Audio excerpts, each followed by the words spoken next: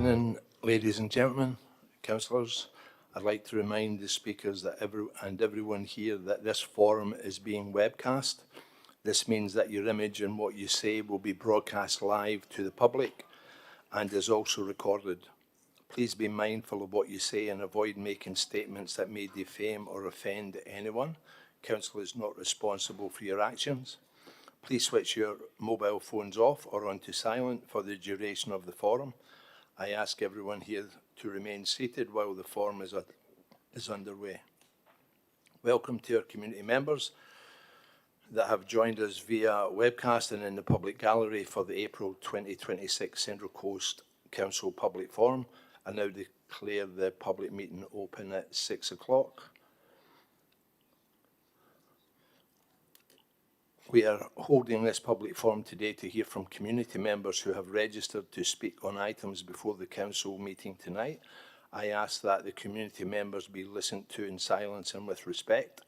Where the speakers are commenting on a document proposed to be exhibited for community submissions, I remind you that you must also make your submissions once the exhibition opens.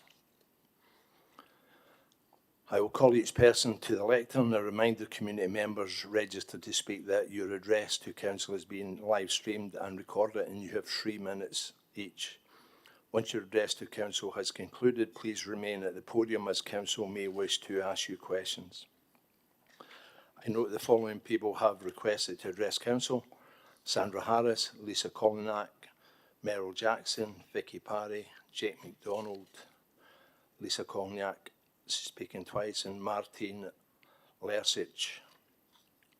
The first speaker tonight is Sandra Harris, speaking in item 3.2, the rescission motion, item 6.6, Central Coast Gateway signage improvements feasibility, and she's speaking for the rescission motion.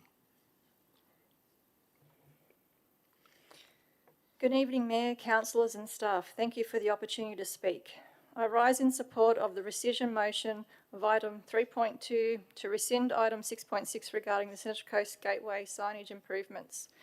Put simply, I do not believe this proposal represents responsible or effective use of ratepayers' money.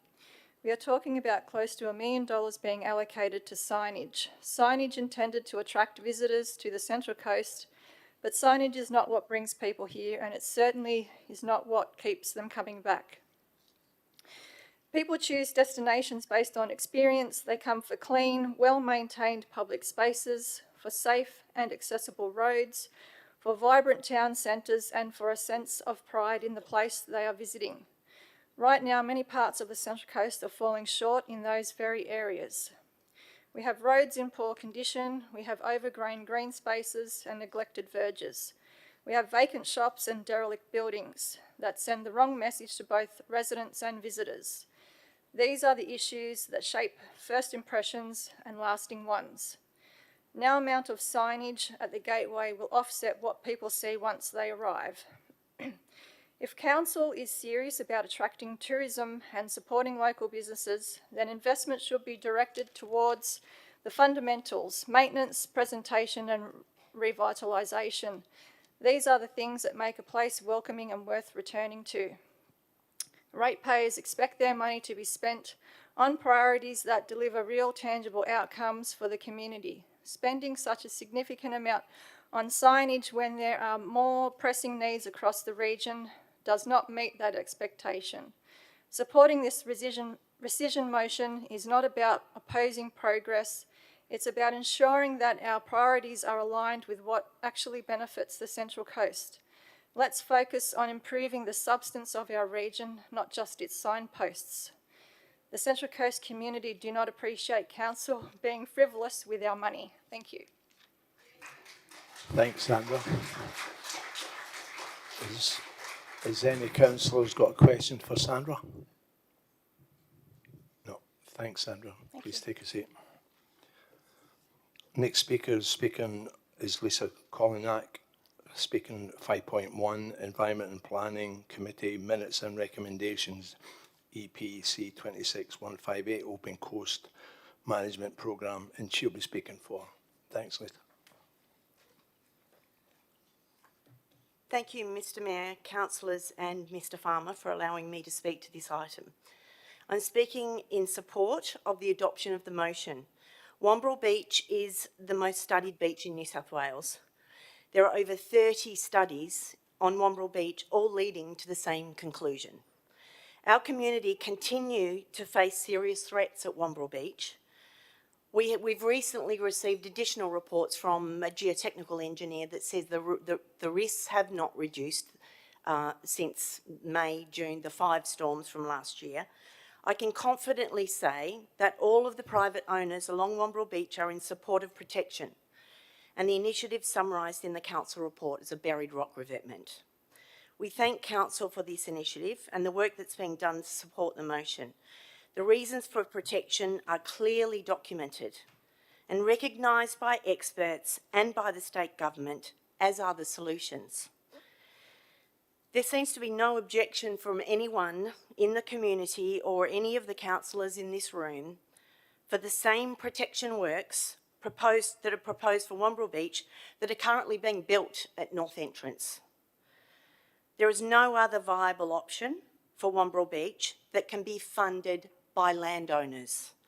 There is not one single written report that says properly designed hard protection is not required. We hope that you'll all vote in favour of the motion. Thanks, Lisa. Councillor Lamont, the question. Yeah, I do. Mrs. Collinek, you referenced the work at the North Entrance. Do you realise that work is actually temporary? In 3 to 5 years, they do need to submit a DA for the work that's going on there. The works that I've seen at North Entrance are substantial rock protection. But they are temporary. That don't look temporary to me. But they are actually provided with a Section 68 temporary order. And I believe that there will be additional information that will mean that those works are permanent. Okay, just one further question. The first time I actually heard you speak was on the 11th of October 2022. At that time you actually spoke about sand nourishment and the fact that you wouldn't, and the homeowners would not be supporting any sand nourishment at Wamberal Beach. The councillors here are aware that the homeowners were also offered sand nourishment last year, expression of interest, and that was not taken up by one homeowner. In fact, we were actually told that WPA encouraged people not to accept the offer. So I'm just wondering what your position is on homeowners actually supporting sand nourishment under a user pay system along the beach. So, first of all, my speech last year, I did not oppose sand nourishment. I said that I think I made some statement about the funding of sand nourishment. The WPA supports sand nourishment, and we've said this over and over again. Why would we not want sand nourishment? Sand nourishment widens the beach, it improves amenity along the beach. We've constantly said that we support sand nourishment. Well, it was offered to you last year and not accepted.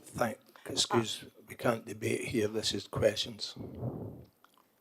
I'll answer that question in asking where I'd like you to provide the information that you're suggesting that we encouraged landowners to make, to say they don't want sand nourishment. I'm not sure that where you're getting that information from. It'd be good if you could provide that information. Okay, I'll do that. So that we can understand what it means in its full context. Of course, you're very keen to take things out of context, Councillor Lamont. And Thanks. Excuse me. Thanks, Lisa. Yeah. Thank you. Thanks, Councillor Lamont. Is that? Thank you, Mr Mayor. So, Mrs Collin, sorry. Yeah. Thank you.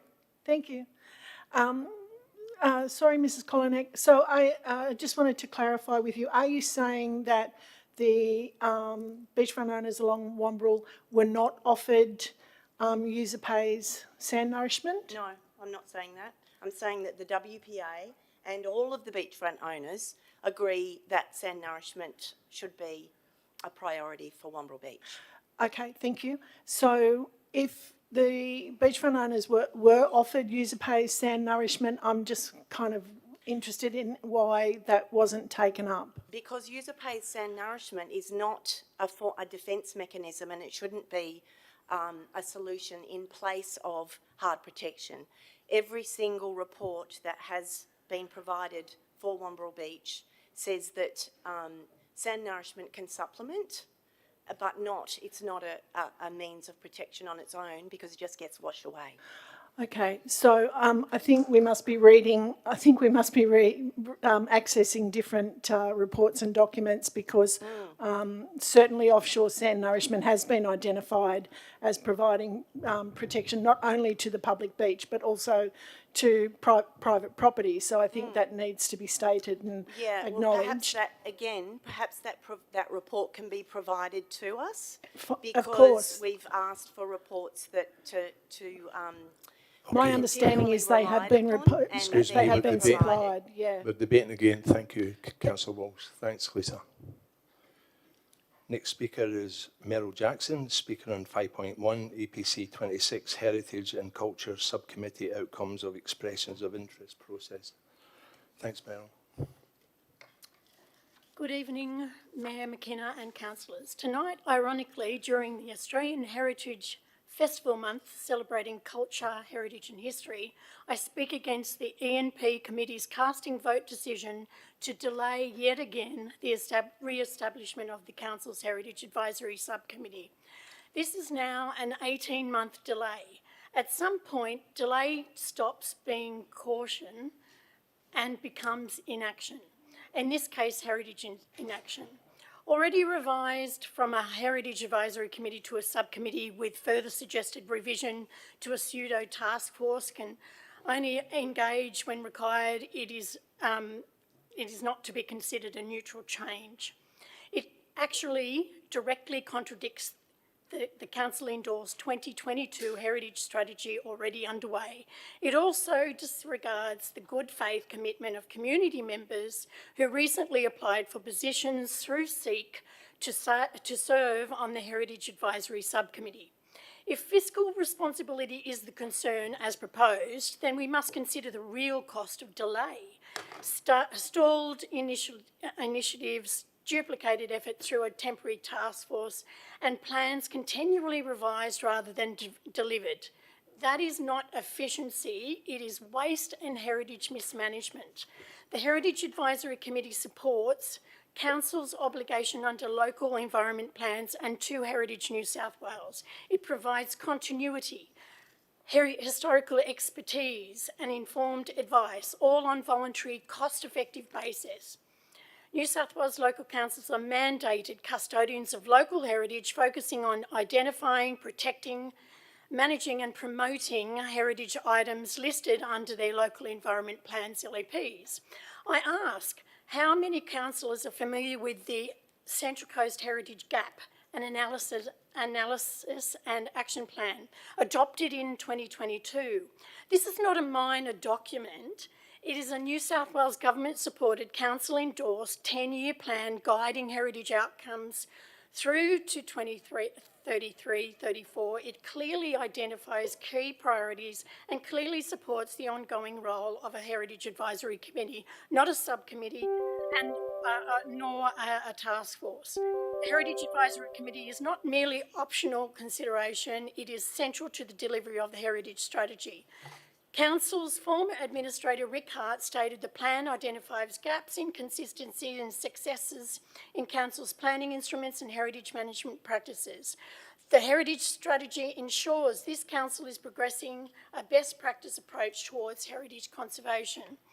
Without it, this heritage strategy's action plan and ongoing research work, etc., does not disappear. It shifts to already stretched staff or to external private consultants. Therefore, with all respect, an on and off again task force is a flawed model.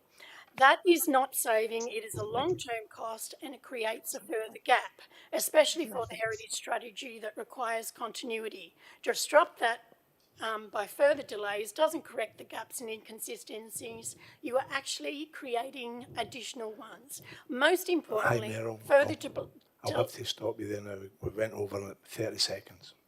Pardon? I have to stop you there. You're over your time. Okay. Thank you. Councillor Walsh, question.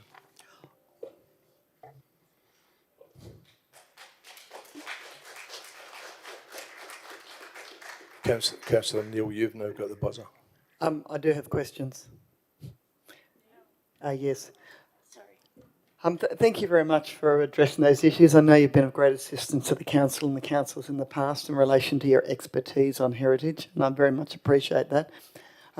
What I would like to know is how you believe the community responds to a heritage committee such as this being deferred so extensively, and do you think that the community feels that it indicates that the council does not prioritise heritage in dealing with matters within the council? Your community, this strategy actually is a long-term plan that actually your Heritage Advisory Committee is actually helping to produce. They're the ones doing, they'll be researching and stuff. You will have independent, which you've just had, doing some things, but now it's the time for the Heritage Advisory Committee to get going and to just put this all into action. We've already delayed 18 months. It's time to go. Time to move ahead. And your forum that you had, the workshop, what a committed room of, you know, really invested people wanting to do things, you know, with heritage. Heritage is just there's this misnomer that it's such a problem for councils, and it's not. There are many councils that actually have heritage advisory committees, and many with large LGAs like this. So, and I've got a whole list. Councillor Castles. Yes, thank you, Ms Jackson. Could you sort of perhaps explain how, considering there's already been a delay to some extent, and some of that's sort of probably inevitable because of the fact of, you know, a new council being elected and all of those things, but there has been a delay already in terms of a gap when there hasn't been a heritage committee or even a heritage subcommittee.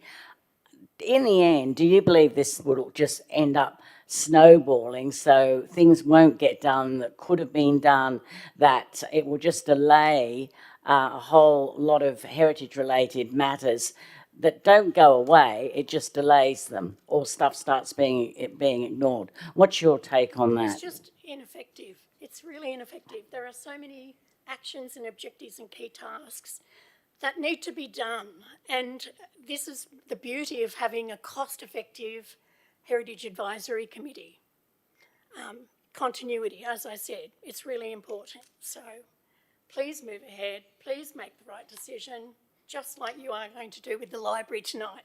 Thank you. Anyone else? Right. Councillor McGregor. Oh yeah, sure. Thank you for taking the time to come and address us. You did mention some of the perceived weaknesses of the committee earlier. Every weakness inversely is, or issue of risk is an opportunity, and you also did mention that there was other opportunities from having the committee. So just at a very high level, a couple of opportunities that you could see that would arise from having this committee, if you could, please. Oh, it's just such a benefit. You've got, you know, in the past you've had amazing people on this committee that are actually giving free time of qualified, you know, people that have, you know, lived here all their life, actually have acquired knowledge that most of you probably don't have. And I'm not saying that disrespectfully. I'm just saying that we do have acquired knowledge. I mean, I've lived here all my life. My family's been here since the 1830s, 20s. It's really important that we get this right. It is your obligation under the Heritage New South Wales.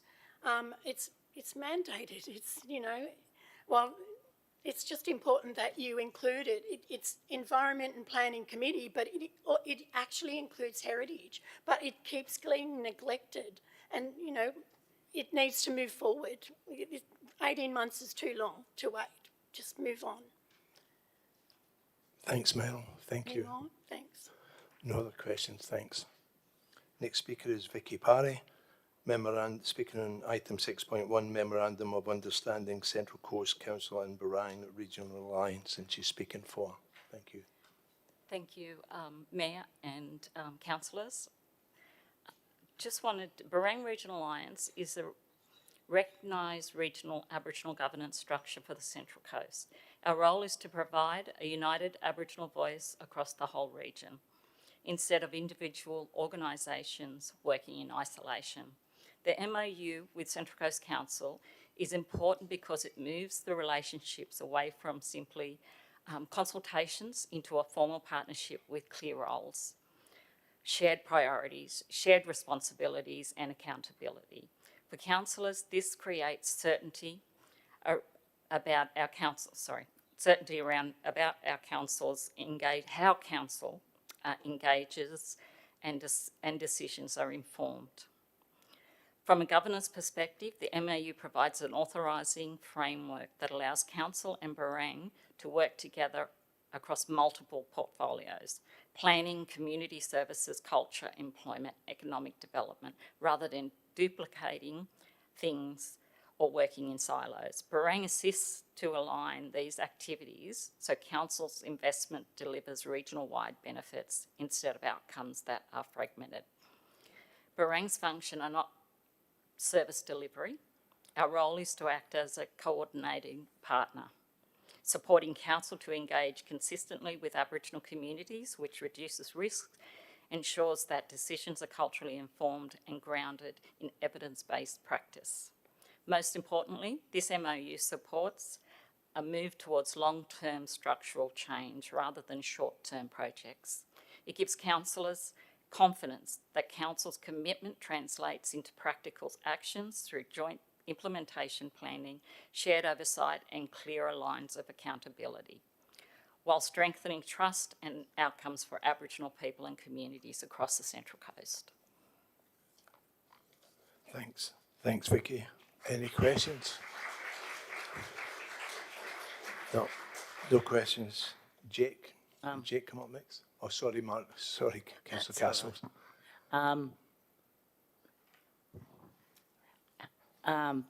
Vicky, just a quick question because I'm not quite sure. How long would it be that Barang and Central Coast Council have sort of been working towards the development of this MOU?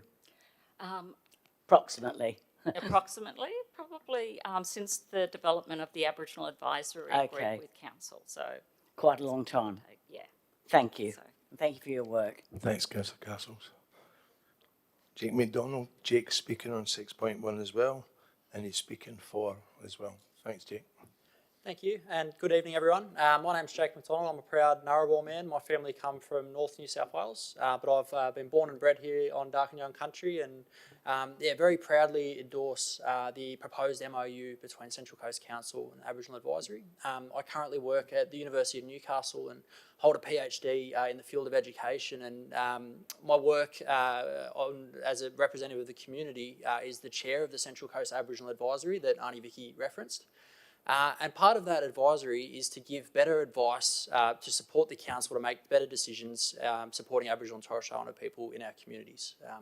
The Central Coast is the fastest growing Aboriginal population in Australia, and we would all be aware of some of the significant disparities that exist around health, education, employment, life expectancy. And the council certainly has a role to play in trying to address some of those issues. So really, our advisory is established to help guide the council and make recommendations to try and address some of those matters in our community. What this MOU does is allows a pathway between the Central Coast Council and Aboriginal organisations within our region to make better decisions and have a concerted and consolidated and coordinated approach in addressing some of those matters. If you're not aware, the Barang Regional Alliance is a number of opt-in Aboriginal organisations within our community that choose to collaborate rather than compete. And so it makes sense for the council to partner with Barang in terms of making decisions that represent our communities more broadly. That is not to say that the council shouldn't work with all Aboriginal people and all organisations across the whole Central Coast. I'm a firm believer in that, and as chair of that advisory, made a recommendation that we still consider that this is a non-exclusive MOU, but that we see as a clear pathway between Barang and the Central Coast Council to make those decisions and help address some of those outcomes. So, as a representative, Aboriginal man from this community, and also a representative of the Central Coast Council Aboriginal Advisory, very proudly and strongly endorse these in support of the MOU. Thanks. Thanks, Jake. Any questions for Jake? No. Next speaker is Lisa Koloniak. She's speaking on 7.1, Notice of Motion, Wamberal Beach Revetment Designs in Public Exhibition, and she's speaking against. Thanks, Lisa. Thank you, Mr. Mayor. This motion offers no viable solution to the problem at Wamberal Beach. It's nothing more than a delay tactic. A buried sandstone rock revetment that follows the natural contours of the beach, deals with the varying geotechnical conditions, and is buried with sand and revegetated, is a well-considered, responsible and widely supported solution for Wamberal Beach. A similar system has been proven on northern beaches, and it's been so successful that it's always buried and works so well it's largely forgotten, it's invisible. Beachfront landowners will fund the structure. The Minister for Recovery made the reconstruction area in May last year, and to do that, she had to be legally convinced of a disaster situation at Wamberal Beach. The order isn't merely symbolic or temporary. 11 months on, no powers under the Act have been used for Wamberal Beach. This is contrary to the intended purpose and pace under the RA Act, which was to respond to a disaster or an impending disaster quickly and efficiently. Nothing to do with emergency. It's a Reconstruction Act. The emergency legislation is in some other portfolio. Meanwhile, North Entrance has proceeded under the same order. Buried rock protection designed by council, works underway, massive earthworks, football fields of sand being moved around in the same ward as Wamberal with zero objection. No council motions required, no objections from the floor in this chamber, no constant media performance or council meeting theatrics or sensational accusations of wrongdoing. Notwithstanding the role of the RA, council has undertaken to prepare the designs, so we urge council to respond as a matter of urgency. Something needs to be done now. Only a properly engineered structure can adequately address the problem. A structure that doesn't meet the standards would be ineffective and would expose council to significant liability. The consequences of inaction could be catastrophic. Dangerous debris on the beach, closure of Ocean View Drive, a community cut off from essential services, ongoing emergency works costing millions of dollars funded by the community. These are not speculative outcomes. These are based in every report that we continually read for 50 years. There will always be a range of views in any community. However, none of the objectives have produced a single data set or independent technical report to support their position. Council's recent independent and statistically valid survey found that 70% of respondents supported architecture at Wamberal Beach. The opposers said, what about the costs? The beach owners are willing to fund the construction. The assertion that the community has not been adequately consulted is not supported by the record. The landowners spent $2 million on the single option available to them under the guidelines through a DA. That pathway seems to be closed, so now it's up to council and state government to implement a plan and adequately exercise their powers. We request that you vote against the motion in accordance with the council decision, reinforced at almost every council meeting since May 2025 and by every expert technical report for the last 50 years. Thank you. Thanks, Councillor Lamont. Mrs. Koloniak, there's been reports that you've actually seen the designs of what's going on at Wamberal, the revetment or hybrid, vertical, semi, whatever is going on, that you've actually even invited people around for coffee to actually have a look at those designs. Is that correct? And how many other owners along Wamberal have actually seen the designs, and how does it sit with you that the community will not get to see those designs, but you will? First of all, I don't know where these reports come from. Second of all, Councillor Lamont, we're not involved in the design process. We have not seen the design. We are not involved. We have not seen the design. The design's being undertaken by council. We were not identified as a stakeholder in the CMP report. Read the list. We're not included. We're not identified as a stakeholder in the CMP report. You're talking about 7.1. So, we haven't seen the design. We have not seen the design.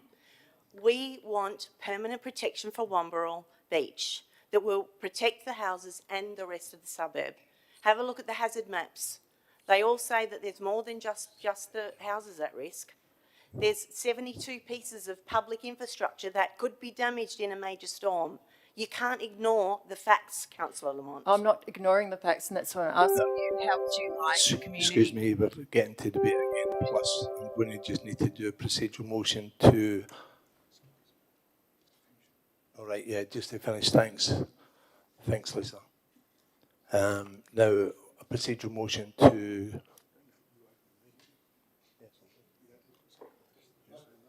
all right, I'm just opening the meeting, sorry. All right, I now declare the meeting open at 6:30.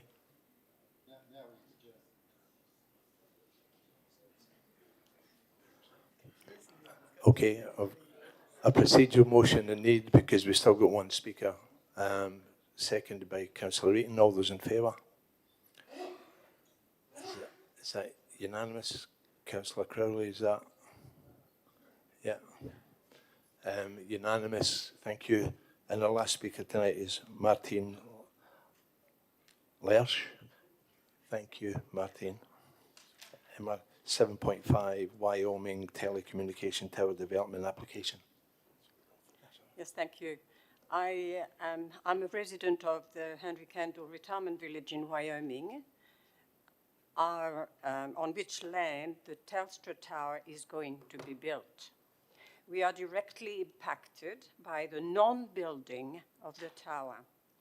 The council seems to constantly add more research to be done for the building of this tower, but the research has consistently been on the impact the building of this tower could have on the environment. Nothing has been done, to my knowledge, on the impact that the lack of mobile reception, easily remedied by building this tower, continues to have on the residents of this area. When there's no electricity in Wyoming, which is, as you know, very often, strong winds, heavy rain, even overcast weather sometimes, this is sufficient to make our electricity disappear. Without electricity, we have no NBN, so no phone, no computer, no television, no mobile, of course. So we cannot be contacted in case of emergency, need of evacuation, like what happened to Woy Woy last summer. And of course, we cannot contact anyone else either in case of emergency or others. Third world country in Wyoming. It is not just the Henry Kendall Village, obviously, it is the whole area. In the Environment Planning and Assessment Act 1979 in New South Wales, the consent authority, that's you, are legally mandated to consider the social impact the development application have under section 4.15. So here we go. The core social consideration demands that you consider the negative impact on vulnerable groups within the social community. I believe that we are a vulnerable group, so we will be very happy to meet with you to let you know how we are impacted by this lack of mobile coverage on safety level, but also on social level in every day of our lives. I also have a couple of questions for you. Lately, you have offered, or the council has offered, to help the applicants, that's Keaton, to navigate the maze, which is a DA. Why did you wait so long? It's been on for 10 years. You told us that the height of the tower is now, that was in an email from you on the 29th of January, it is now too high for the area, 8.5 meters being the limit. Have you only now noticed the height of the tower? Was it not in the first plan? Also, if you look at AI, that you seem to like very much, it believes that these towers are between 9 and 15 meters anyway. This is what it says about what Telstra builds. So I don't know why there is a question now about the height. Thank you. Thanks, Martin. Thank you. Any questions? Councillor Smith? Mr. Mayor, I don't have a question for the speaker, but can I just flag to the director that to get a response to some of those points when that matter is debated, please, if that's okay. I know we can't do that now, but later on it would be good. Thank you. It's okay. Yeah, but thanks, Councillor Smith.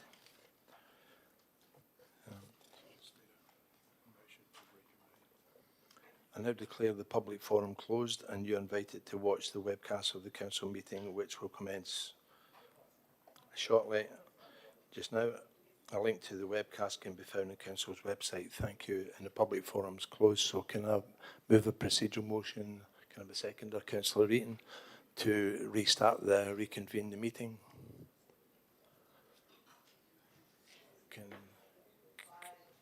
Aye. Can we put our hand? Yep. Okay. Thank you. Unanimous. Thank you. Now that declare the meeting open.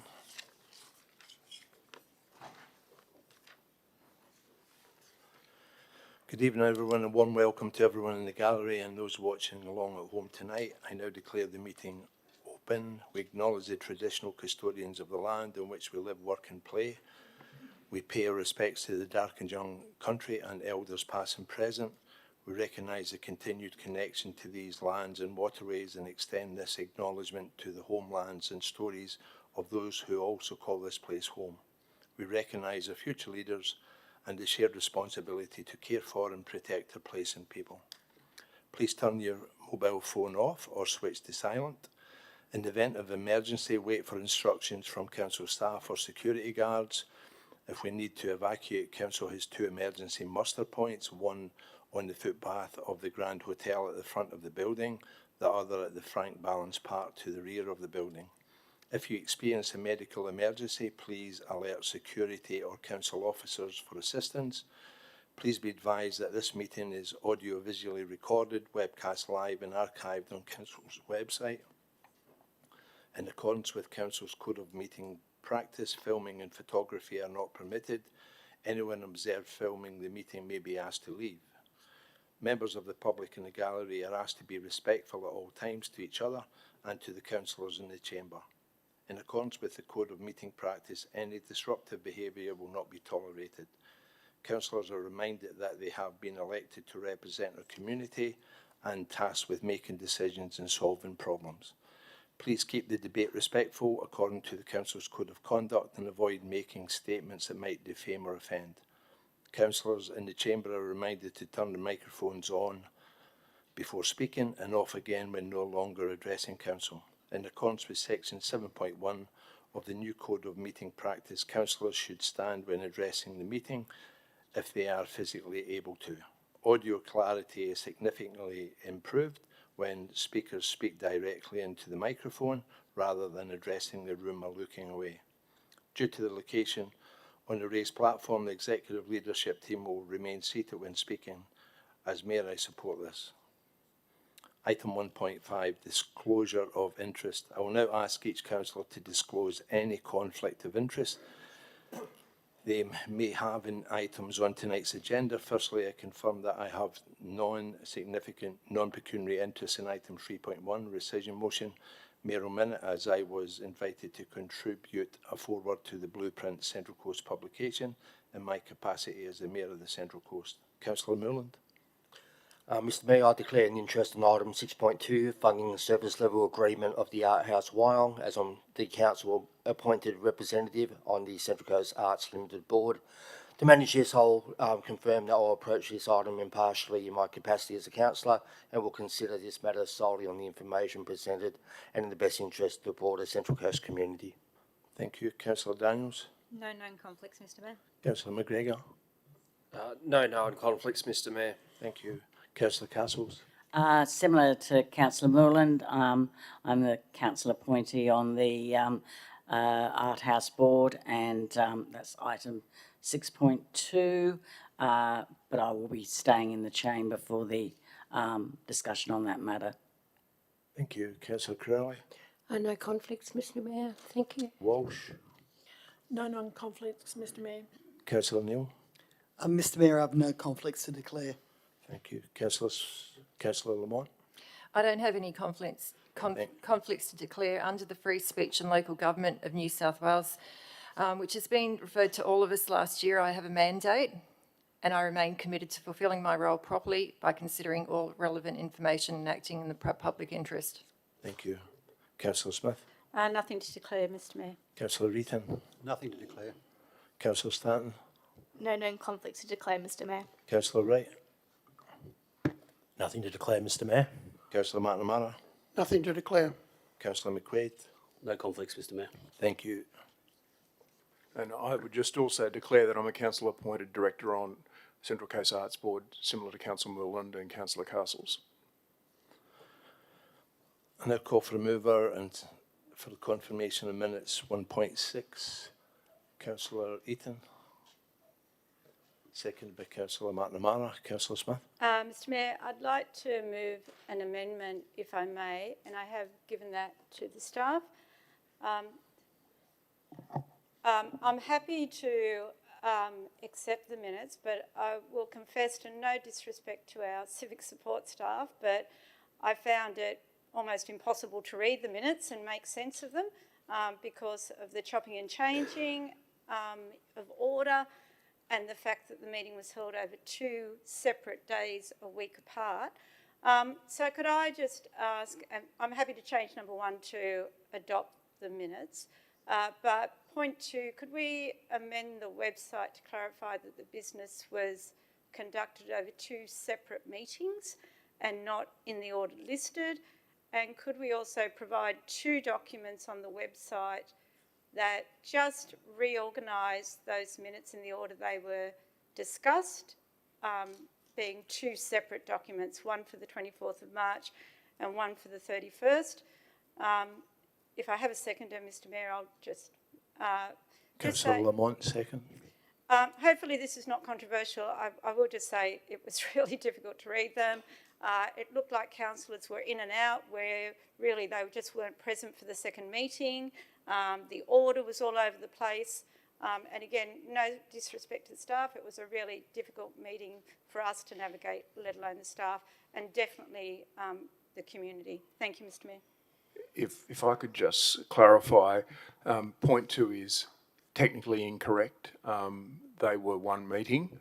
It was held on 2 separate days. So I might want to just clarify that.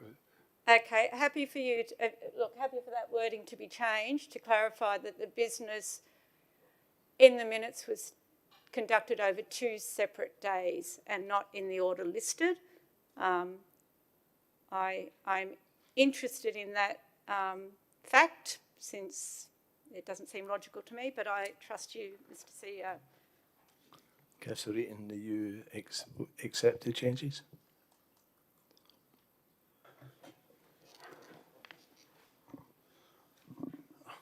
It's all past the facts, so I'm not sure the extra work is worth it, so no.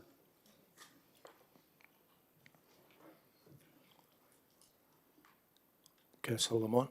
Yeah, thank you, Mr Mayor. I definitely had problems trying to follow what was happening because of the separation being put into one. Even Councillor Eden is noted down as leaving a meeting where we do know that he actually wasn't present for the whole meeting.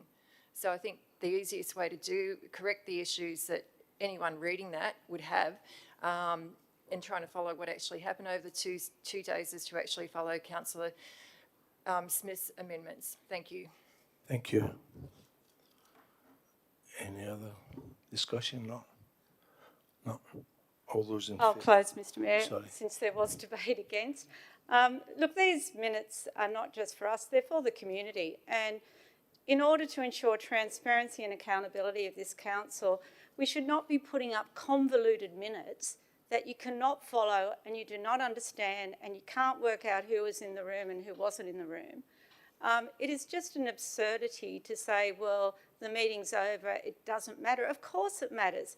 I often go back and look at previous decisions of council, and looking at the minutes as they are, you wouldn't even know what date some of the decisions were made. So I do think it's relevant. I would ask, this is not a significant issue. I mean, it's a fairly minor thing. I hope the councillors will support it. Thank you, Mr Mayor.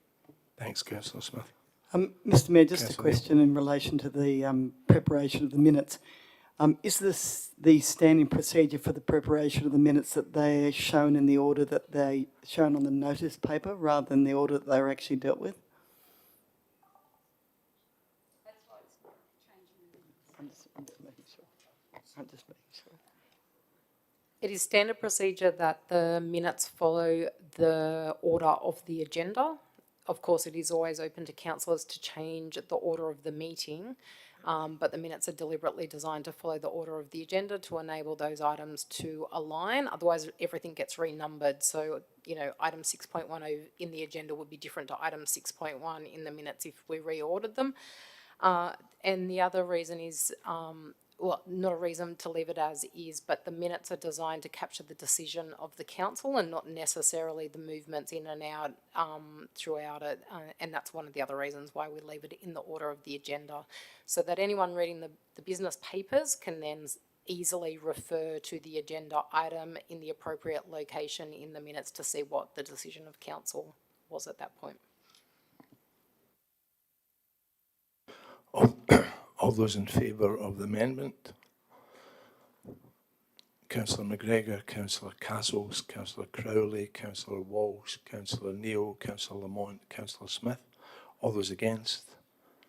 Councillor McKenna, Councillor Mullen, Councillor Daniels, Councillor Eaton, Councillor Stanton, Councillor Wright, Councillor McNamara, Councillor McQuaid. This amendment is lost. All those in favour of the motion? Councillor McKenna, Councillor Mullen, Councillor Daniels, Councillor Eaton, Councillor Stanton, Councillor Wright, Councillor McNamara, Councillor McQuaid. Against?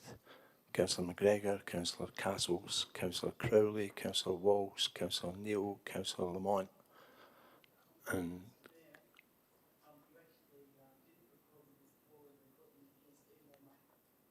Even though my hand was up, I'm for and not up against, you assumed my vote and didn't actually count. my apologies. Did Civic get that?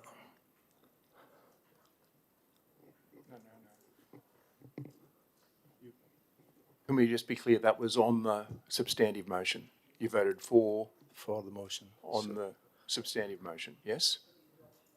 Yes. Yeah. Okay. So Councillor Neal voted for the motion. Thank you. The motion is carried. Next item, agenda 1.7, resolved by exception. Councillors, as discussed earlier, unless anyone has a motion now to move its items en masse, I will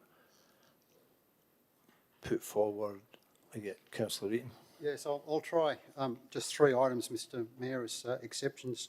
So they are 6.1, which is the Brang Memorandum of Understanding, 6.4, the Art House, and then the, 6.2, which is the Art House, 6.4, which is the grants as exception. But obviously, if there's any objection to any of those, then I'll take that out. So 6.1, the Brang MOU, 6.2, the Art House, and 6.4, the grants. Seconded by Councillor Wright. Sorry, Councillor Lamont. I'd like those items to be starred, thank you. The 3 items? Sorry? Did you say you want to leave? 3, yep. Leave them in? Okay. First item, item 3.1, rescission motion, mayoral minute blueprint, Central Coast growing a region.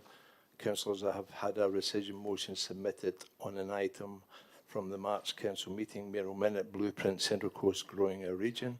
The rescission motion was signed by Councillors Walsh, Castles and Crowley.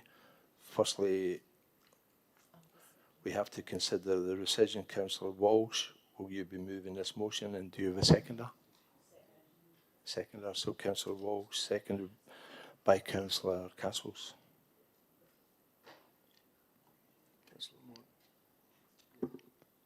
Thanks.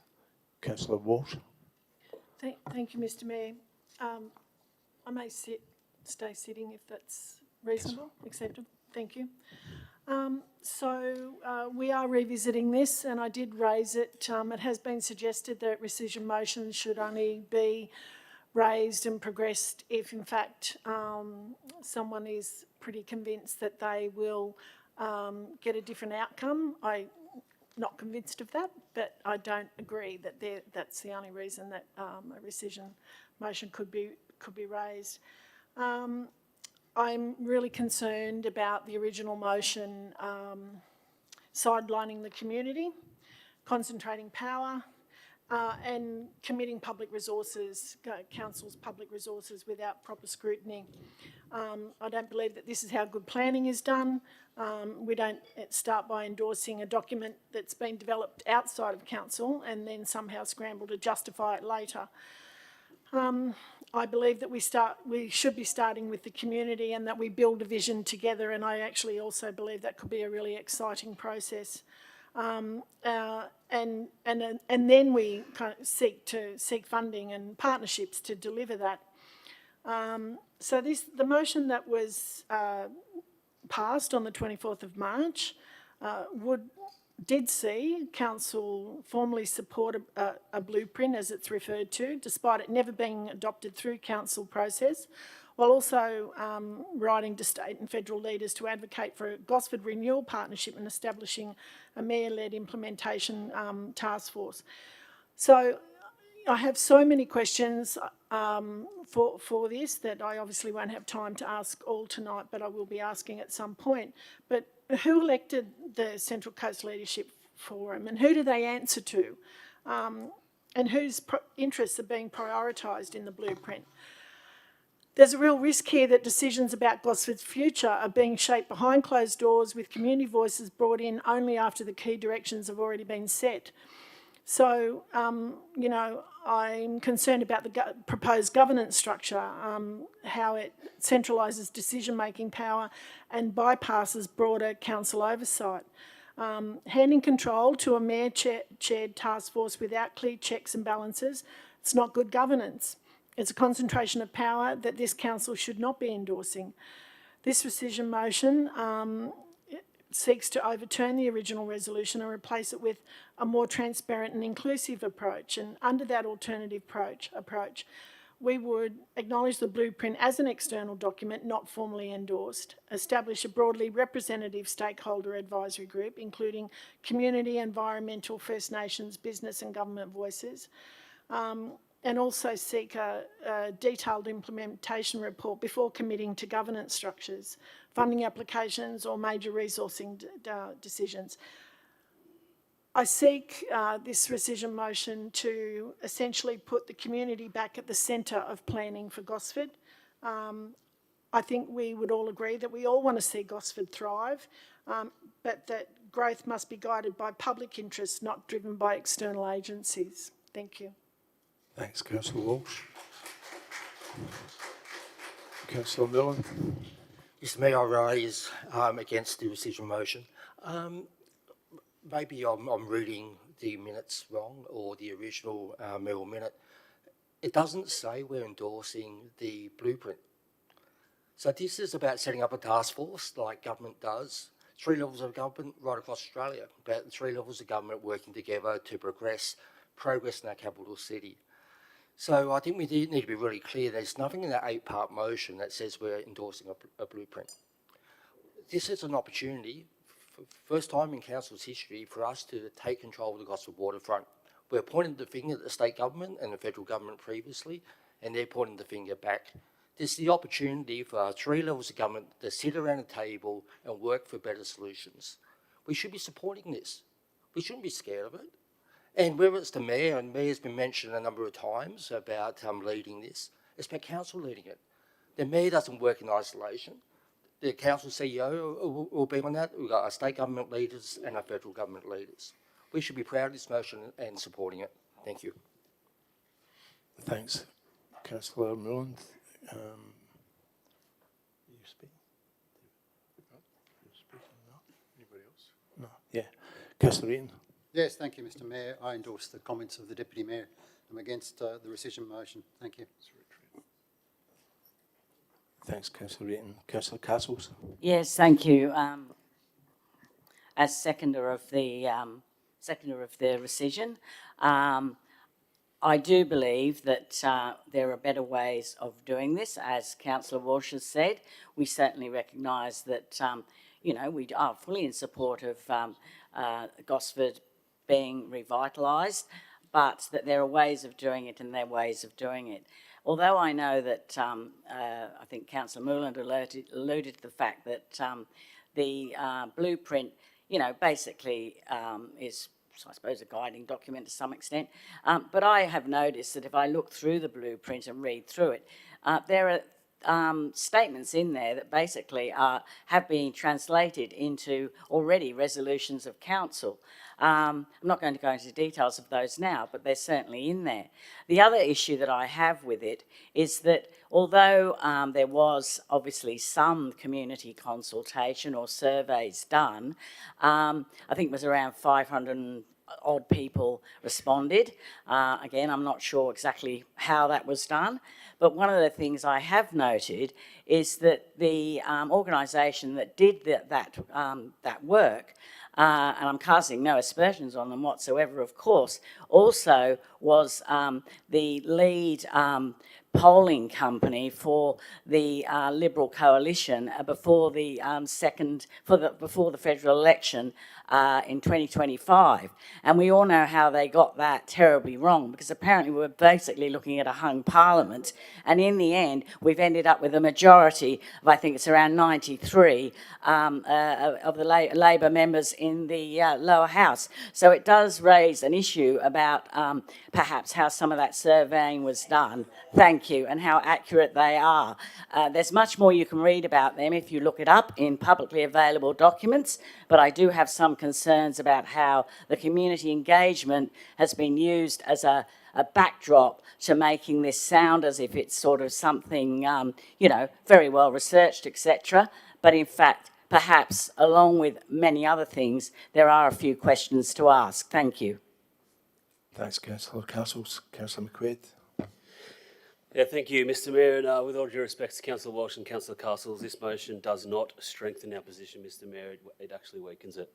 At a time when Gosford needs leadership, Mr Mayor, advocacy and momentum, this rescission removes all three. The original resolution does something very simple, Mr Mayor. It puts a stake in the ground.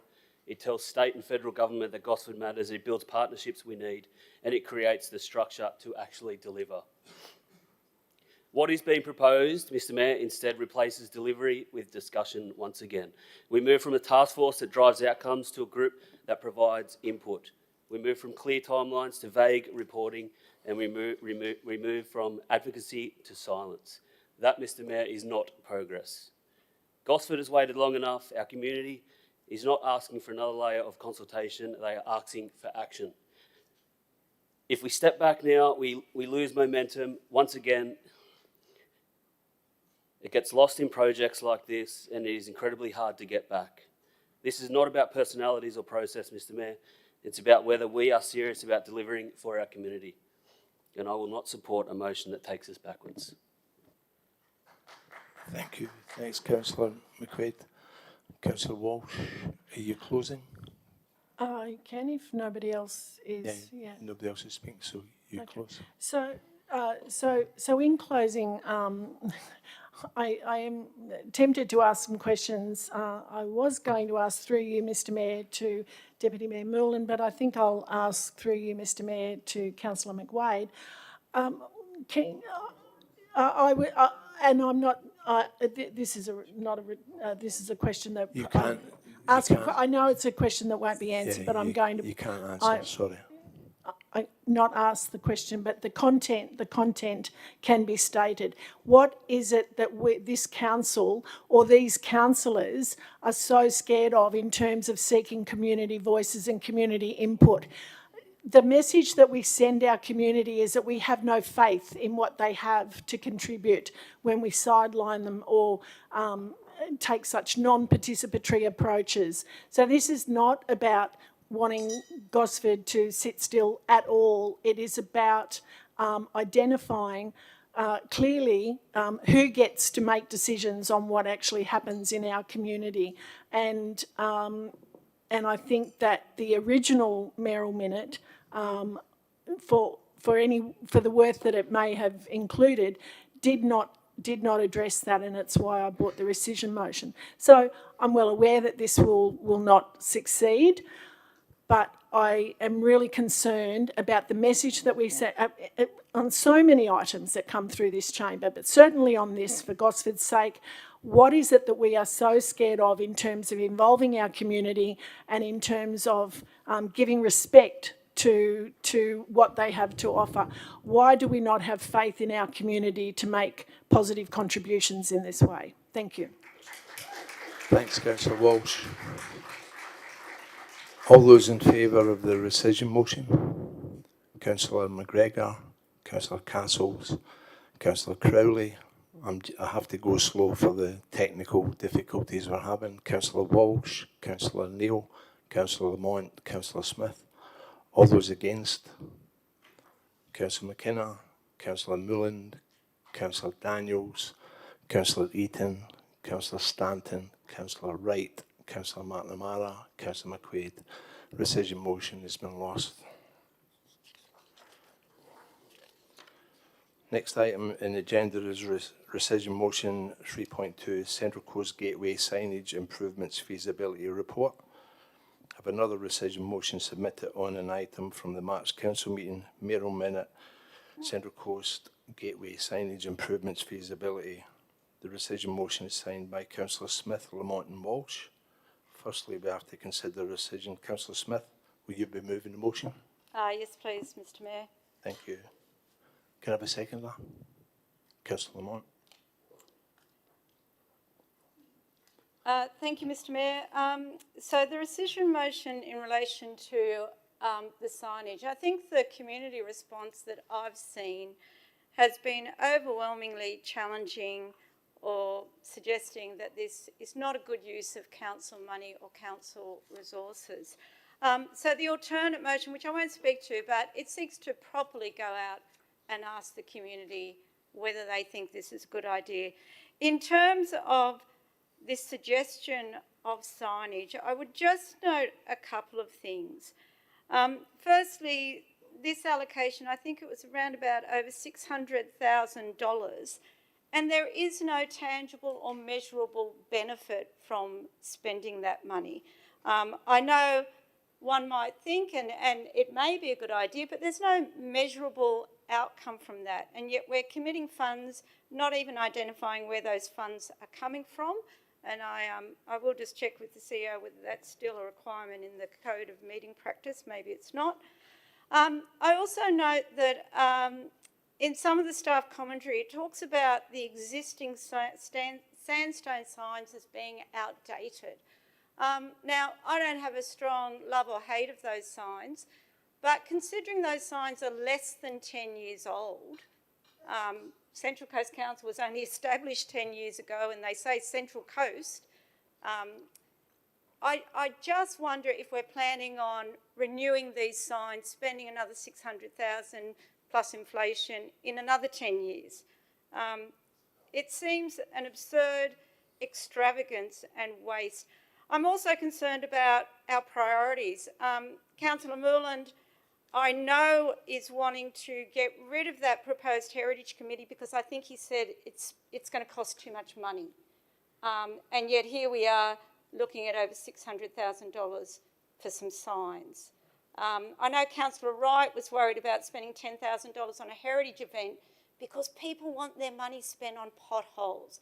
Imagine what $600,000, how many potholes that could fix. That would be terrific.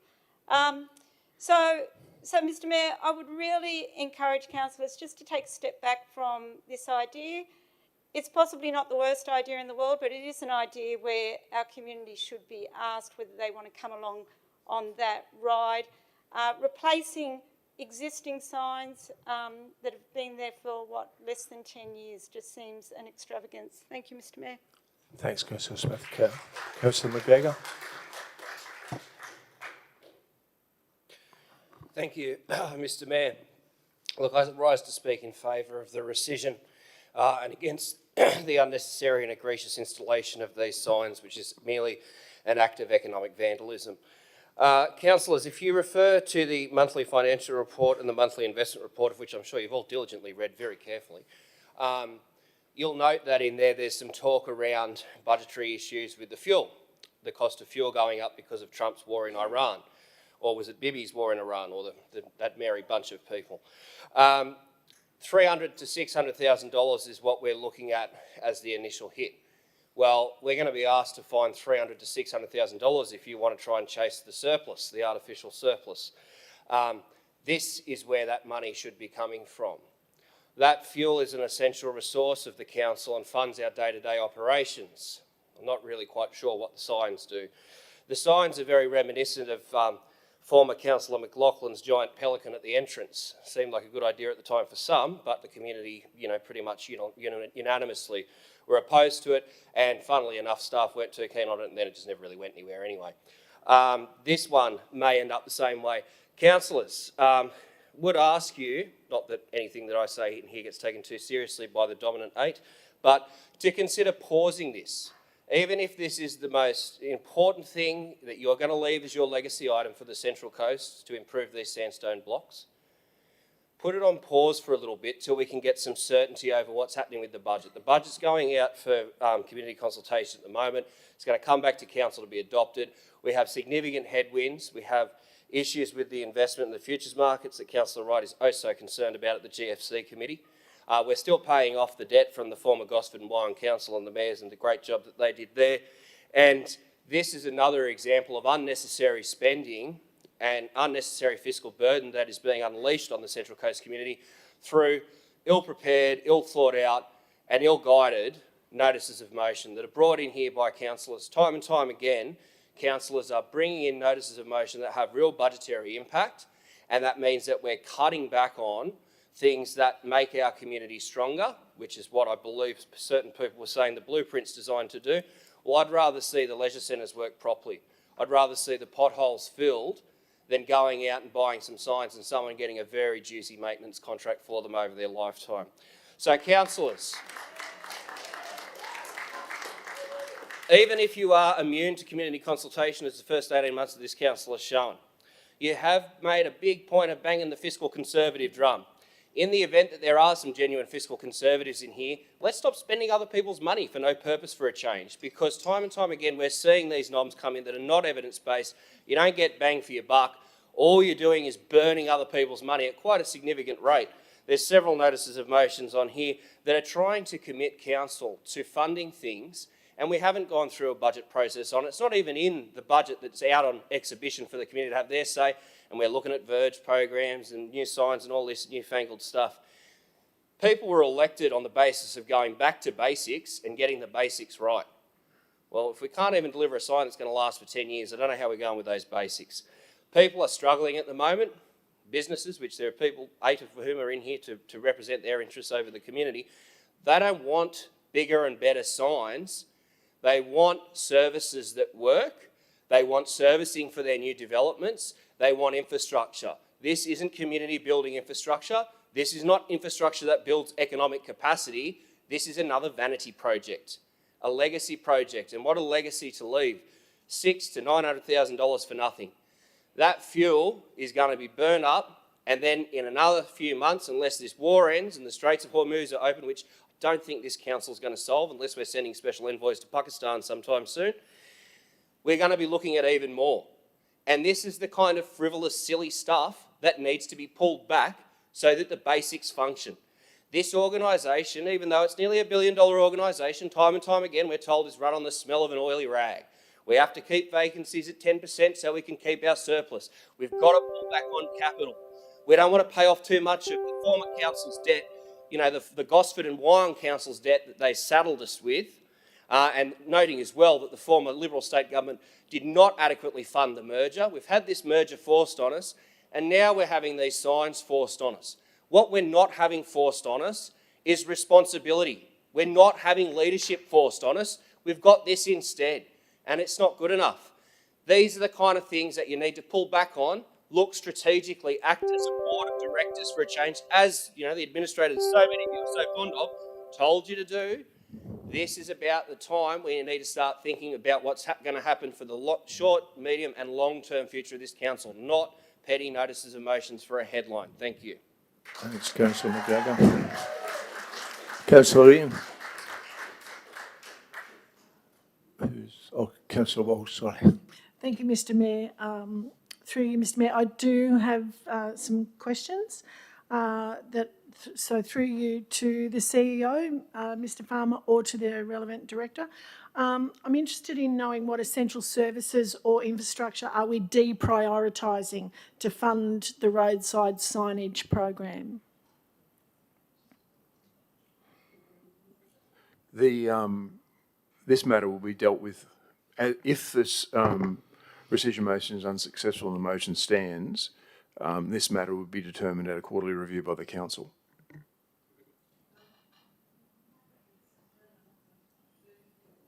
Do I get to ask it again then? Same question? Thank you. How does this signage program rank against our housing, drainage, roads or community facilities in terms of need? Ultimately, that's the decision of the elected group. So that's a question I can't ask of fellow councillors here in this forum, but clearly need to be asking. Probably should have asked earlier. I mean, it really would be nice to know, because this is another example.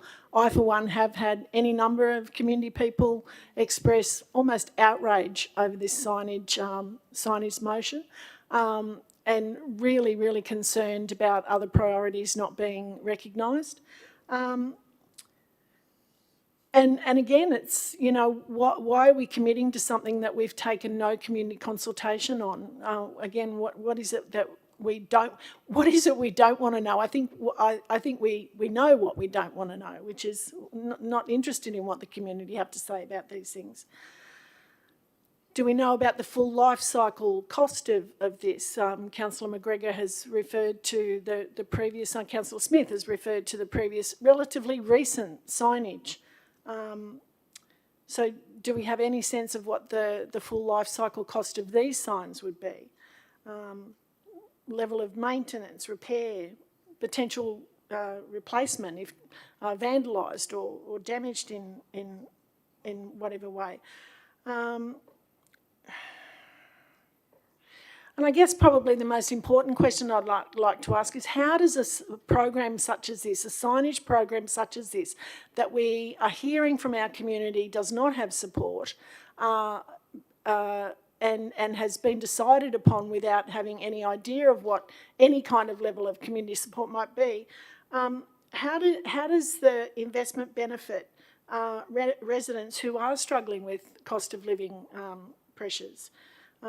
Is this infrastructure for residents, or is it simply branding for pass-through motorists?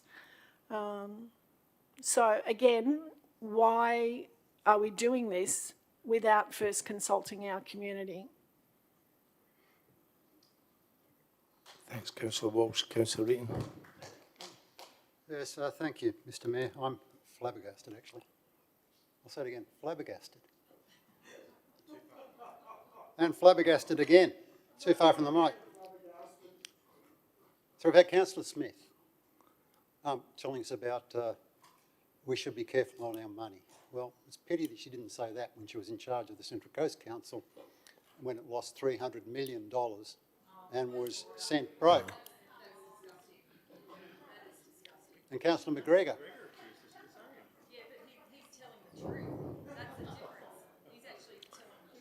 Keep going, yes, Councillor. And Councillor McGregor, famously, as the good ship was well underwater, said, "What's another $1 million?" So it's nice. It's Mr. Mayor, this is not relevant to the matter that is before the council. Councillor McGregor raised this issue in his speech. Yeah, well. It's not relevant to the. I'm moving on. Move on, Councillor Reaton. Moving on. Thanks, Councillor Smith. Mr. Mayor, and look, it's nice to think that they maybe have had a conversion on the road to Damascus, as it were. I think signage is a basic function of this council, and that's something that council does day in, day out, is put up signs. And I will also note that despite the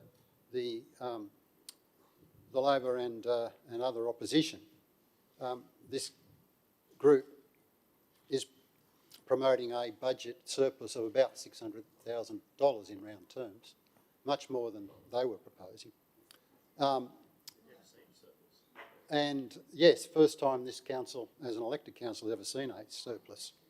So I think we all know where financial discipline and probity lies, and it's certainly not with the movers of this motion. Councillor Wright.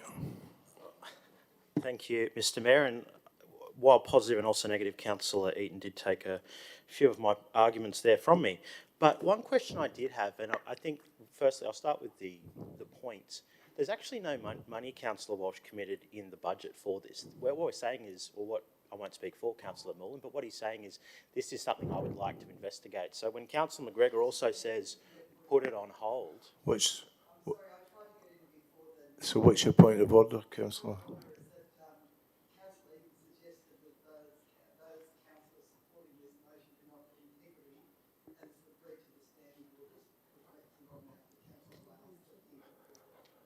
Well, before that, Councillor McGregor had indicated myself and Doug. All right, I'll deal.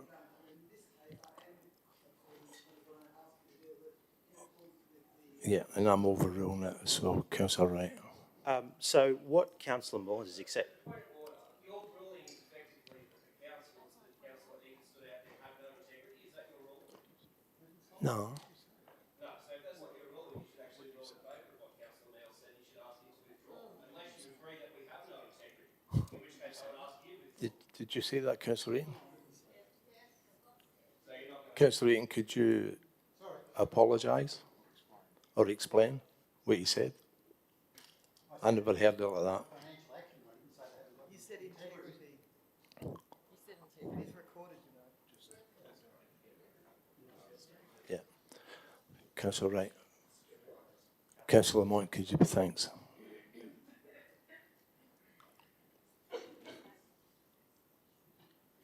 So there's actually no money committed in the budget that's on consultation right now. So I'm not sure what Councillor Walsh is, one, getting out of asking the staff a question for a notice of motion that a councillor has put forward. But two, it's not seeking to put money in this budget. What Councillor Mullen is effectively saying, and I'll let Councillor Mullen speak for himself, is saying that this is something that Councillor Mullen would like to have. So to Councillor McGregor's comment about putting it on hold, it's actually not allocating any money at the moment. And in the monthly finance and the monthly investment report, I'll touch more on that fuel issue. But there's actually no money committed right now. I'm not sure where that confusion's coming from because it was said twice. The other question is to the staff on points 3 and 4, noting that this notice of motion passed on the 24th of March. Have those letters already been written?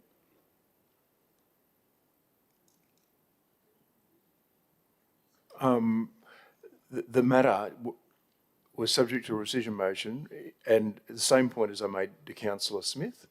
The meeting on the 24th of March and then the meeting that followed that meeting were the same meeting, and there was a rescission motion that was handed in at the conclusion or at the adjournment. So therefore, the motion did not stand until the rescission motion is dealt with. So the matter has not been implemented. So it's basically now, and thank you for the answer. So for the councillors, it's basically now, if you don't like the motion, you get two of your buddies and you lodge the rescission motion before the end of the meeting, so council is hamstrung for an extra month. That doesn't seem like a very good governance framework, and I'll touch on that a bit more in the monthly financial report. And again, as I've said before, respectfully, I'm not going to take budget advice from the previous council. An $89 million. Well, actually, why don't I pull up the stats? Because Councillor Wright, can you just move on, Okay, please? everyone's a bit afraid of the stats. Thank you. Councillor Lamont. I'm not going to talk too much about the signs because I think Sandra Mustang-Harris did a pretty good job at representing what the community actually thinks. But I think we're all aware that last month, Marilyn Vale's post on Facebook produced 300,000 comments. Sorry, not 300,000, 300 comments. And they're the ones that she actually allowed on a page. So there's probably, I reckon, about another 200 or the same that didn't go through. Why aren't we listening to the community? And why are we so scared of listening to the community? You know, that's the part that I just don't understand. This is simple, like, through you, Mr Mayor, how hard would it be to put up a poll on Facebook saying, yes, we approve the signs, or no, we don't?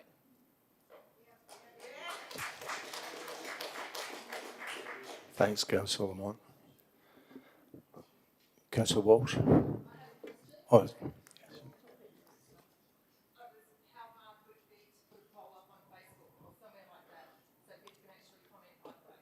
that's something that staff would need to decide. That's not my job.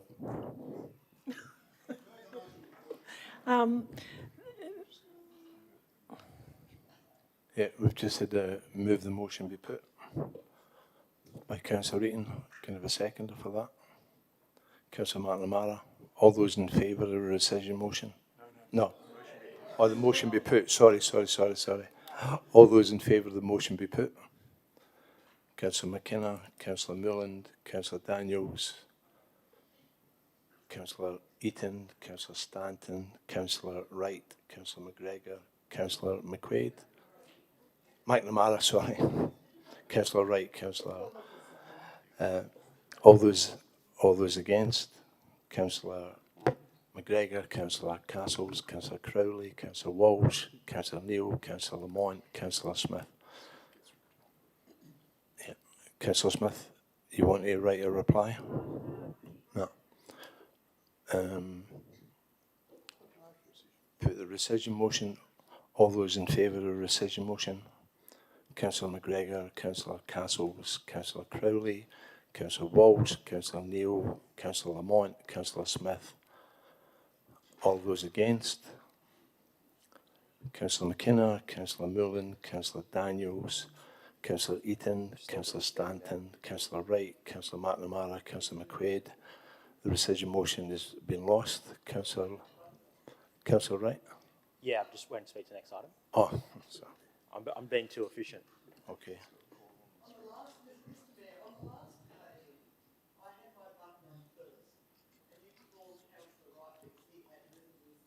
I've done both first now. Yes. No. And the standing. Nah, I'm going with the buzzer. I'm sorry, Miss Belinda. Sorry. I maintain I did both first.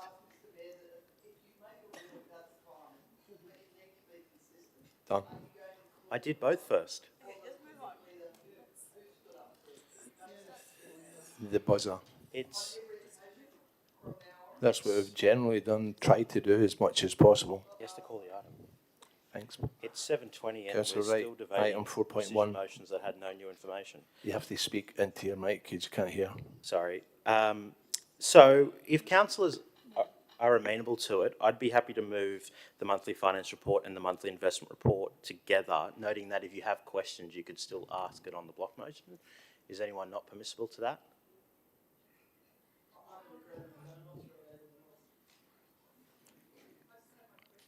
Yeah, you can ask the question when we go through it. But are you fine to move them both together? Your second, Councillor. But I haven't even spoke to it yet. Councillor Neil second in the motion.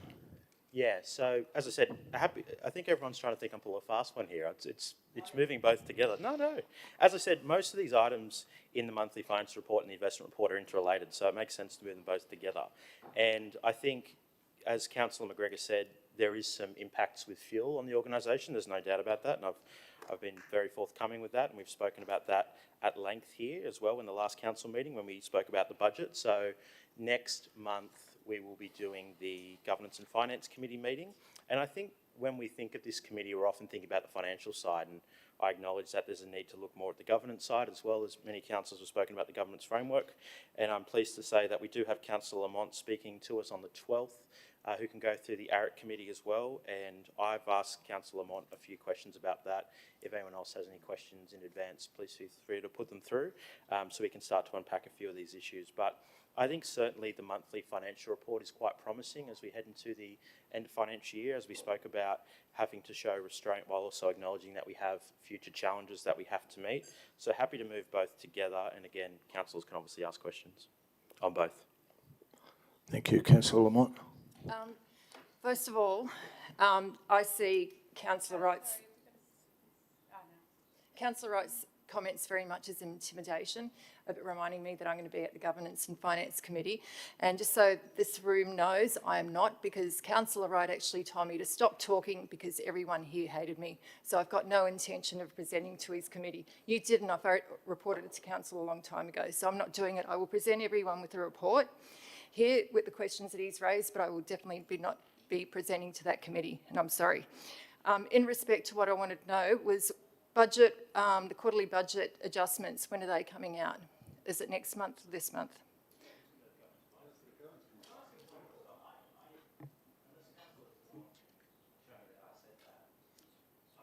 I can't show you because you did say it and it's hurt me, and I have reported it to council when it happened. Do you understand? Do you understand why I hate being here? How would you like it? You are younger than my son. All right. If my son said anything like that to an adult, Councillors, he'd get a kick up the backside. councillors, please, sorry. Just. Thanks, Carl. You did. Melissa, would you going to speak? The third quarter report will be presented to the May Council meeting via the Governance and Finance Committee meeting on the 12th of May. Thank you. Councillor Lamont, can you put your buzzer off, please? Not say. But I'm raising a point of order. She also said if someone had my behaviour, they'd get a kick up the backside. That's not very appropriate. I asked her to withdraw. No, she mentioned it was her son she mentioned. So that implies that if I did it, I should get a kick up the backside. I asked that that be withdrawn. I did not say that. Clearly did not say that. All right, can we move on back to the council meeting rather than this petty personal dispute? Okay, Councillor Lamont says she never said that. She said she was speaking about her son. I'm not withdrawing. Councillor Wright did say it, and I will swear on my kids' lives that he said it. Okay. I'm not hearing things. I know these guys like to make me look loony and everything like that, but I heard him say it. He said, "Stop talking because there's enough people around here that hate you." Okay, can we please get back to what we're supposed to be Councillor doing? McGregor. Yeah, can we get on with the meeting, please? Okay, thank you, Mayor McKenna. Given that we've strayed significantly from talking about the finances, but there was something that brought my attention earlier, was this issue of the ARIC committee. I'm just wondering if, for the mover and seconder, Councillors Wright and Neil, if it would be amenable to them to add a fourth point, an addendum, inviting the chair of the ARIC committee to address a future governance and finance committee meeting. And I believe one of the directors said that might be happening next month. If they can't make the next meeting, then one after that. Is that amenable to the mover and seconder of the motion?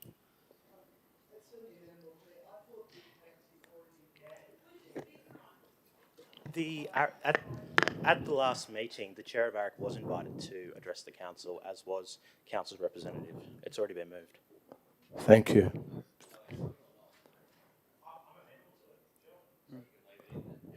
Yeah. Councillor Neil, you're fine with that? Can we just clarify, just confirm that they have been invited and there is an arrangement as to when they might be coming? I can confirm that the chair of the ARIC was invited. We did not receive a response to that invitation. However, councillors will be aware that there has been a new chair appointed. That chairperson has not yet run a meeting, and it would probably be worthwhile to enable them to settle into that role, but we can send an invitation. We'll just remind councillors that the independent members of the ARIC are under no obligation to attend, but an invitation could certainly be extended. Yeah, thank you, Director. I'm aware that they obviously have their own free choice, but thank you for clarifying the situation. So given the commentary there, if we can just amend the wording to invite the new chair to address a future governance and finance committee meeting. Thank you. Thanks, Councillor McGregor. All those in favour? Carried, unanimous. Thank you. That's 4.1 and 4.2. Item 5.1, Environment and Planning Committee minutes and recommendations. Councillors, I note that most of the items from the Environment and Planning Committee minutes and recommendations have been flagged for debate. Therefore, I will move a procedural motion that each committee item be considered one by one in this sequential order. Do I have a seconder? Councillor Moonland, thank you. All those in favour? Unanimous, thank you. First item, item 1. Councillor Reaton. Yes, thank you, Mr. Mayor. I think item 1 is the minutes plus the CMP, and I did send through an amended motion which simply just combines the recommendation from the council with the recommendation from the committee. So hopefully the staff have that. Yeah.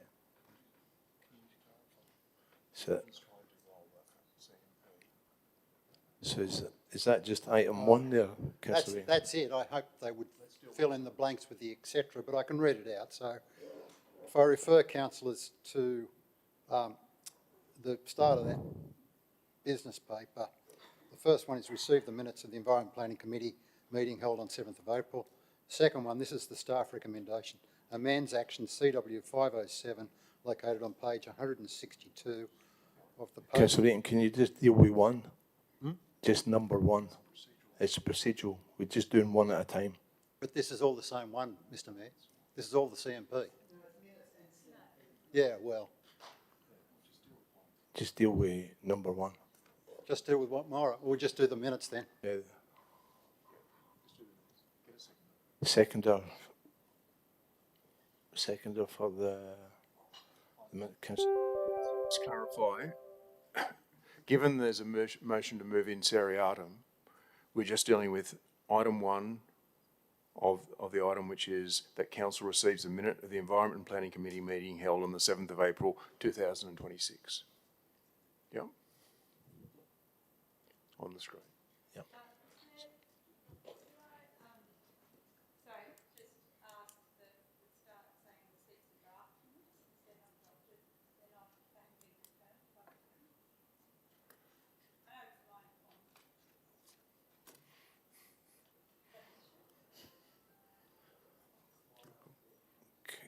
Councillor Neal. Yes, I'm actually moving a motion in relation to the first motion that was withdrawn, so I'll keep my tinder dry until the second CMP motion is moved. Okay, thanks. Councillor Lamont. That's what I'm saying. That's what I just said. So can someone actually explain what we're actually doing here very simply? Yeah, we're just doing one at a time, because most of them were starred. So instead of putting through some by exception, we're just going through all one and one. If nobody's getting anything to say, we just vote and move on. Yep. And so what is being voted on very clearly is on the screens in front of you, that council receives the draft minutes of the Environment and Planning Committee meeting held on the 7th of April 2026, and then we'll move on to each item. So, no other discussion, all those in favour? Wait, sorry, have we got a seconder? Yeah, we've got a seconder. Councillor Moonland's a seconder. Yeah, Councillor Moonland. So, all that was all those in favour? Of the minutes. Unanimous, thank you. Didn't we do that twice? Now, item number 2. It was a stutter. Councillor Neal, could you put your buzzer off, please? No, I'm not putting mine off. And yes, you'll go back to me afterwards, okay? Promise. Thank you. So now item 2 is amends action CW 507. Have we got that? Yep. So that's there. And then to me, it's a matter for council, I suppose, that logically the other part of the CMPs should be in that motion.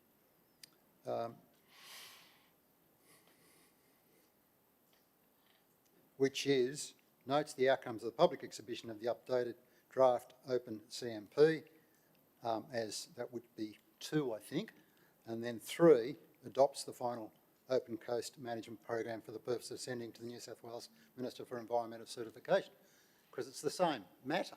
I can't see how you want to deal with that in 2 parts. What you should do is exactly what you're saying, which is wrap EPC 26158 together with the staff recommendation and any variations the council wants to make on that. And that's all I'm trying to do. Yes, and that's right. Sorry, where's the staff recommendation? It's under EPs. Where is it in the agenda?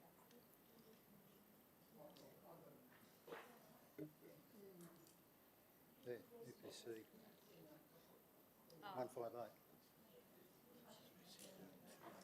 He's doing 2 and EPC. So if I got a second, I will speak to Mr. Mayor. EPC. Yeah, can I have a seconder for this? Councillor McQuaid. Councillor McQuaid. Councillors, we're back here again dealing with the CMP and a buried rock revetment wall at Wamberal. And hopefully this might be nearly the last time that we have to deal with this, but it's clearly a very important issue and has mixed views amongst the council and some members of the community. What I thought was worth remembering is that about a year ago, we were in an emergency situation and the state government, in their wisdom, decided that they would implement a Section 68 disaster declaration and allow for work under the Reconstruction Authority. But in the meantime, what happened with the storms is that Leocon came in because there was houses that were at imminent risk of falling to the sea and directed council to do work. The work was rocks on the beaches. And the cost to the ratepayers was about $500,000. So we can either do something as a permanent or semi-permanent solution, or we can keep revisiting every time there's a big storm. Leocon comes in, as happened in 2020 as well, rocks on the beaches, ratepayer funds, and no permanent solution. Tonight we have the opportunity to go forward with a permanent solution. And yes, it will cost a little bit of money, but the bulk of the money, nearly all of the money, is funded by the residents who will have their houses protected. So I think that's a pretty good solution. If anyone goes to Wamberal at the moment, and I think everyone's familiar with this, it is a bit of a disaster scene, with rocks on the beaches, with concrete slabs and steps and stuff falling off. So this will actually enable all of that to be rectified in the fullness of time. It is, I think, the right thing to do. It is the right time to do it, and I endorse the CMP and later on the RA application to the council. Thanks, Councillor. Councillor Neal. Mr. Mayor, I have an amendment which have provided to the civic support. I understand that Councillor Lamont also has an amendment to this motion, and I might suggest to you that the debate be conducted at the same time in order to facilitate a speedy management of this motion. So that there be a procedural motion, that there be a... Are they very similar? Beg your pardon? Are they similar? Similar. Similar, yes. I didn't think it was that bad. Well, you need to take Councillor Neal's with a seconder, and then Councillor Lamont speak, and then we can see. You really can't deal with them together, but Councillor Neal might be able to massage and adjust it. Councillor Neal, you got a seconder? Councillor Castles. I do, Mr. Mayor. The motion that I've put forward is before you on the screen. And I'll proceed to speak to that. Mayor and councillors, I rise to move this amendment because the decisions we make tonight are not just about managing erosion. And it's not just at a single point in time. It is about what kind of coastline we leave for the next generation, for the future of our community.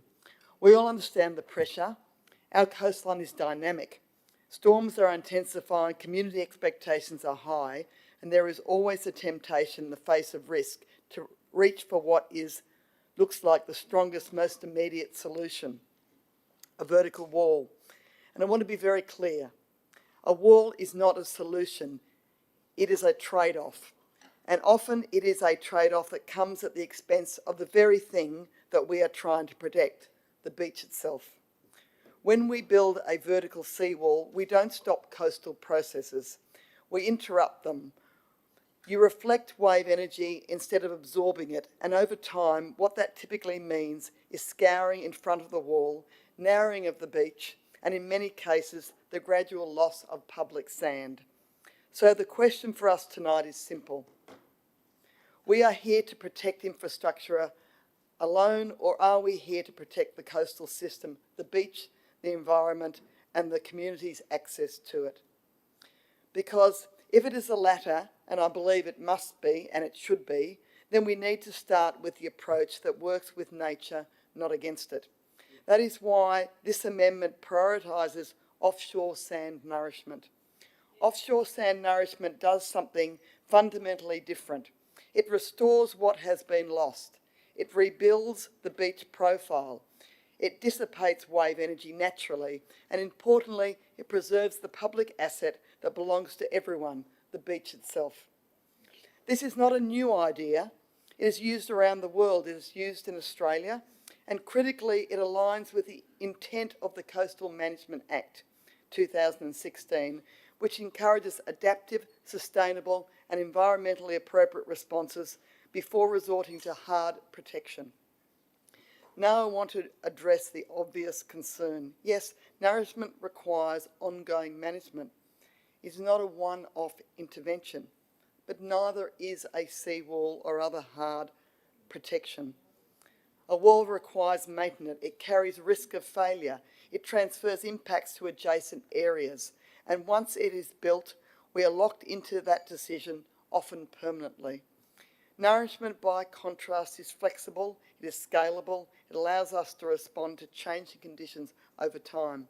And when assessed properly over the long term, it is often comparable in cost, particularly when you consider what we lose if the beach disappears.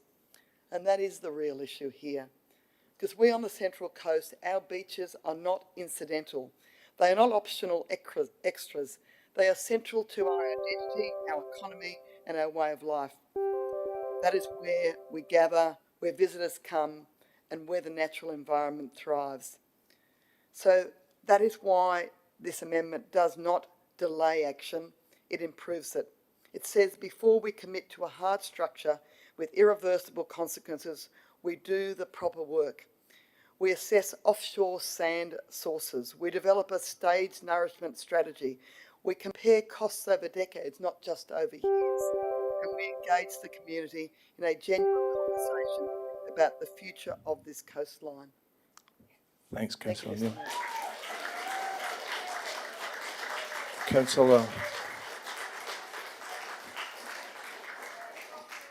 Councillor Neal, could you put your buzzer off, please? Councillor Lamont. Thank you, Mr. Mayor. I'd just like to ask Councillor Neal if she would mind joining my amendment in her amendment. If we could get my amendment up, please, civic support, thank you. And I'd also like civic support to, after we have a look at the amendment, if they could put my photos up as well, please.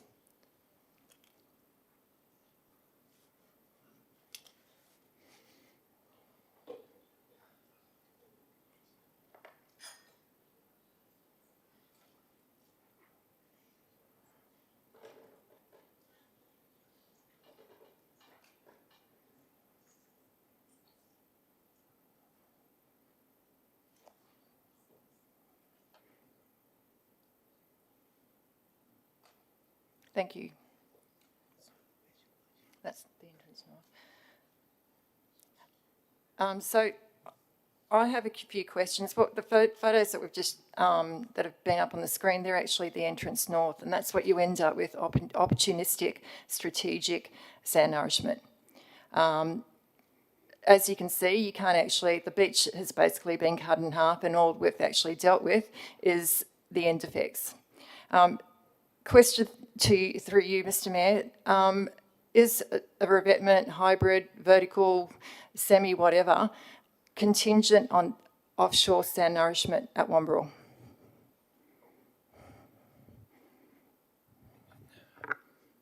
Through Mr. Mayor. Maybe I should back a bit for your councillors.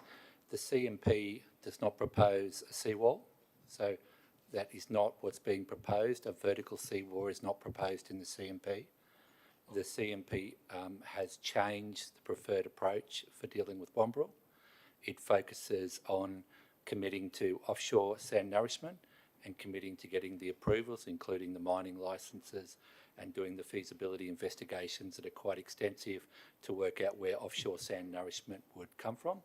And it also commits to other forms of sand nourishment, including local programs and access to other areas. The sand nourishment, offshore sand nourishment programs are a regional program. They're not for any one specific beach. There are many beaches and areas that will need sand nourishment to focus on.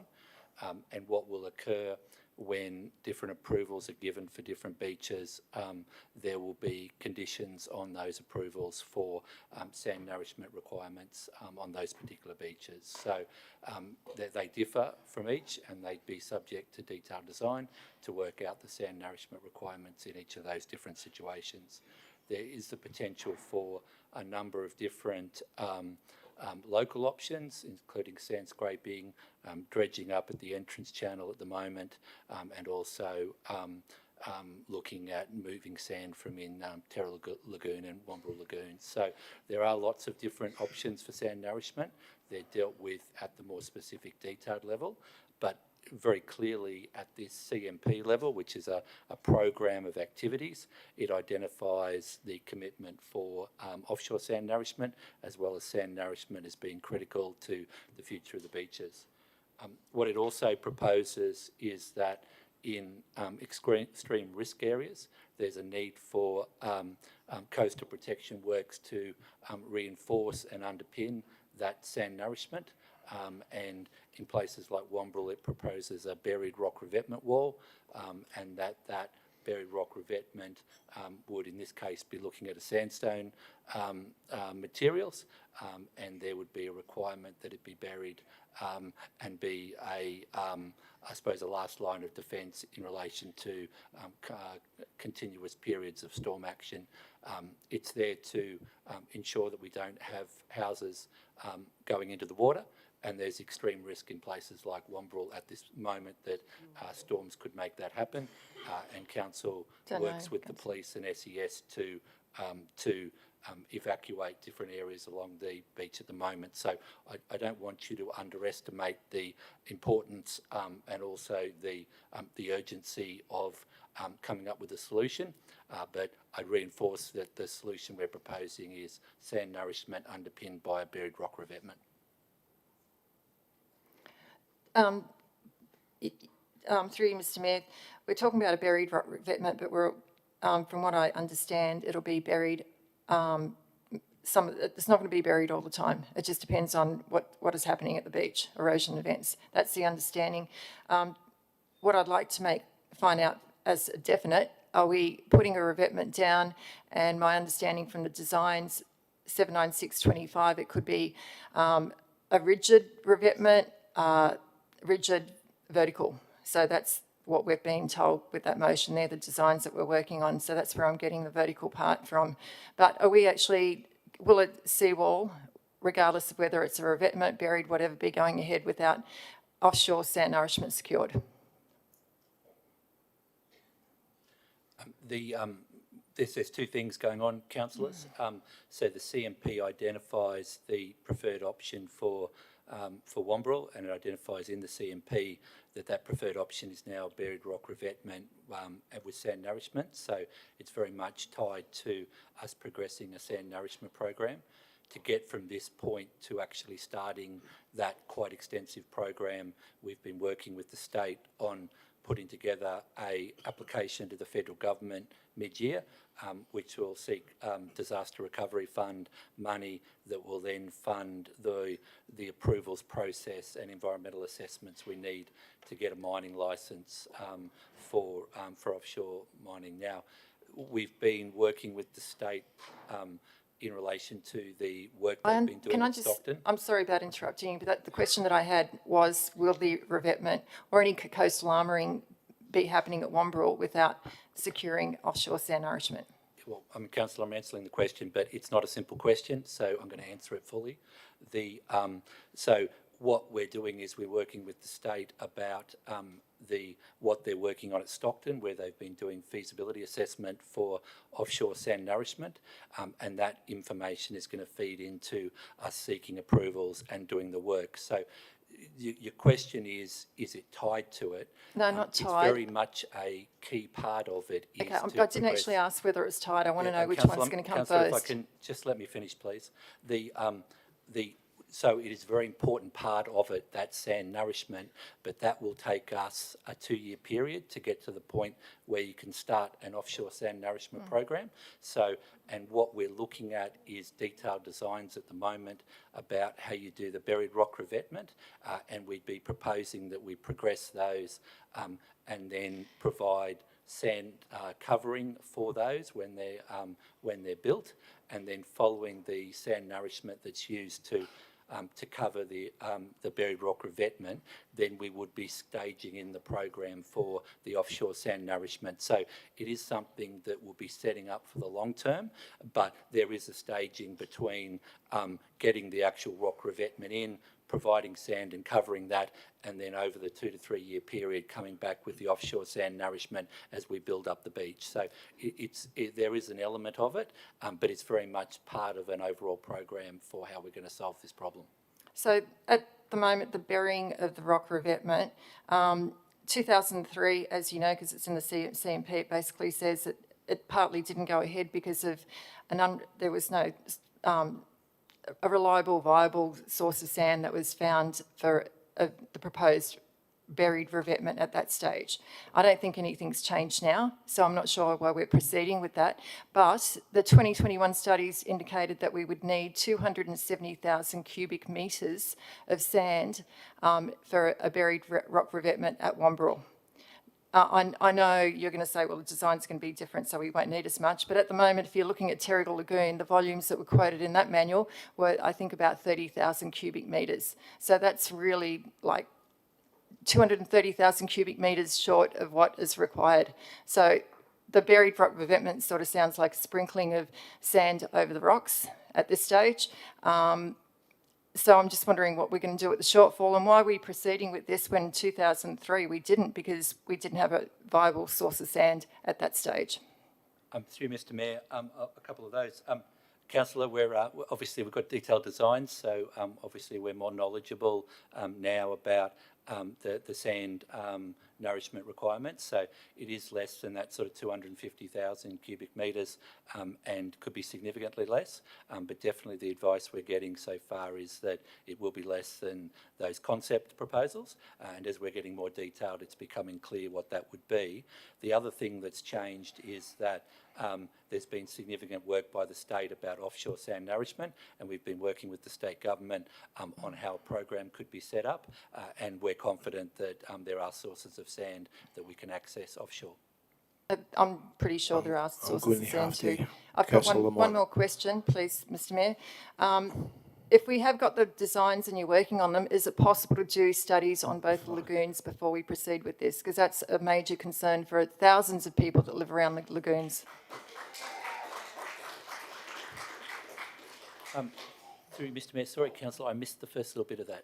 If you could just repeat that. You've just mentioned that you've pretty much ahead with the designs and you won't need as much sand. On that basis, if you are that far ahead with the designs, is it possible for council to do studies on the lagoons at either end to find out the impacts to thousands of people that do actually live around those lagoons? Thanks, Councillor. Sorry about that. Yeah, Councillor, we've done in 2020. Council's looked at at flooding studies and looking at the flooding in the lagoons, Terrigal and Wamberal, and then we've had work done as part of the CMP looking at coastal hazards, including flooding and inundation, which is really looking at ocean-related flooding. So we've had those two pieces of work done.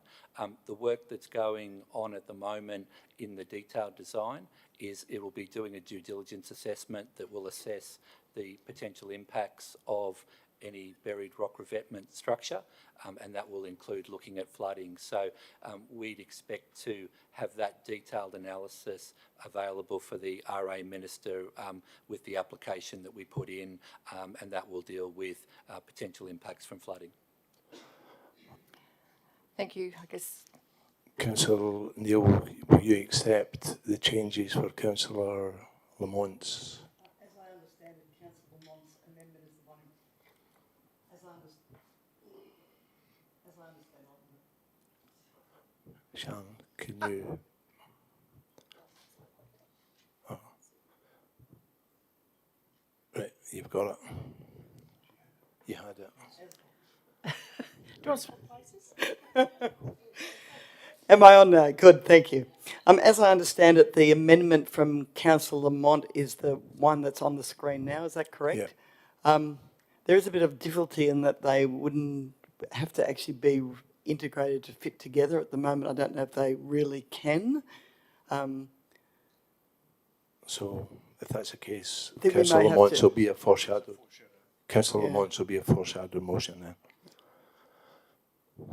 Okay. So we'll continue to debate. Councillor Smith.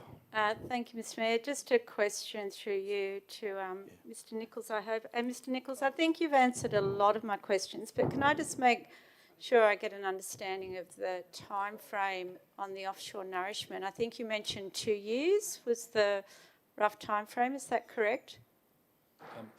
Through Mr Mayor, yes, Councillor, we've been working with the Department of Environment from the state government about they've actually moved to getting a mining licence for Stockton Beach at Newcastle, so they've gone through the process, and their advice is from when we start to getting the approval, it'll be about 18 months to 2 years. So you would see it at about that period where we'd be able to move into looking at building in offshore sand nourishment into the program. So likely 2 years, and that's based on the experience the state's had recently.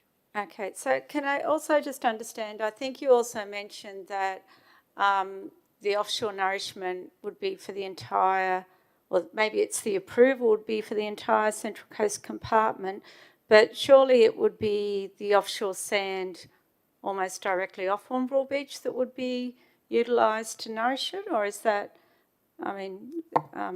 as part of that natural cycle, or?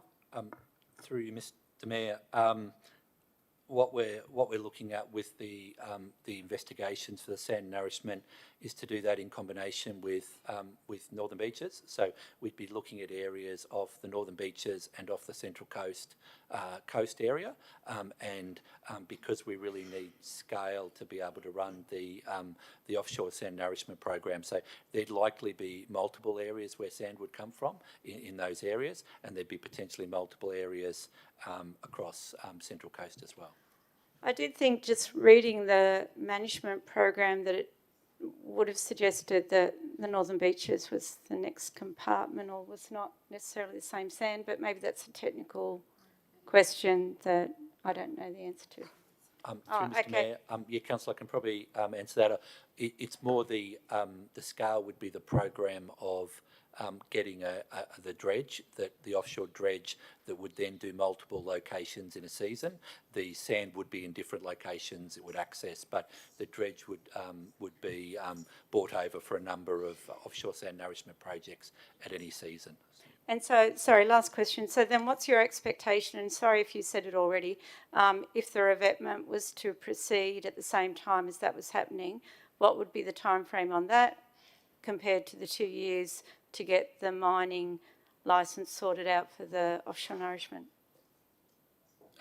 Through Mr Mayor, we'd be looking at sand nourishment from other sources in any construction of the buried revetment, and that would bringing in sand into Wamberal to do the initial covering of the wall, and then what we'd be doing is setting up a management of that catchment to keep more of that sand from moving to the north. So you'd be looking at circulating that sand in the system initially, and then you'd be starting to build in the offshore sand nourishment. So initially it would be bringing some sand in, then it would be making sure that sand's circulated in the local system and we're using it most effectively, and then longer term it's we get the offshore sand nourishment program is able to build in as well.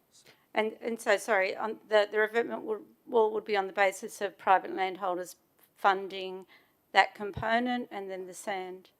Sorry, I'm losing track of the different imaginations. So council, councillor, I suppose rock revetment element would be largely on private land, and it would be funded by landowners. And we'd be looking to work with the state and federal government to establish a program with them on joint funding of a sand nourishment program. We would imagine part of those costs would be local contribution, but not all the costs. We think the program would be also funded by state and federal government. All right, thank you. Councillor Walsh. Yes, thank you, Mr Mayor. Through you, Mr Mayor, to Director Nichols. If I just feel confused about the answer that you provided earlier about the sequencing. Kind of a yes or no I'm hoping for. Are you indicating that a revetment wall would proceed before offshore sand nourishment, before it even can be underpinned by offshore sand nourishment? In other words, can we expect a revetment wall before offshore sand nourishment is actually set down? What's going to happen first? Through Councillor, I don't know if I can do a yes or no answer, Councillor. Well, what's going to happen first? So what we're working on is the CMP, which is before you, which sets out the fact that there's I have heard all of that, and I have read it all as well. So what I'm asking you is... That's right, Councillor, I got it. What's coming first? I've got it, Councillor. So we're dealing with the CMP here. The CMP sets up the preferred approach and sets up a number of elements to it. What we're also working on in parallel is the detailed design of the structure at Wamberal, and that's well progressed at the moment, and that will identify the detailed design that would go to the RA Minister for the buried rock revetment element, and it would also identify the sand nourishment requirements. And what would occur is that the structure and the sand nourishment requirements would be part of the application to the RA Minister, and the RA Minister would approve conditionally the structure. So obviously if the Minister did approve it, but it would be conditional, and there'd be a number of conditions. What happened at the entrance north was that those conditions included a commitment to sand nourishment. So what you'd actually have is an approval that would require you to meet your to have a certain amount of sand nourishment as part of any delivery of the revetment, and then where we source that from would vary depending on which programs we've got up.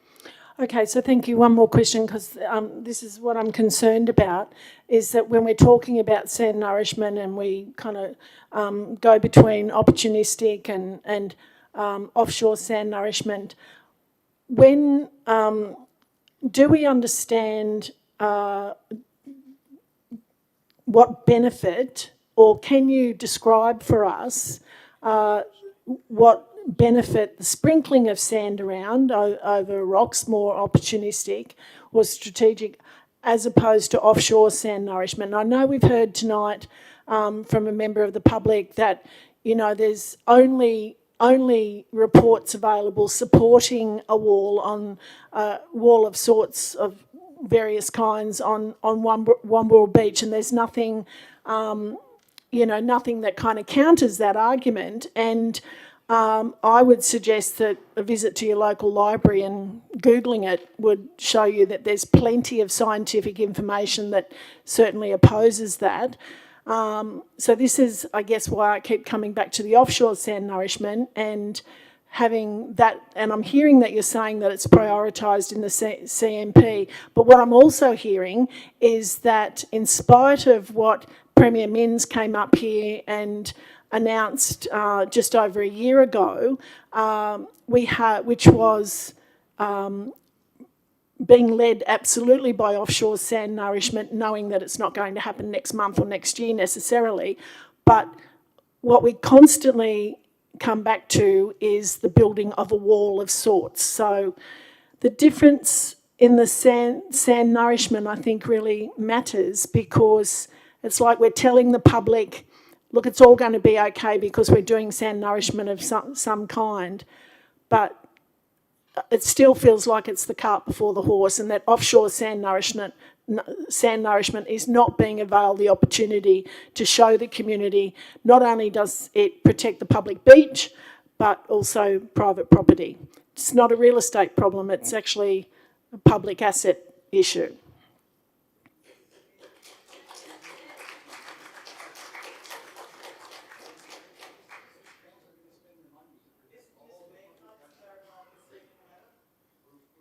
Sorry, Councillor Neil.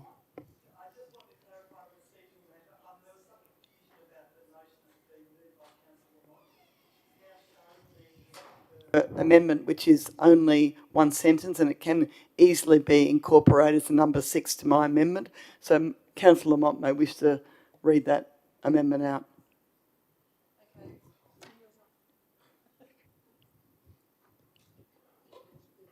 This is for Civic. Civic, can you make these changes? I'll read it out slowly. That offshore sand nourishment implementation is a precondition to seawalls and coastal protection works. Thank you. Councillor Castles, are you fine with that?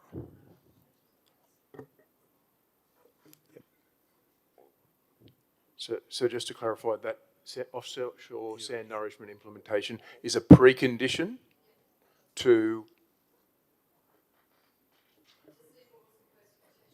the seawall and coastal protection works. Is that right? So that now becomes the So you amendment. happy with that? 6? Councillor Castles, you're fine with that? Yep. Yeah, okay. One amendment, thank you. Councillor McQuaid. Thank you, Mr. Mayor. I rise to speak against this amendment, Mr. Mayor. This is a defining moment in how we deal with coastal erosion on the coast, and I might add the entire coastline of our beautiful region, Mr. Mayor, not just a small pocket.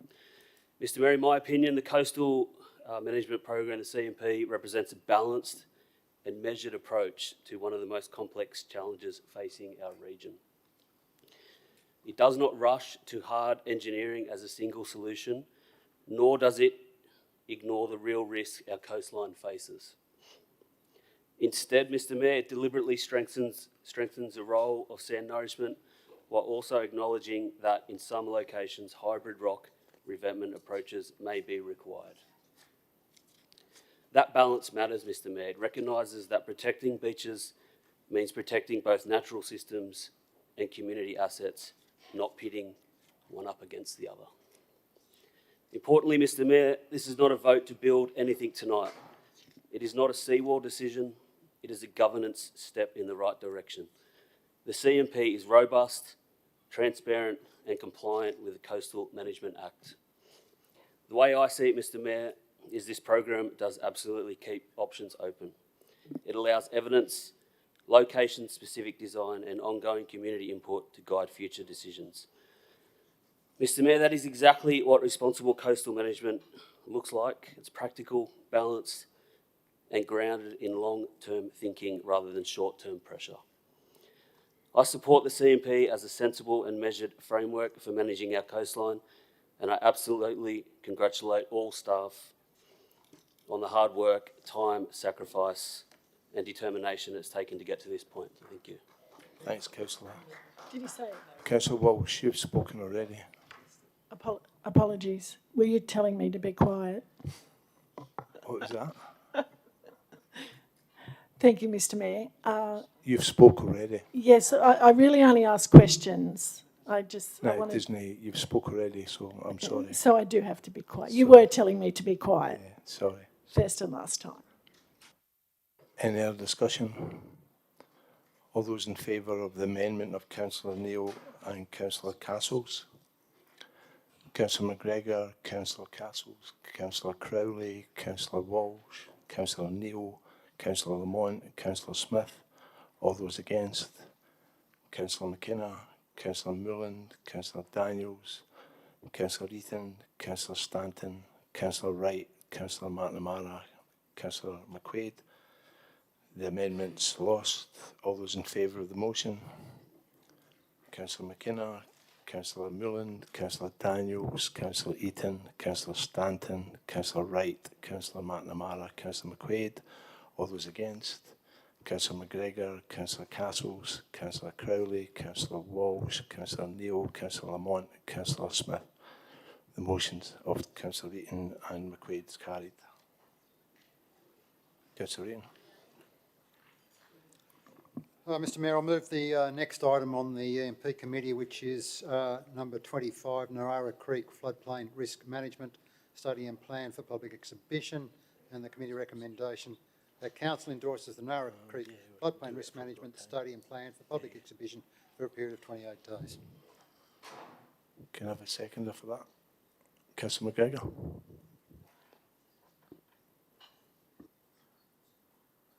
Councillor McGregor's. Any debate? Stay tuned, people. This might be the first and last time I ever second something that Councillor Eaton does. So make note of that one. Make of it what you will. Look, I haven't actually finished going through the report because it took a significant amount of time to find, going back through all the different committees and subcommittees it's come up through, and it is 200 and something pages long. But I am happy to move it for endorsement. I wanted to raise a couple of issues. So I do take an interest in this area, having lived in it my entire life, living in the Narara, Wyoming and Niagara Park area for my 37 years on this earth. Particularly interested in the creeks and the waterways around there. So if you go through the document, in 1949, there's the largest recorded flood, 4.1 metres above sea level. In 2007, the largest flood that I can remember in my lifetime, we're talking about 3.1 to 3.2 metres. So I can remember catching a train back from Sydney, walking back through floodwater that was above my waist in parts, and then going back to my parents' place at about sort of 4 or 5 o'clock in the morning, and you can see the stars shining down and reflecting off the water. It was a bit like that Starry Night artwork that so many people have on the back of their on their iPhone.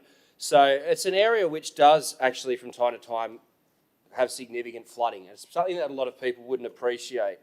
There's significant issues with erosion. I can see that there's some positive recommendations around how to manage the banks, improve the culverts and look at bridge renewal in the area, which is quite good. I'd also note that in the study, with a 1 in 100 year flood, we're looking at $75 to $202 million worth of personal property damage. So this is a significant document. You know, our most highly populated areas on the Central Coast, the Wyoming region, the Narara region, if you're not down on the peninsula or some of the northern suburbs around Canmore, this is an area of high population density. There's lots of people that are affected by it, but it's not just homes as well. It's got significant impacts on the TOD, this TOD issue, development around train stations. So if you think about the approach of the former Gosford Council, which there's about 3 or 4 decades worth of studies that are looked at here, the former Deputy Mayor of this chamber and also the former Gosford, was a member for Gosford and also in the Gosford Council, Chris Holstein, his house was bought back and there was about 38, 39 homes in the area where he lived that the council actually proactively bought them back. They then prohibited certain developments in areas along the floodplain because of the impact on houses. That is something that particularly with sea level rise and with climate change that we need to be more acutely aware of. Look at what's happened in Lismore and other places. Now, I'm not saying that the same magnitude of disaster is going to happen, but when we have an East Coast low, it's not just North Entrance or Wamberal that's affected. It's actually the inland creeks and tributaries and the areas where most of the people live which are affected. So, you know, I did make reference earlier to the peninsula. There's issues with putting in aged care homes there and medical facilities because if you do have the flooding and with sea level rise, you can't get ambulances in and out of the places, you can't get the servicing in. And it's the same for this area around Narara. There's a lot of really complex zonings. It goes from rural, large rural lots to intensive manufacturing. There's a lot of concrete crushing, waste recycling, and particularly liquid waste recycling that happens where waste from Sydney is dumped on us, which, you know, take of that what you will. That's how it seems to happen. But what are we thinking about? How does that impact on the water table when there is a natural disaster or even just through the general operations of these facilities? You've also got impacts on healthcare, particularly Gosford Hospital and the like, all along that Racecourse Road and Showground Road corridor, which people would know floods pretty frequently. It's not, you know, that uncommon on a yearly basis for that area to flood multiple times. So while we have spent significant time devoted to the former issue of erosion on the coast, it's also important that this document and the other documents, like, because there are many floodplain studies that the state government and the council have done together on the council website, that we pay attention to that. And I do think particularly with lots of sort of higher density proposed along our two strategic train lines and the Pacific Highway corridors, we think about the impact of the natural environment on the constraints on development. Because when it does come to aged care facilities, when it does come to medical facilities, there are going to be restraints on this. When it comes to, you know, high-rise apartments with basement car parking and the like, there's going to be impacts on this. So these documents, while they haven't received much attention, are actually really important. Finally, just anecdotally, over the last couple of years, we, as residents of the area, have noticed that a lot of people have raised with me what's the cause of some of the cleaning up that's happening in some of these places. And I know that there are some volunteer groups that are doing stuff. I believe Transport for New South Wales might have been involved in something, and I'm not entirely sure of council's contribution to that as well. But what I can see as a local resident and as an elected official is that regardless of whether it's come from community or different layers of government, there have been improvements. It may or may not be linked to this document, but I would encourage councillors to read this document if you have time to engage with it and look at the floodplain documents for your own wards, for your own suburbs where you live, because there's a lot of really important both historical and future conclusions to draw from this that has a significant impact on council. Notwithstanding, as I said, 1 in 100-year flood, over $200 million worth of lost property and potentially lives as well. So these are significant documents. I thank those that have contributed to it. Thanks, Councillor McGregor. Any other discussion? No? All those in favour? Unanimous, thank you. Next item is EPC 26156. Councillor Eaton. Yes, committee recommendation. The council received and notes the minutes of the Mangrove Mountain Advisory Subcommittee meeting held 18 December 2025. Moved. Can I have a seconder? Councillor McNamara.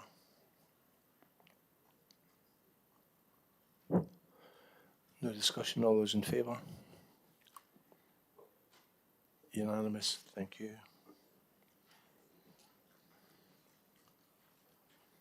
EPC 157. 26157. Draft local strategic planning statement for public exhibition.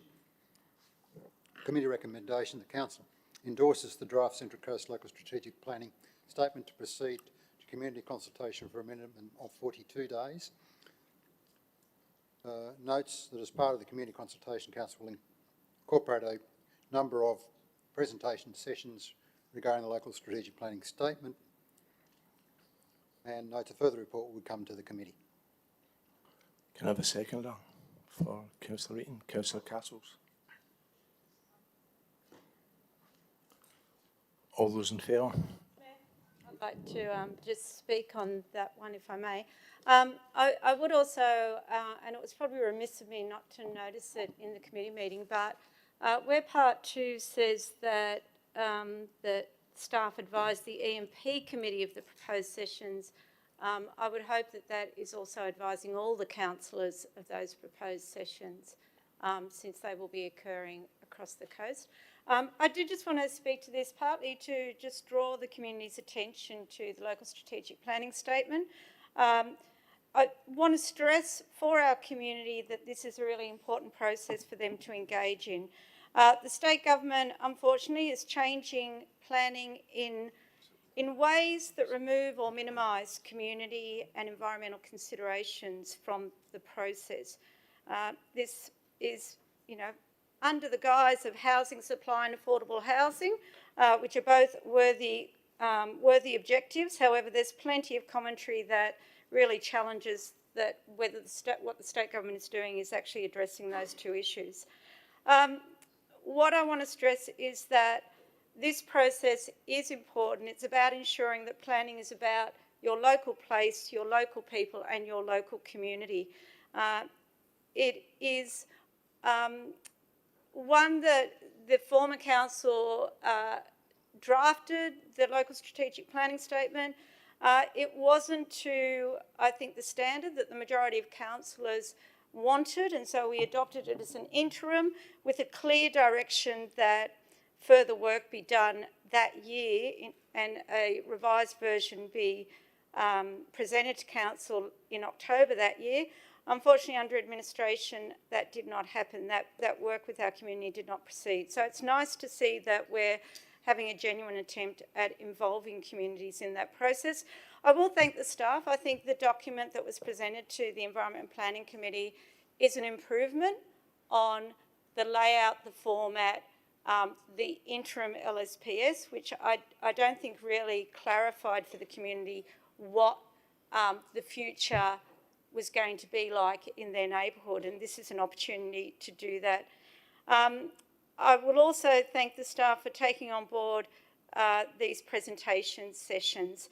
I know that council does do a lot of drop-in sessions and they have their place, but we also know from feedback from our community that they want place-based engagement, and to provide meaningful input on a local strategic planning statement, you actually need to know what it is and why it exists and what it's going to do, not just provide a point of view without that context. So thank you to the staff for taking that on board, and I look forward to that going forward. Thank you, Mr Mayor.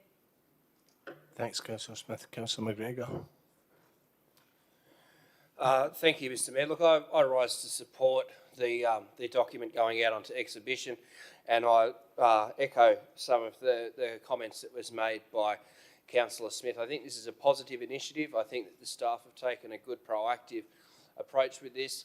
And I'd like to make some comments more broadly and more generally around not only this document, but the planning industry itself. A lot of people think that planning is quite arcane, that it's some sort of mysterious, magical thing on one side of the debate, and then on the other side you've got this very simple, no, it's all about the objectives of the zone. It's all about if it's not in the LEP, it's nothing, or it's very prescriptive, or it's not. You've got to follow every rule to a T, although we see time and time again that developers don't follow that bit.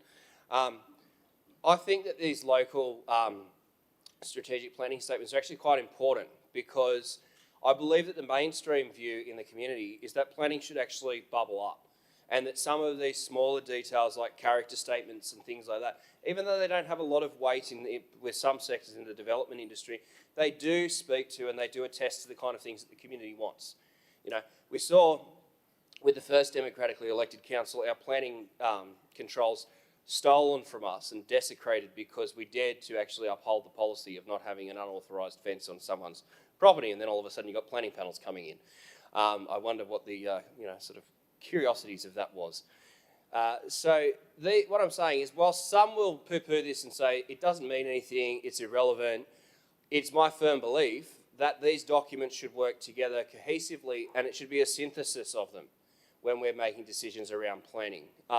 And I believe that what the community has to offer and what the community has to put forward at some of these sessions that are being put forward is important.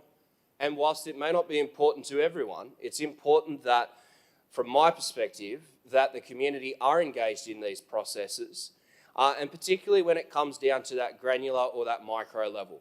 Obviously, we have documents that are dealing with the overarching state or those sort of, your SEPs that are dealing with infrastructure or your things like that. But when it comes to what the character is, what the vibe, what the feel is, what the true essence of our suburbs and our locales is, it comes down to documents like this. So whilst it may not be in the hierarchy of documents, the world's most important thing that's ever going to come before this council, and it'll likely be superseded by other contradictory documents at a higher level, it is important that people are involved in this. And I think it's important that we note the diligence of the staff in going through with this, compiling this document, massaging and synthesising the submissions that come through into something which is workable and hopefully something that we can all be proud of and that does take on board those things that are very important to us, because, you know, we're local government. Your local strategic planning statement should actually be an important document. We don't need to always cower and just give in to what the state government or what the developers want.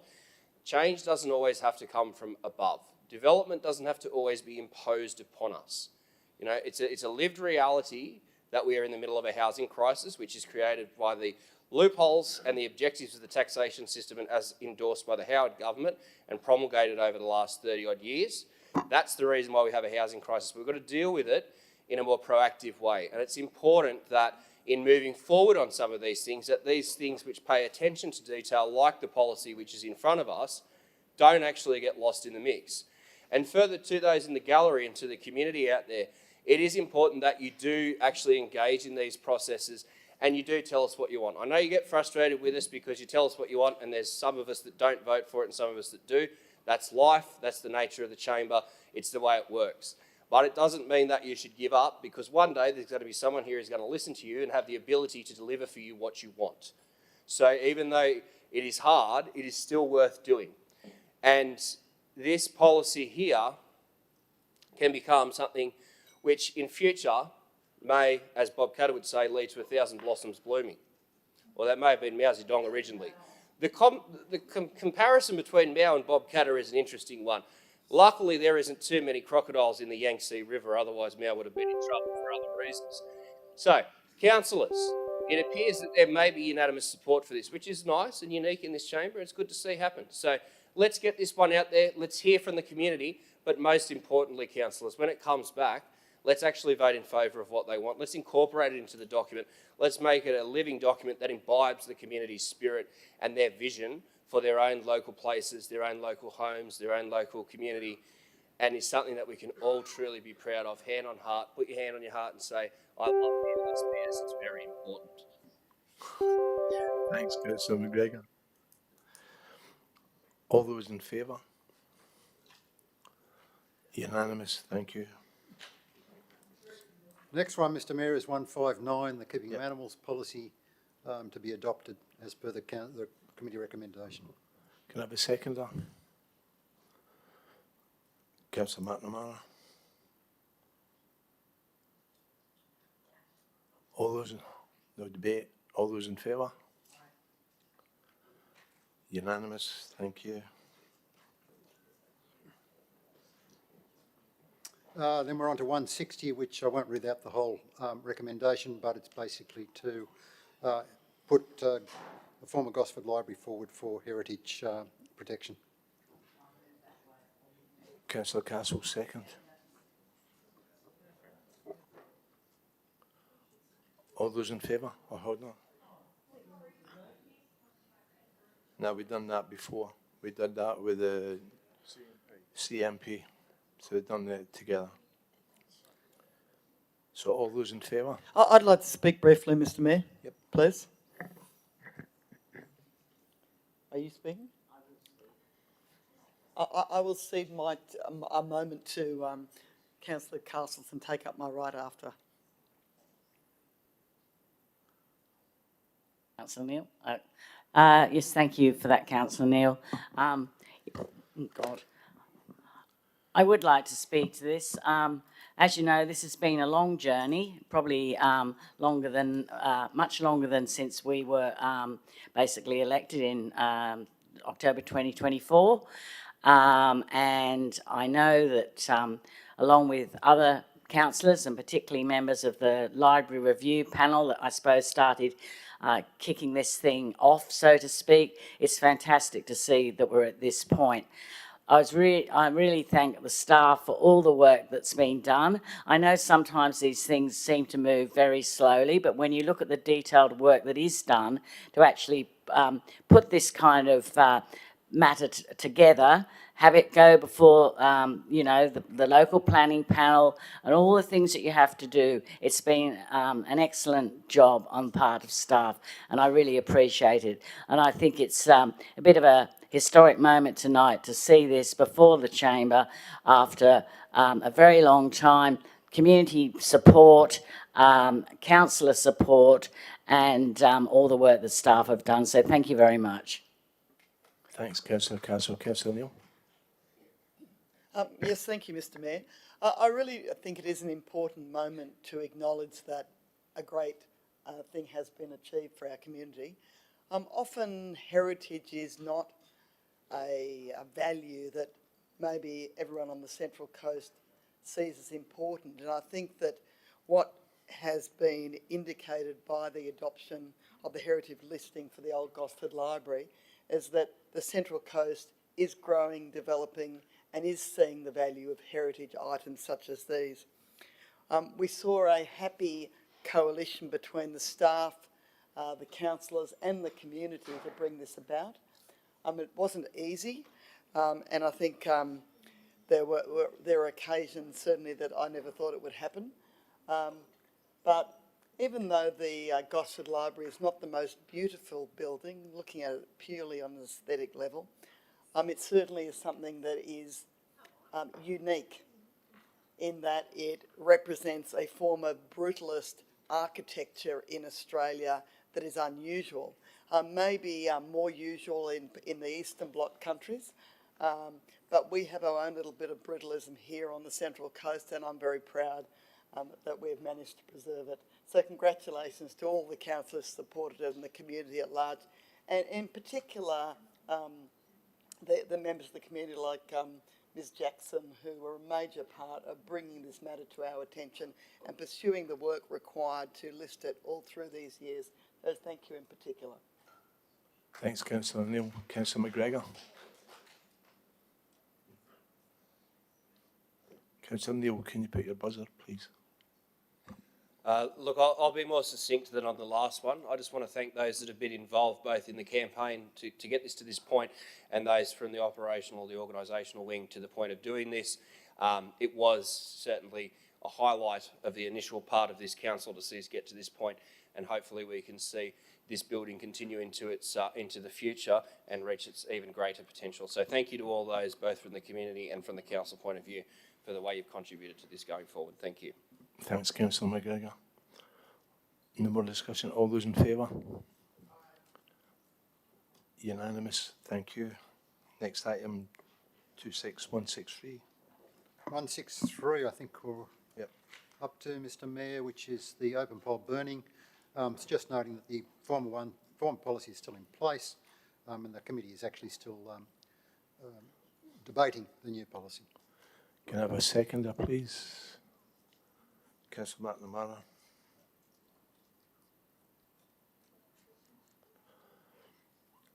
Any discussion? All those in favour? Unanimous. Thank you. Okay, we're up to 164. Submission to the new SEP, Climate Change and Natural Hazards, just noting the staff submission. Can I have a seconder? Councillor Wright. No discussion. All those in favour?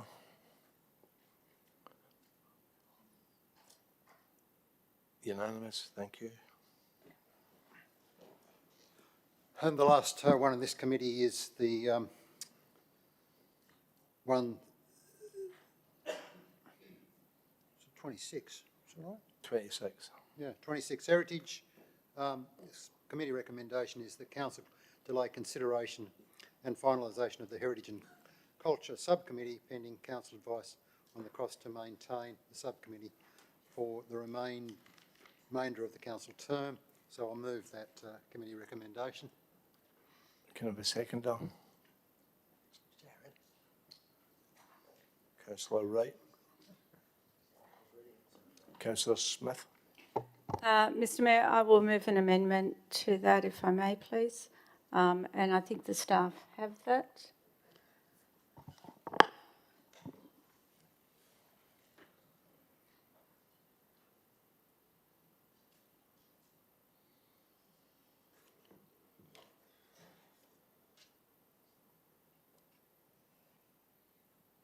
Thank you, Mr Mayor. I'll just see if I have a second and then I will speak. Councillor Wilmot.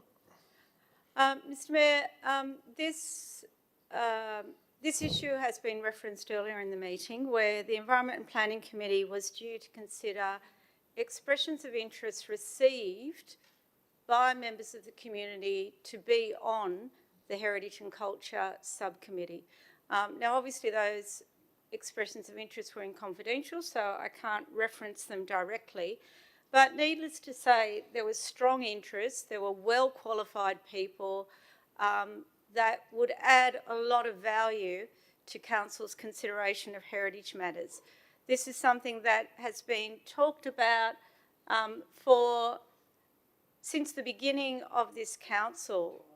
Initially, I don't know, time flies. Initially through the workshop, the community workshop that was held, and then it has been discussed at the Environment and Planning Committee as well. I suppose the concern about what happened at the Environment and Planning Committee, that Councillor Mooland, I can't recall who seconded it, moved, basically that we don't even go forward with this committee. That instead we have once a year a bit of a get-together and that'll be it. Is absolutely an insult to not only our heritage community, but those people in particular that made application to be on this subcommittee.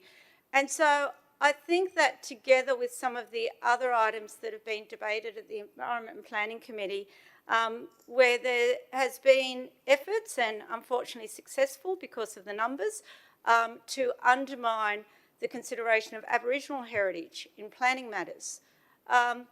That this really highlights that the Environment and Planning Committee has an inherent conflict with the protection of heritage. So I don't want to harp too much on whether that's good or bad, but it's just an inherent conflict. That the protection of heritage is sometimes perceived as getting in the way of getting development and planning moving. So I would respectfully ask councillors to recognise that and allow this Heritage Subcommittee to come under the Community and Culture Committee. I think the Community and Culture Committee is a better fit. It has a focus on community and it also has a focus on culture, which is reflected in the protection of heritage. So what I am putting forward is that Heritage and Culture Subcommittee go forward under the Community and Culture Committee, that we proceed with that committee. It's previously been resolved that that subcommittee would be formed, and that the Community and Culture Committee now considers those expressions of interest and brings back a recommendation to Council about the formation. So I would hope that councillors will consider that. Thank you, Mr Mayor. Thank you. Councillor Walsh, please. Thank you, Mr Mayor.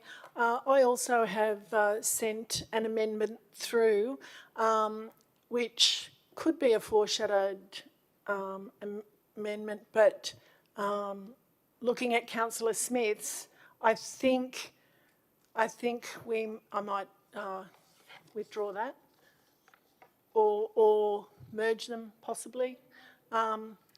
My Civic have the amendment I sent through, but while we're just waiting on that, I'll talk certainly to Councillor Smith's amendment and obviously to my own ideas. I think this deferral of this committee is really cynical, and I also think, you know, I hark back to what we've been saying, some of us throughout the evening and really since we were elected, you know, what is it that we're scared, very particularly with this one actually tonight, what is it we're scared of in terms of community consultation and community input? A bare week after council resolved to progress this Heritage Committee and elect those community members that have gone through an extensive EOI process, a lot of work from council staff, and of course following up on the very successful workshop that was held, we had this motion come to us under, the guise of cost saving. It really does appear to be another fundamental fear of community oversight. So to suggest that the council can't afford a volunteer-based subcommittee while we sit on whatever the many millions it is tonight, surplus, is actually just fiscal fiction. It's weaponisation of austerity to silence cultural experts and historians who might stand in the way of unchecked development. So, the deferred item was actually the culmination of an extensive expression of interest process, which I already mentioned, where local citizens offer their time and expertise without pay in a volunteer capacity to protect Central Coast's unique cultural identity.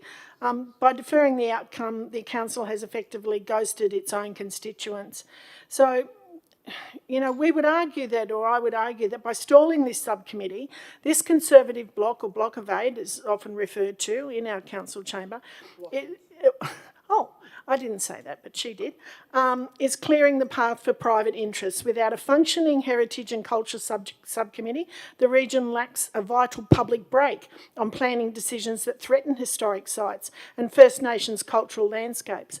While council pours millions into heavy patching for roads, I'm not saying that's not necessary, it absolutely is, and major projects in the Gosford CBD, they want a penny pinch on the very things that give our community actual soul. Clear signal under this leadership, corporate growth and developer convenience come before our shared history. Also, what happened on that night of the EMP is that this motion was only passed via the chairperson's casting vote after a deadlock 3-3 tie, revealing a council deeply divided between those who value community-led culture and those who view public participation as a line item expense to be trimmed. So when Councillor Smith on the night moved an amendment which highlighted the surplus, which on the night was highlighted at 72 million, I know it probably doesn't stand at that tonight, called for the council to proceed immediately, and it was defeated again on a casting vote. So can we please cease the stalling? We need to release the results of the EOI process and formalise that subcommittee with some true experts offering their valuable time. Can we have transparency on the surplus? And maybe ask the question about why those funds remain unallocated while essential community and cultural infrastructure is treated as actually as a financial burden. And maybe let's have a look at ending procedural gatekeeping by stopping casting votes and procedural deferrals to override the democratic will of a community-focused council. Councillor Smith, you're okay with the...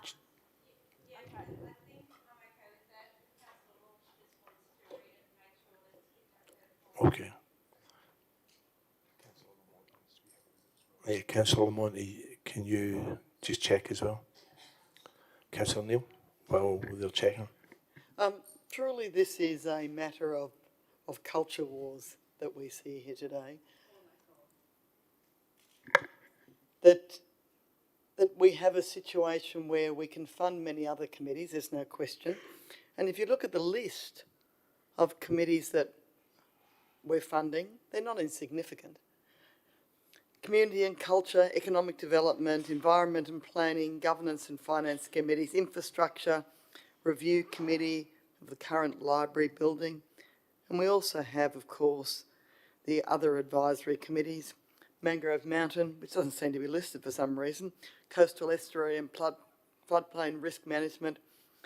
But we can't fund something that provides additional support for culture and heritage on the Central Coast. I have to say I find that quite sad, truthfully. I mean, people in Sydney laugh about us because they say we are uncultured, that we don't appreciate the finer things in life, that we're not educated. And do we have to perpetuate this sort of proposition by opposing the establishment of a heritage committee? And that's what you're doing. You're saying to the rest of Australia that on the Central Coast, heritage doesn't matter, that education doesn't matter, that valuing our history doesn't matter. And I believe that they do. This is not a question about cost. I know that there are some councillors who may genuinely believe it's about cost, but it isn't. It's about saying that we don't care about heritage. But I do, and I think the community does. And I think that the councillors who've put this motion forward, particularly Councillor Eaton and others, who think it's a reasonable position to take up, should reconsider. Because I'm proud to be a coastie, I'm proud to support the Mariners, I'm proud to occasionally go to the beach, but I'm also proud to support the heritage on the coast. And I urge you, please, don't abandon the heritage of the Central Coast. Support the establishment and continuation of this committee, the Heritage Committee. Thanks, Councillor Neil. Councillor Castles. Councillor Neil, can you put a buzzer? Thanks. Thank you, Mr. Mayor. First of all, of course, as Chair of the Community and Culture Committee, I would welcome the Heritage and Culture Subcommittee to be a subcommittee of that standing committee. The second thing I'd like to say is that it is quite shocking that these people who have put in an expression of interest, has been said, have been treated really with disdain. My question through you, Mr. Mayor, to the CEO and perhaps to Director Nichols, I'm not sure, is have these people who put in an expression of interest been left hanging in the wind, so to speak, to kind of find out vaguely through social media, perhaps through an article that one of our esteemed journalists has put on Facebook or maybe in Central Coast Community News, whatever it might be, have they actually been advised of this delay in the establishment of this subcommittee? Because if they haven't, I think this is truly appalling. It is not good enough if people have just kind of heard this second-hand or might be hearing about it tonight. So I'd like an answer, thank you. Through Mr. Mayor, obviously, Councillor, we're waiting to get the resolution from tonight, and depending on where council want to go with it tonight, we'll then be able to inform the people who applied. But yeah, we'd like to be communicating them quite soon about what the direction is. Yeah. Just one supplementary question or comment. I don't think that's not good enough. I think people should have been informed at least that there was a delay. Not necessarily going into a whole heap of detail. The fact that they've been left sitting there for, how long has it been now? Sort of 4 or 5 weeks, whatever it is, to me is really disrespectful to members of our community who have put their hands up in a voluntary capacity to bring their expertise and their care for our community and heritage to us and with us at council. Thank you. Councillor McGregor. Question, please, to the relevant staff member. How many full-time employees do we have at the council currently working on heritage matters now? Through Mr. Mayor, Councillor, there's 2 staff that work on heritage. They don't necessarily work on heritage alone, but up to 2 staff. All right, thank you. Look, I rise to support the amendment moved by Councillor Smith and Lamont that's on the screen, and that was added to with Councillor Walsh there as well. I'll refer back to an earlier statement that was made, an incorrect statement that was made by former Deputy Mayor Eaton regarding a statement that I made when I was formerly on council. What I said was that $1 million is not a lot for an organisation that has a budget of $1 billion. And what I said in regards to that was a debate around whether it would cost council $1 million to employ one person to answer a phone, because it was about an after-hours call centre that the council was looking at establishing directly rather than outsourcing. And the estimate that came back in that report was for $1 million for one person to answer a phone. Now, I know that there's some people that say you've got to take everything as gospel truth that you read in these papers that people put in them, but I tend to believe that estimate, as did the majority of councillors at the time and even some of the staff who said, well, that was pretty funny that some idiot wrote that and put that in there, would think that sometimes when people make references to the true cost of things, that it's not real.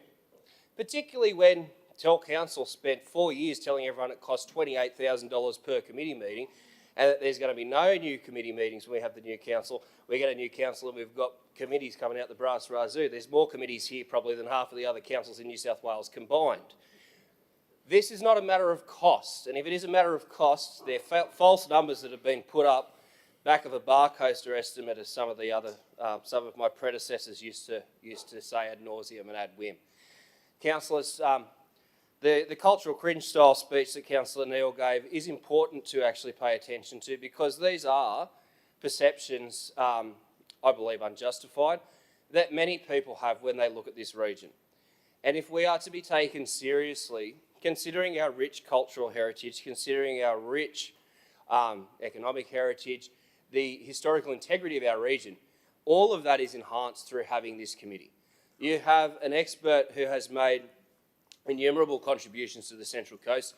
The Poppy Park, for example, the improvements that were made there, and the Poppy program that was done around the, I can't remember if it was Anzac Day or Remembrance Day. Apologies, you know, when you've got a 15-month-old at home, you tend to be up late at night quite often. But these are all important things that have come from just one individual in the community. Now, we've been contacted on our council email by community members that had either been involved in the former Central Coast Council or Gosford or Wyong Council's heritage committees about things that they do. We have the Nora Head Lighthouse Group, we have the Henry Kendall Cottage Group, you've got the Wyong Historical Society. These are all groups that want to use their expertise and their free time to help us do stuff that we have two people doing.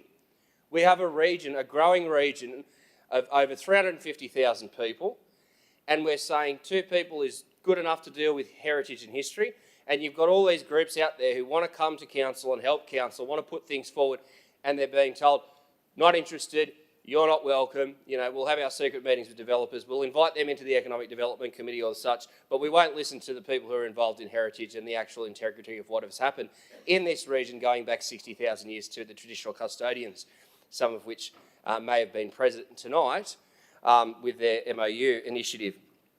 Councillors, it's really quite a simple thing to have a heritage subcommittee, and it is such an excellent example of the way that this council functions. Rather than taking people's knowledge and expertise and labour for free and commodifying that and saving your own money because we don't like someone, we don't like an idea, we want to get engaged in a culture war, you know, we want to go and have our own little versions of the Great Replacement Theory promulgated through this chamber, we're avoiding dealing with the real issues, and we are avoiding saving money under the guise of saving money. Well, you're not really saving money if you're going to be paying people to do something that legions of people are offering to do for free. And if we have people out there willing to do things for free, why not work in partnership with them? Why not give them some structure, some direction, and some collegiality, rather than just saying, anarchy, go do what you want, who cares? And then if we don't like it, oh, we might send you a fine or a move-on notice or something. There's just no thought process behind any of this stuff other than a derelict ideology that is destroying our planet, has already destroyed this council's finances, and is doing nothing to improve the area. It's time for us to just get over these petty squabbles, and just because you don't like someone or their initiative, if it makes sense, just vote for it. As I've said, you have legions, literally legions of people who are already in organised groups who are doing some of this stuff in their day-to-day lives, and they want to work with you in partnership, and you're saying, don't walk with us, don't do it together, we want to push you out of the way so that we can go and have another secret meeting with a developer and adopt someone else's plan. It's not the way that decisions should be made. This is a simple thing. It's not really going to cost that much money. You know, we'll probably have a pink elephant subcommittee at some point. Let's just do this one and do some positive, tangible things with the people that actually want to do it. Again, I will state, for free. Thanks, Councillor McGregor.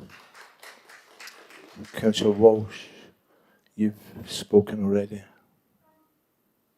I've got the... Oh, Councillor Wright, sorry. Yeah, sorry, I believe you've I already was. spoken.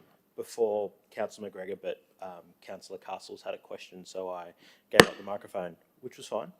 And speaking of what is fine, I have a different opinion to the councillors who have spoken on this. I have a different opinion. I think that's okay. I respect your opinion, as I hope you respect mine. I spoke against the original motion when this came up, noting that, as a few councillors pointed out, we do have quite a number of committees already. And I think, as I said at the time, one thing I think that the Economic Development Committee does well, for example, is bring in these people as external speakers. And there's no reason why all 10 of these individuals can't come to the Community and Culture Committee. And another thing which I think would be a better use of the council's money would actually be looking at how we can use this money for action rather than deliberative debate. So perhaps we can be in a position where we can start to spend the money that we would be spending on the committee on things like implementation, for money for things like the redo of the old Gosford Library, for example, putting capital money into things like that that can really get these projects moving. And we can do a lot of that underneath the existing committee structure. So to the first point, would certainly welcome all of those being invited to the Community and Culture Committee, and I'm sure Councillor Castles would be amenable to that. Yeah, and well, they can also come to the EMP Committee. I'm sure they'd be more than welcome to come twice. And I think one of the issues with the subcommittee structure as a whole is that, and we see this in the Coastal and Estuary Committee by design, is you don't get a lot of opportunity to ask general business. And that's the same in the council meeting, that's the same in a committee meeting like the Environment and Planning Committee. So often we find that these people, these community experts, they want to have discussions on items that they might have, but they're not able to do so. Whereas I think if we're able to work with these groups as committee chairs to actually bring some of these ideas to the committee, we can have them alongside us and workshop them. And again, you don't have to agree, councillors, but that's my point of view, and I stick by that as I did 6 months ago. Thanks, Councillor Wright. Councillor Walsh, can you put, you've already spoken, can you put your buzzer on, please? Sure. Thanks. Councillor Milland. Oh, sure, you, Mr. Mayor.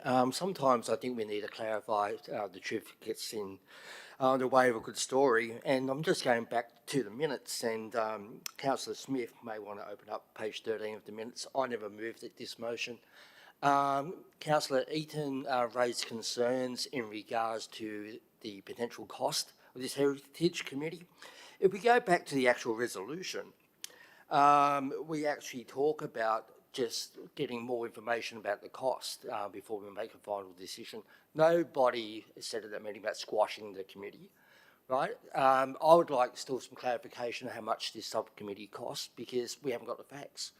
So if, through you, Mr. Mayor, can I get some clarification on how much this subcommittee potentially will be costing council?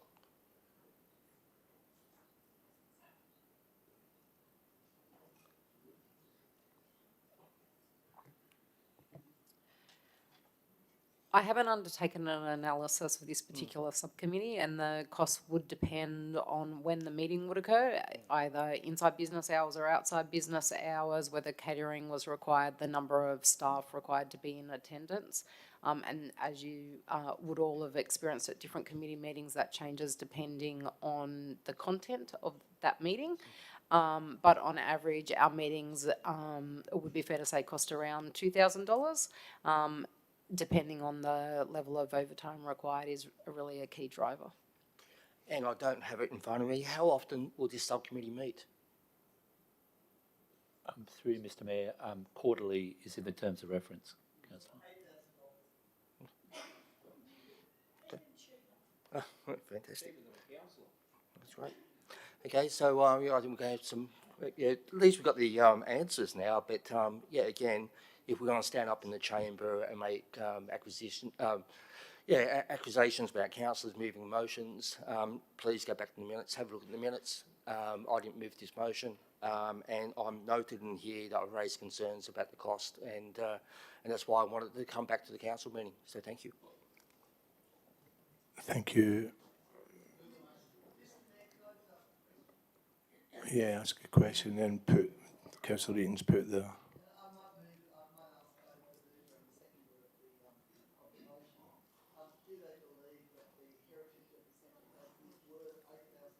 Councillor Castles, can you put your? Yeah. Oh, hang on. Councillor Smith. Can I go next, though? The motion's been put. Councillor Lamont's got it. Councillor Smith. My question was...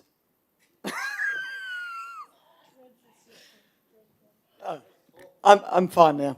I just want to ask them, both the mover and the seconder of the motion, do they believe that the heritage of the Central Coast is worth $8,000? He does need to answer that.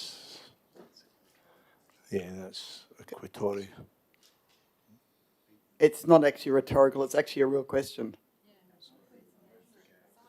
Yeah, they don't have to answer, but they can refuse to answer. Councillor Eaton moved the gag to go on to the vote.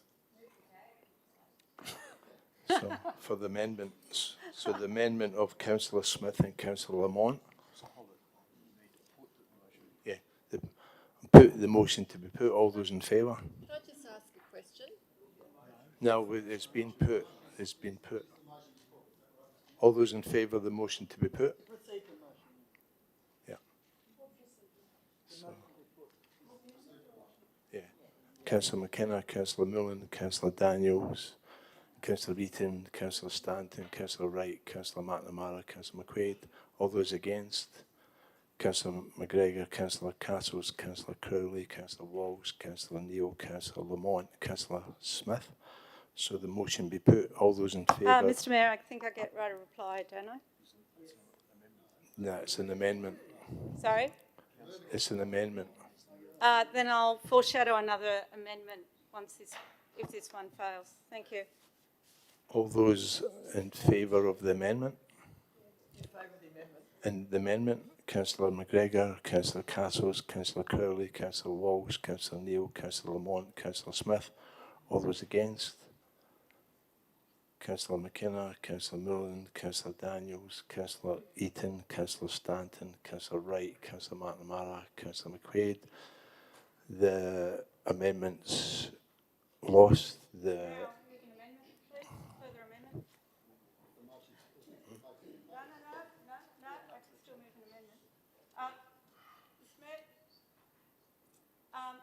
So I will move a further amendment that given the estimate of costs being $8,000 for 4 meetings of the subcommittee, that council proceed with the establishment of the Heritage and Culture Subcommittee under the Environment and Planning Committee.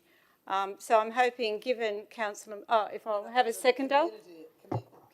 No, I'm happy for it to go back to the EMP. I'm not. Seconding? If you change it to do those kind of meetings, so they can't whinge about overtime, is there any make sure During... has to go to the MP.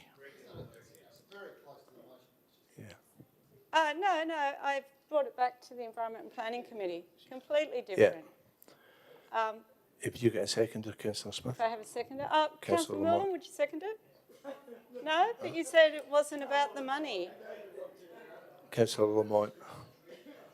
Well, you're not going to second it? All right, Mr Mayor.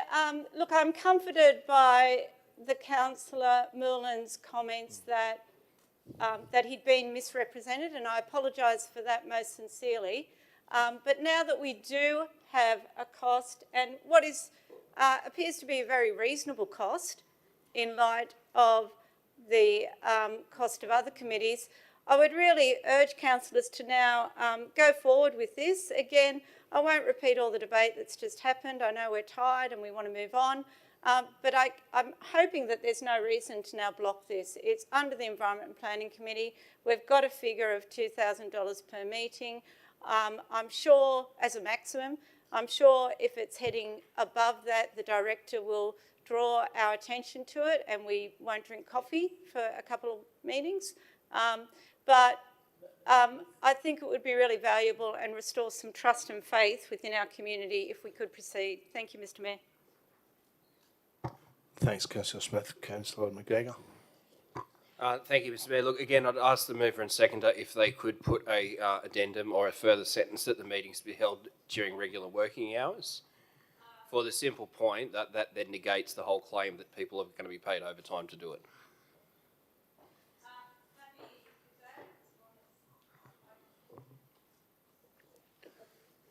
All right, look, I'll rise to speak in favour of it again. Look, most of the presentations we get have been made with ChatGPT anyway, so we can pay the cost for the prescription for that, and then we can spend a bit of time reviewing it, and hopefully it's factually accurate anyway.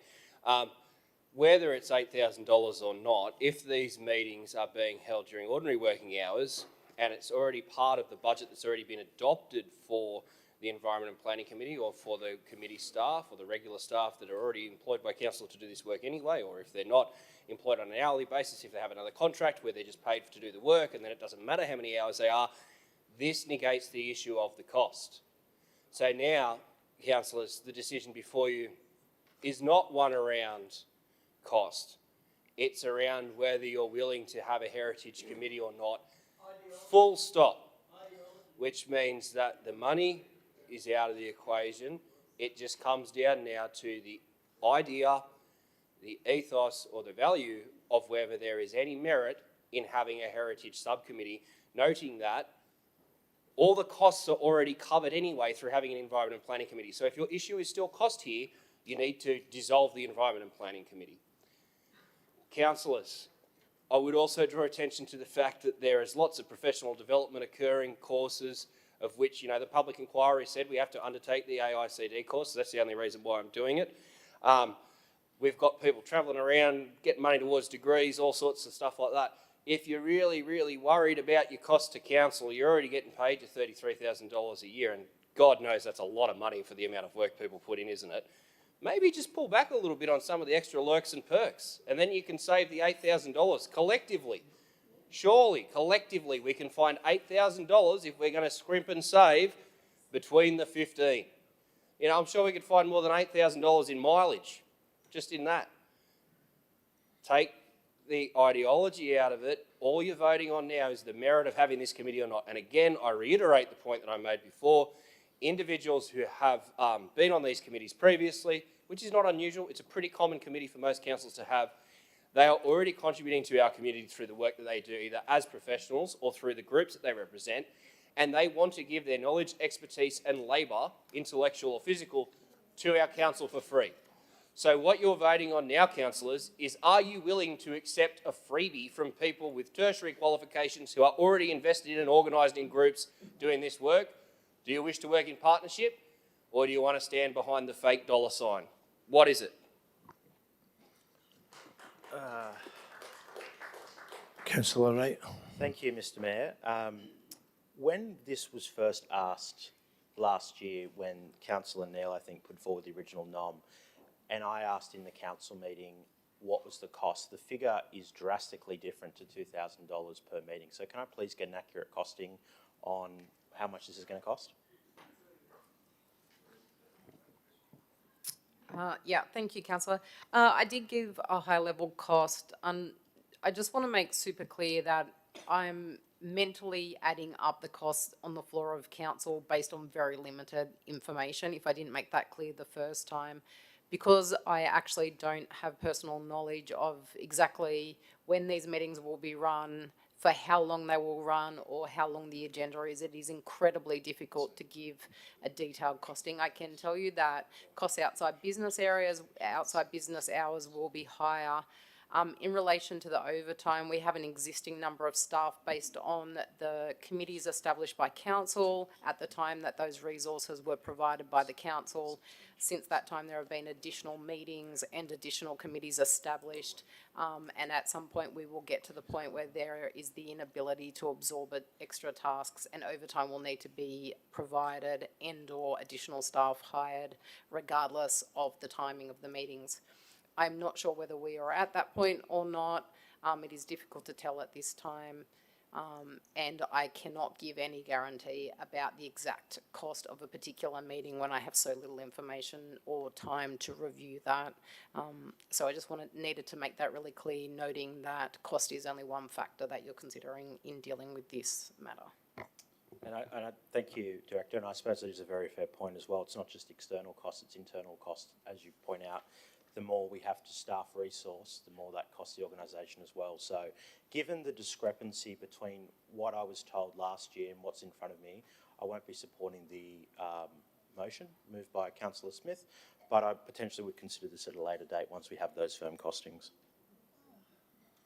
Councillor Castles. Yes, thank you. I do rise to support the amendment, but I would also like to, I guess, make one, I think, pretty pertinent point, considering some of the matters we've considered tonight already. This is an estimated cost of $8,000 for 4 meetings. Now, we're having, issues apparently about this $8,000. Previously, we've had the matter of the signage earlier in the meeting, which I believe is around $800,000, if I'm correct, and correct me if I'm wrong, please, the mover of that motion. This is just, a drop in the ocean where we have community members wanting to contribute, able to contribute, doing it in the daytime, that's not, or business hours, that's not unusual. We have a couple of other subcommittees that also meet during business hours, so we're not sort of rocking any big boat here at all. It seems to me that $8,000 for this, $800,000 for some signage, which the community is clearly not happy about and does not see a good use, that there's a good use of council money.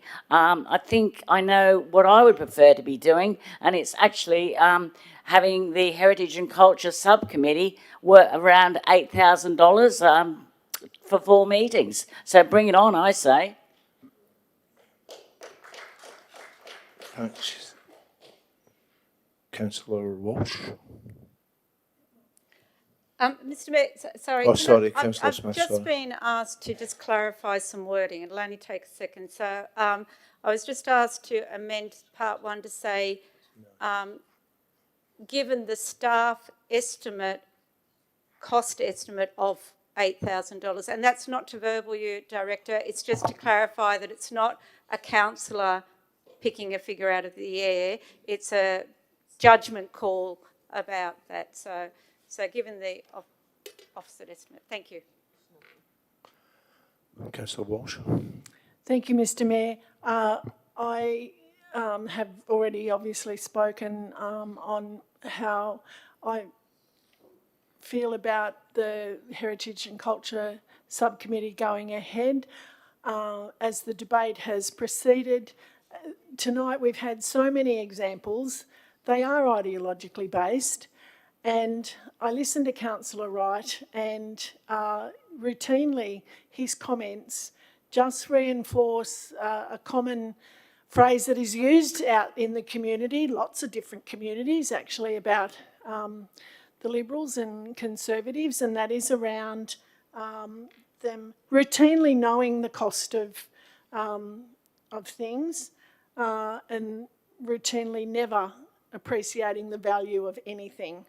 I think that this is just another, fabulous example that we're sending our community that we are choosing to progress matters or not progress matters based on ideological grounds. This is a committee that will bring enormous value to our council, enormous value to our council, at a pretty rock bottom price by the look of it. So even if that figure is not exact, and I respect and appreciate what the Director has said about that and understand that that's the case, but even if it's somewhat more than that, then this is still a decision that is showing a group of people who know the cost of everything and the value of nothing. Thanks, Councillor Walsh. Councillor Lamont. Just a question through you, Mr. Mayor, to Councillor Eden. Because we are talking about a rock bottom price of $8,000 for meetings, can you please ask Councillor Eden what he has against having this subcommittee?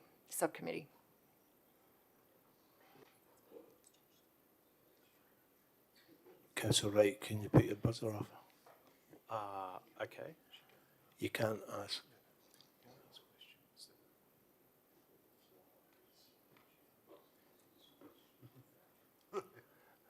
Hi, Councillor Heaton. Yeah, I'm happy to answer it. This was put to the committee basically in the aftermath of the war. And I think it's incumbent on us to, to look at all our costs, knowing that costs are going up, and the budget that we have got on exhibition will have to be, at some stage, I would say in probably Q1 next year, further amended, because depending on what extra costs come through. So it's something that I think we should start doing all the time, and it's just an attempt to actually get what is the cost of doing things. And I think that's a good business approach for this council to take.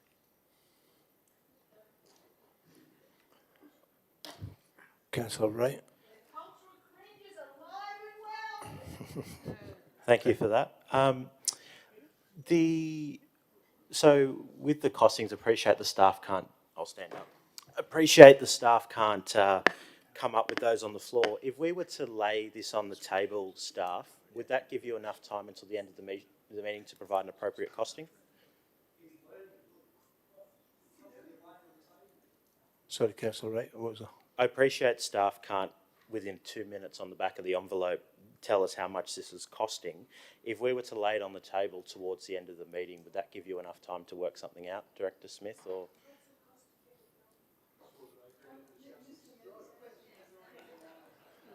no.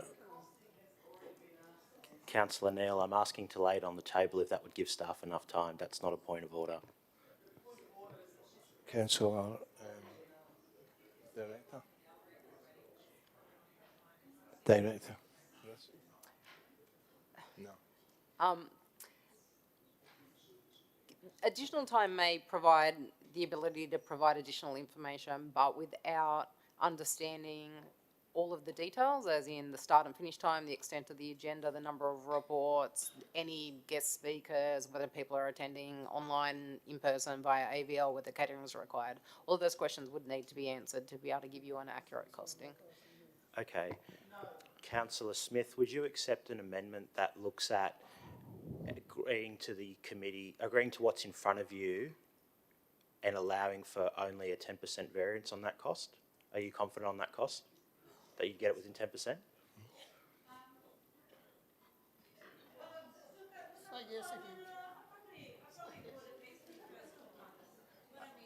Okay, fantastic. So can I, at point 3, oh, actually, sorry, you're already doing that for me. How good.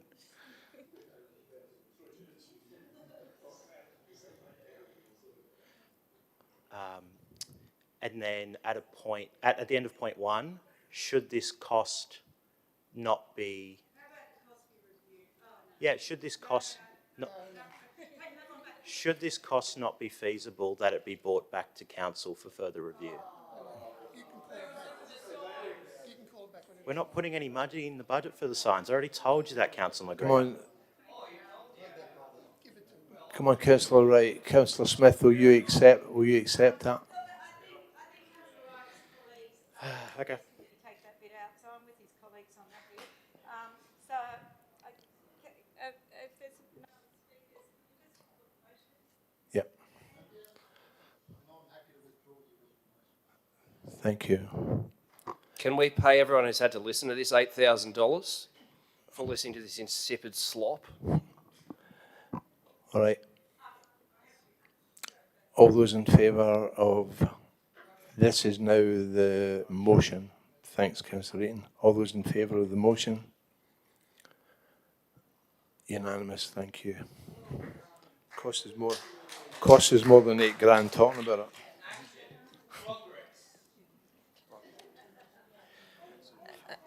Mr Mayor, can we... 5.2. Can I call a procedural motion and bring forward, because there's a lot of people up in the gallery that probably want to go home rather than waiting around any longer. So can we bring forward the Wamberal motions, please?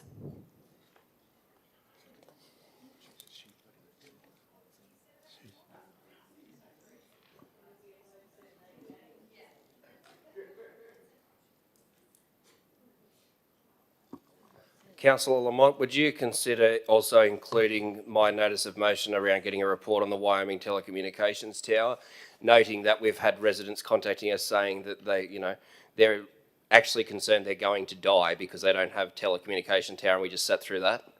Absolutely.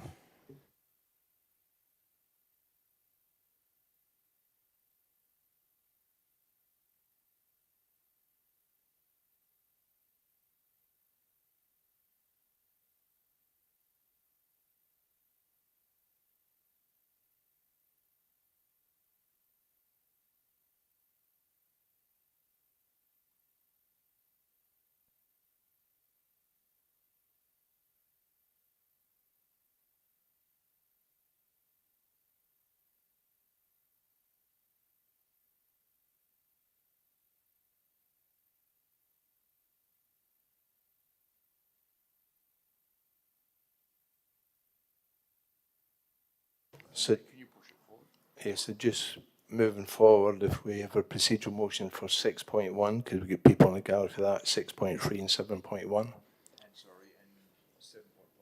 And 7.5. Yep. Okay. All those in favour of bringing those ones forward? The numbers are 6.1, 6.3, 7.1, 7.5. We all, is that unanimous? Yep. Thank you.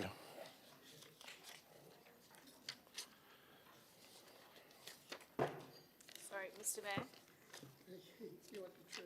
Well, it hasn't have a report. Yeah, 6.1, Memorandum of Understanding Central Coast Council and Barang Regional Alliance. Do you have a motion? Do you have Councillor Muirland? Seconder? No, this is, yeah, 6.1. Can I have a seconder? Councillor McGregor. Any discussion? Yeah, Councillor Lamont? just one question through you, Mr. Mayor. I'm not speaking against this, I'm supporting it, but I'd just like to know what the difference this MOU will actually make with the way things are being done now. I guess I'm just trying to understand that. So through the Mayor, the idea of it is to have a framework where we have formalised communications with the Aboriginal community and representatives of the Aboriginal community. It also talks about the closing the gap measures and working in partnership with representatives of the Aboriginal community to work towards closing those and to formalising the relationship.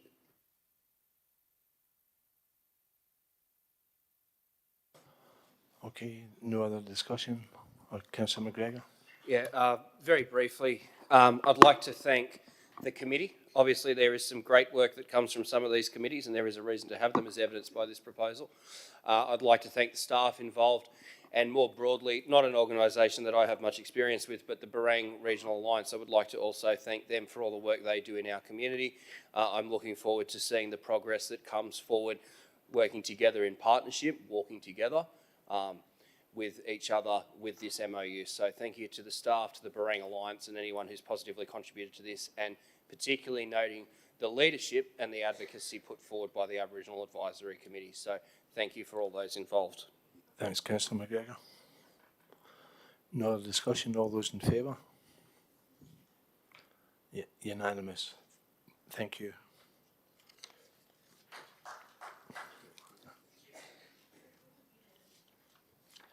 (6.3) Wamberal Coastal Protection Work Authorisation Update. Councillor Reaton. I move the staff recommendation. Can I have a seconder? Councillor McNamara. I don't think I need to speak to it, Mr. Mayor. It's effectively the same debate we had earlier. Thanks, Councillor Reaton. Yeah, I have. Councillor Lamont. Thank you. I have some questions. So last year in July, Council wrote to the homeowners along Wamberal Beach, or property owners, and mentioned that that the works in July altered the risk profile and removed the need for emergency protection works. So I'm trying to work out what's actually changed since then to actually justify an emergency works pathway. The original storm events occurred in April and July, and 12 months later, what has actually changed when you said no need for emergency works back then, but now we're still pursuing emergency works a year later? Like, what's changed? Through Mr. Mayor, so that was, I believe, in relation to the risk of that storm at that particular time, not in relation to ongoing risk. So there's still extreme risk in relation to that area for the beach. Okay. So the extreme risks are future risks, which means we're not actually looking at emergency works that are happening that need immediate action. Through you, Mr. Mayor, can the CEO clarify whether the requirement for a notice of motion in this instant reflects the proposal is not an emergency response and therefore differs from the circumstances at the entrance north. We didn't require a notice of motion for the entrance north, so why do we need one now? Through Mr Mayor, Councillor, the emergency declaration goes until the 20th of May for applications, and it would be within that emergency declaration period. That's not really answering the question. We did not need a notice of motion for the entrance north. Why do we need one for this, for work at Wamberal?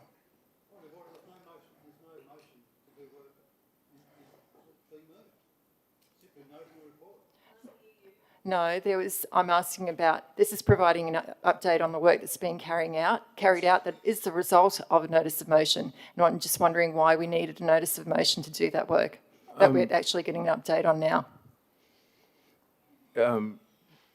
If you recall, the entrance north was an imminent issue, and the Mayor and I went to Sydney and met with a number of cabinet members and senior government officials and talked through the process, and there were houses immediately acting, and it actually came from the entrance north, and the RA pathway was an alternative, if you will recall, to the section 124 pathway that was proposed via a council notice of motion. So it effectively was driven by a council notice of motion and a resolution of council, but with a different pathway.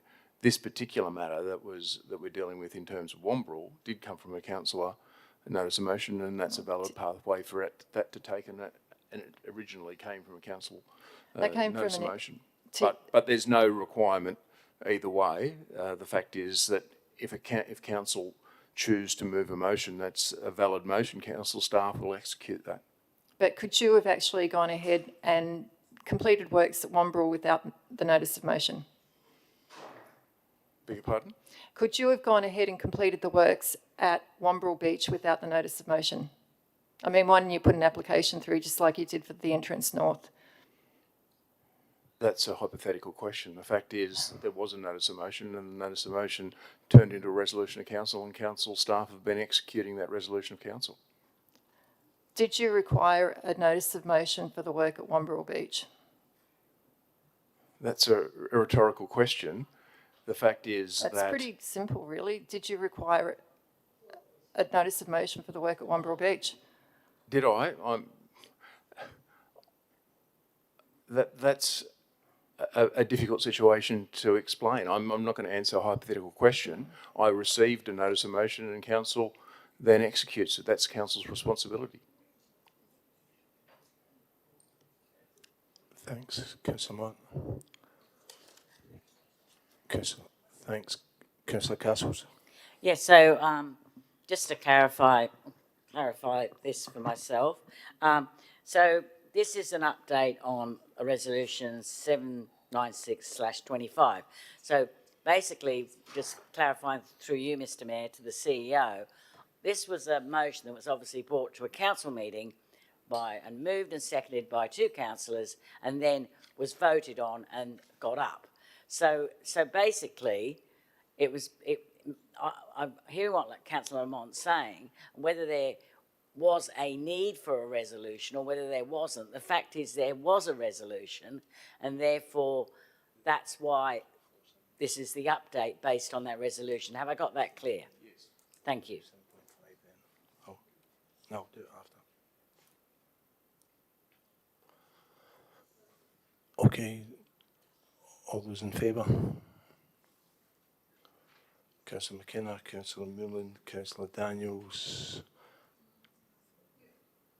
Councillor Eaton, Councillor Wright, Councillor McNamara, Councillor McQuaid. All those against? Councillor McGregor, Councillor Castles, Councillor Crowley, Councillor Walsh, Councillor Neil is not voting, Councillor Lamont, and Councillor Smith's not voting either, and Councillor Stanton's out of the room.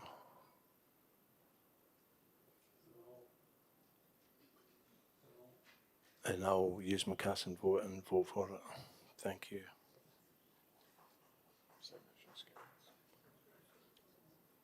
Next one is 6.3.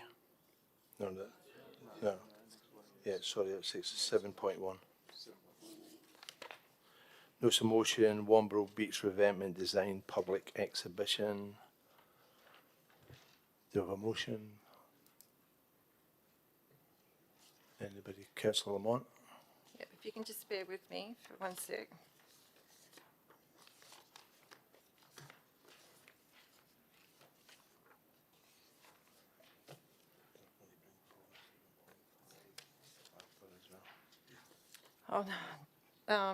I'll just ask a question. Actually, this one's to you, Mr. Mayor. Okay, I'll move the motion first, sorry. Seconder, anyone? Could I have a seconder, Councillor Walsh?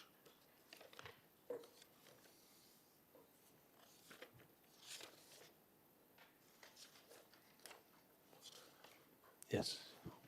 Okay, Mr. Mayor, I think it's been established what we're doing at Wamberal is not an emergency and it should be treated like one. And the CEO's response is framing transparency as a delay. That's misleading, it's actually due diligence. Given these designs are funded by the public, I ask the Mayor, is it acceptable that the public will not see designs before submission? Are you comfortable making a decision of this magnitude, affecting the public beach, impacting thousands of beach users, hundreds of people that live around both lagoons without community ever seeing the designs first? I'm not answering that. Sorry, I didn't hear that. I'm not answering that because you're debating. Pardon? You heard me, so don't take the I piss. didn't hear you. I wouldn't be asking. Sorry, it might be your accent. I said I'll not be answering. Okay, that's fine. If you're not answering, that's... Said it 3 times. Okay, so the motion is very simple and it goes to the heart of good governance. We are being asked to progress engineering coastal protection works on a public beach, funded by public money with potentially significant impacts, and yet the community has not seen a single design and will not see a single design. Just as importantly, either have we, none of us here. Council's own advice is clear. These are not emergency works. They are part of a medium to long-term strategy. So why are we treating this like an emergency? We're being told that consultation could cause delay, but consultation is not delay, it's due process. If we had enough time to consult, if we have enough time to consult with private landowners on design preferences, then we have time to consult with the broader, very people who pay for this work and who live with the consequences. We are also being asked to accept urgency based on a disaster declaration that is nearly a year old. If this truly met that threshold for urgent emergency action, the application would have been lodged a long time ago. Instead, what we have is a proposal to move forward without transparency, without community input, and without public scrutiny of the impacts. This is a public beach. These are publicly funded works, and the impacts extend far beyond a small number of properties. All this motion does is ensure that before we take the next step, the community gets to see the designs, understands the impacts, and have their say. That is not unreasonable, that is not radical, and that is exactly what good governance looks like. I urge councillors to support the motion, and that's it. Thank you. Thank you. Councillor Walsh. Councillor Lamont, can you put your buzzer, please?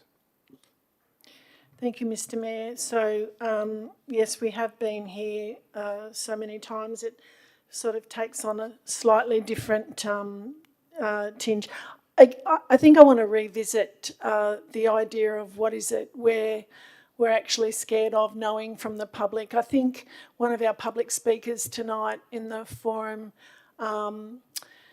said that, you know, everybody agrees with the need for this revetment, and I think we know from and misquoted actually the community process that after it went out on exhibition the second time. Certainly my reading of that data was not that there was overwhelming support for revetment. In actual fact, there was overwhelming support for offshore sand nourishment.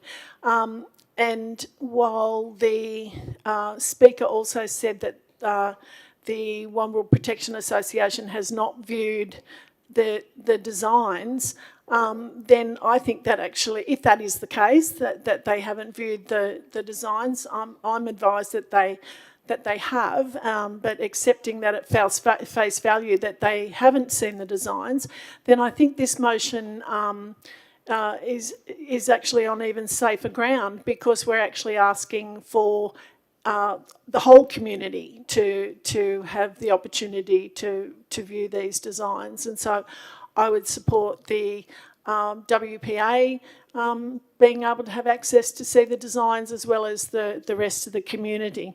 It is the case that we just seem to be coming back constantly, regardless of urgency, emergency, or whatever linguistics we use, that we just always end up with a seawall it's seawall by stealth, basically. We can call it buried. When the storms hit, we know that it'll be exposed.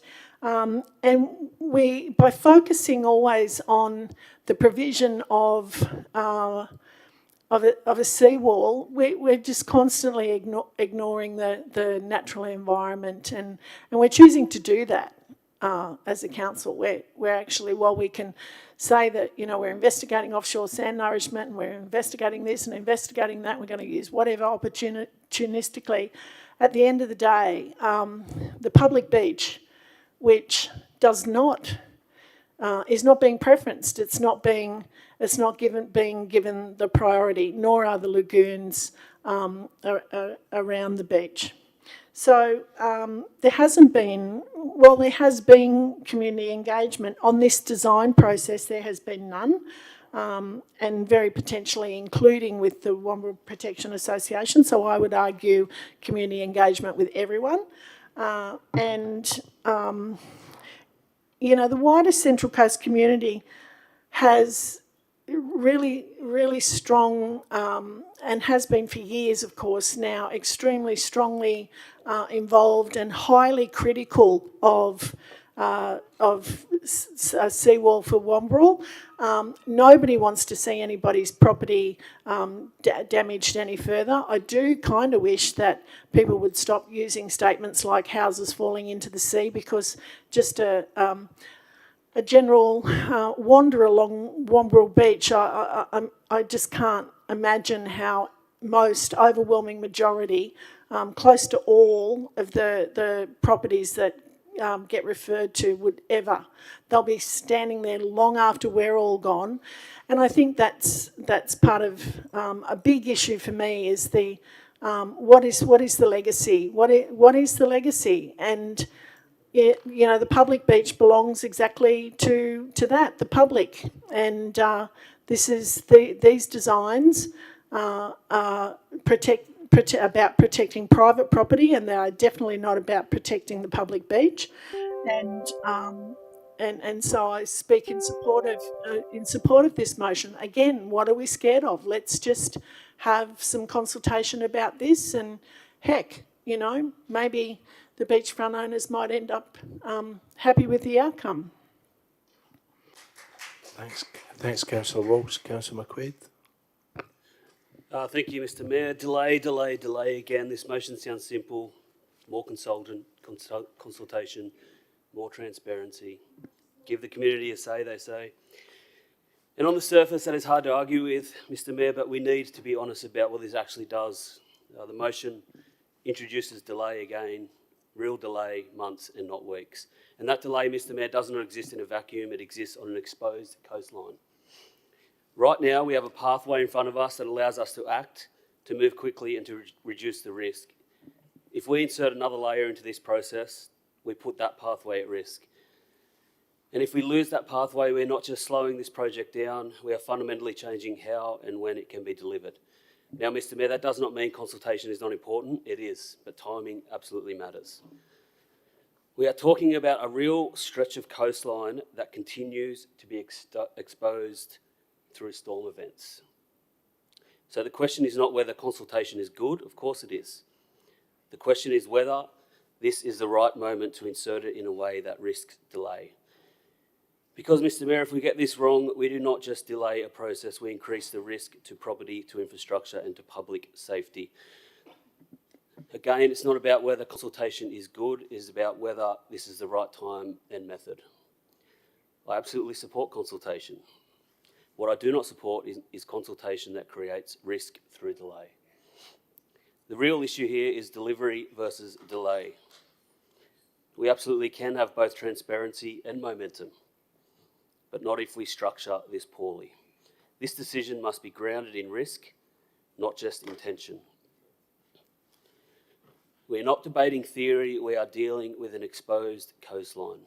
Good governance is not just process, it is outcomes. And the community expects us to act, not just consult. Thank you. Thanks, Councillor McQuaid. Councillor Lamont. Yeah, just a further question. How much have we actually, has council actually spent on these design works to date, please? Through you, Mr. Mayor. Why not?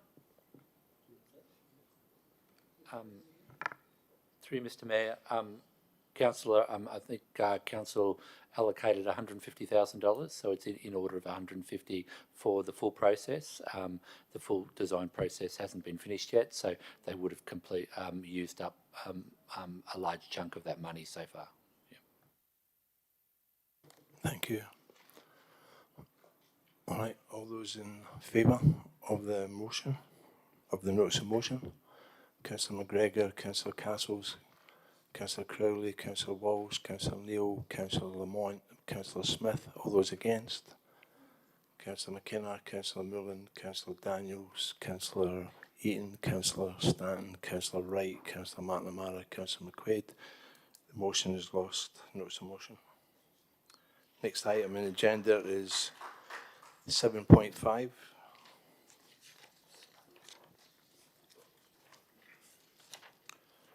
Notice of motion, Wyoming Telecommunications Tower Development Application, item 7.5. Councillor McGregor, are you moving? Thank you, Mr. Mayor. I appreciate you accepting the procedural motion to have this brought forward as well, particularly given that some of the emails that have come through in the past, including the most recent one that was just prior to this council meeting, to councillors was notifying people that people are literally afraid for their lives with this situation. So, councillors, this is a lay down misère. It's a very easy one. It's simply asking for a report to see if we can get our heads around what the issues are, because there are conflicting pieces of advice coming from staff, from community, from other levels of government. So I want to get that report come through, and not directing anyone to do anything, not suggesting that there is any way to expedite this, but if there is any process to expedite this, I would like to see it come forward, and in the event that there isn't, at least we can be open, transparent and upfront with people as to why there is not an ability for us to bring this forward. As I've said in my correspondence to the people that have contacted me, I'm a former resident of Blackbutt Street, Wyoming, so I know this issue well. When I was on council last time, it was in some ways fortuitous to be in a black spot.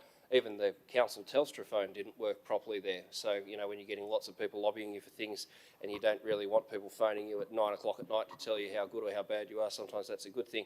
But that was me in that situation. If you're someone who's on dialysis, if you're someone who's using other technologies that are reliant on technology to keep you alive, you want that certainty around the internet. You want that certainty around what's going to happen. Now, the area where the DA is going in, it is far superior to where previous towers have been sought to be put at Allen Davidson Oval. This is an area which is elevated, it's going to give better coverage, it's not going to have impact on amenity or the homes in many people's view who live there. In a negative way, it will be entirely positive. So I think it's pretty obvious that there's a groundswell of people on the ground, particularly those in our vulnerable communities in the retirement villages, of which there are a few there, as well as some of the disability group homes and some social housing as well. We want to make sure that the elderly, the infirm, the sick, all those people actually have good quality coverage. So I'd like to see us run a joint ticket on this. I'd like to see it go through unanimously. I'd also like to take the time to respond to the council staff member or members who wrote the response to the councillor request that I put in about this, gave a good answer. I appreciate that when we get good, honest advice. I've been part of this council when we had 18 months of false financial reports and with actual accurate information withheld from us. We all know how that ended up with the $575 billion worth of Liberal debt. But anyway, it is good and it is greatly appreciated when you get timely and accurate information, and that is a pretty basic, fundamental part of actually doing your job. So, councillors, I would encourage you to support this notice of motion.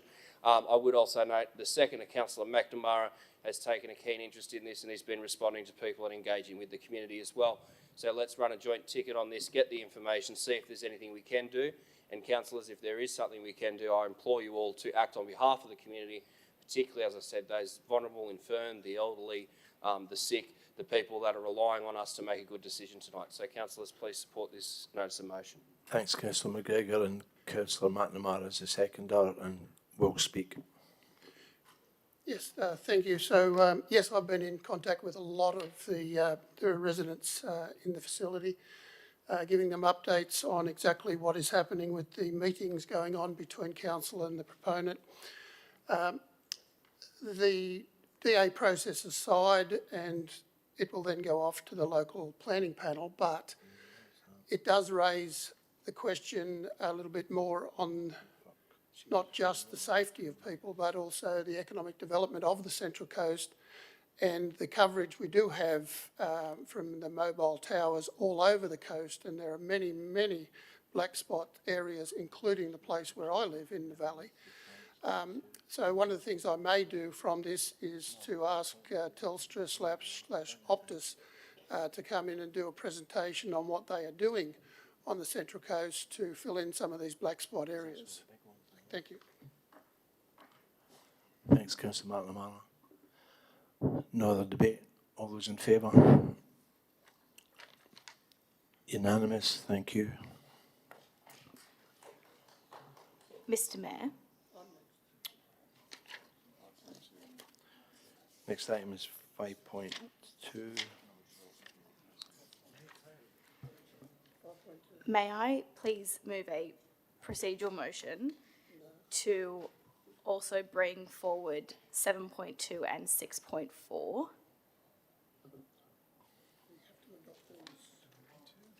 Do we need to? With time? We've got plenty of time. We'll get through this. It just makes the minutes harder. So, all right, yeah, have a 5 minute, have a five minutes. We'll start. Yeah, can I have a motion, Councillor Smith? Seconder. Somebody else who's ready for the toilet, Councillor Newland. All those in favour? 5 minute break. It's back at 9:51. 9:51. Oh, we're having a break. Can we get?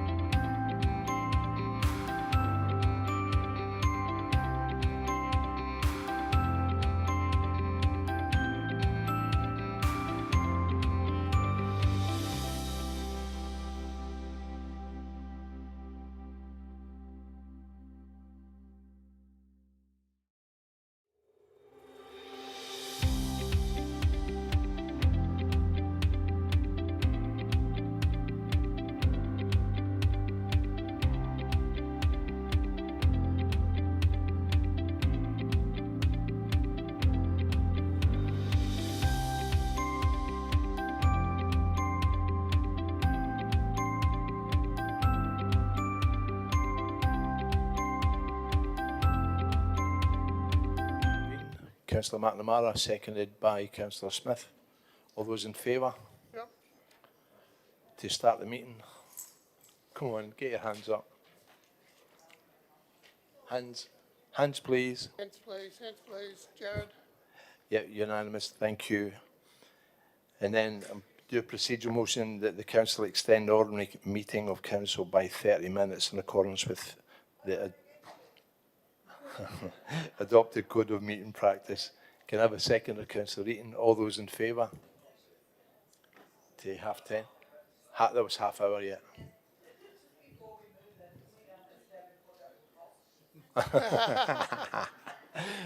After 10 o'clock it's double time. Yeah, so that was, I'd got up to here, so all to start. Yep. Thank you, unanimous. That's extended to 10:30. Oh, you abstained? All right. Councillor Lamont abstained. Everybody else is okay. Thank you. Item 5.2, Economic Development Committee minutes and recommendations. Councillor McNamara. So first of all, I'm going to move the minutes of the Economic Development Committee. So I do that. Number one. Seconder, Councillor McQuaid.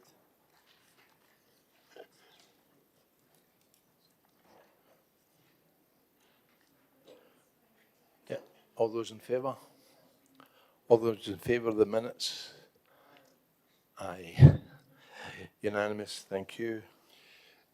And in the interest of time, if I move the committee recommendations of EDC 26/52 and EDC 26/53 at the same time. Yep, can I have a seconder? Councillor Neil. Thank you. And against the interest of time, I won't read everything I was going to talk about, but tonight we have 4 very important strategic documents that will set the agenda for the economic development and employment growth over the next 5 years. They are the Economic Development Strategy, the Destination Management Plan, the Event Strategy, and the Employment Land Strategy. Council had developed these 4 strategies to provide a coordinated approach to supporting economic growth, employment generation, tourism development, and event activation. The strategies respond to identified economic and employment opportunities and challenges facing the region and align with Council's broader strategic planning framework, including the Community Strategic Plan and Delivery Program priorities. A consolidated 1-year action plan will be presented to the Economic Development Committee next Tuesday, the 5th of May.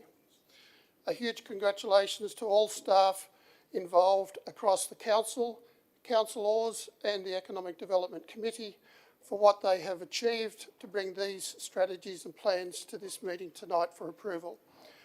The strategies and plans are very clear in their themes, outcomes and actions, and are all directly linked to the budget items in the delivery program.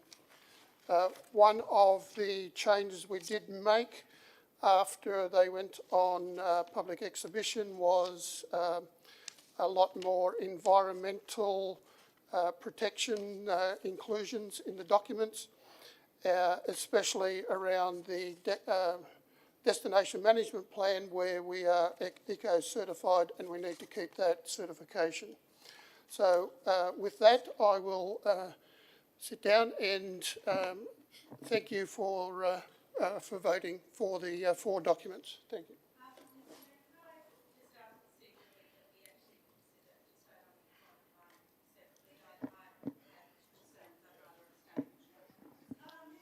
Understand, so we will split them.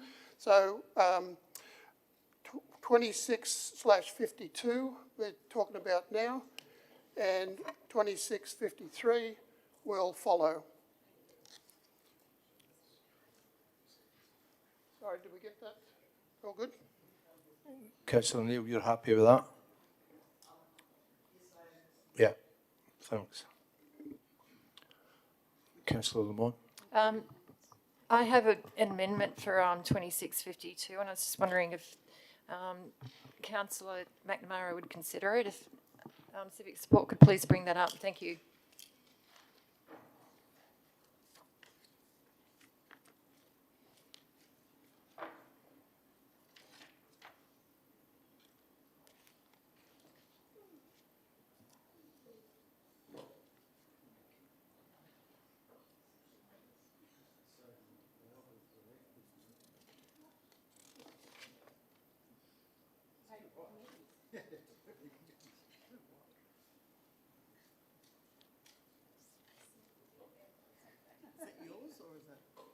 No, it's mine, but...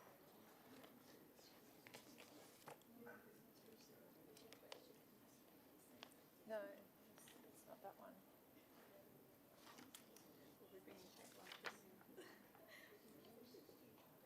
No, that's not it.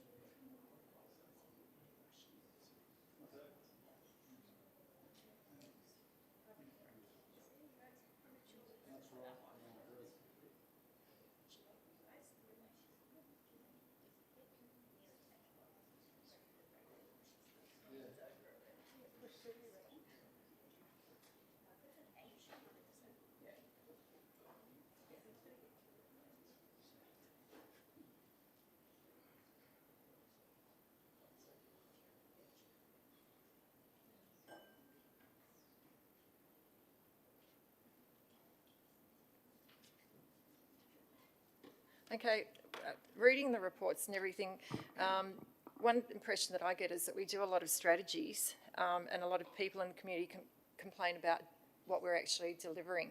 So I actually approached Director Melanie Smith back in December 24, but you may not remember, and also Councillor McNamara about Renew Australia on 2 occasions, and I haven't received a response, but I was just wondering whether we could actually consider a model like Renew Australia for town activation. So where's that in the Down the bottom.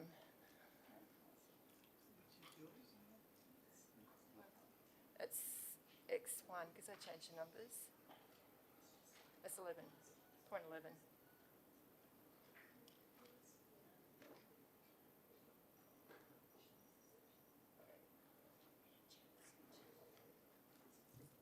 Thank you.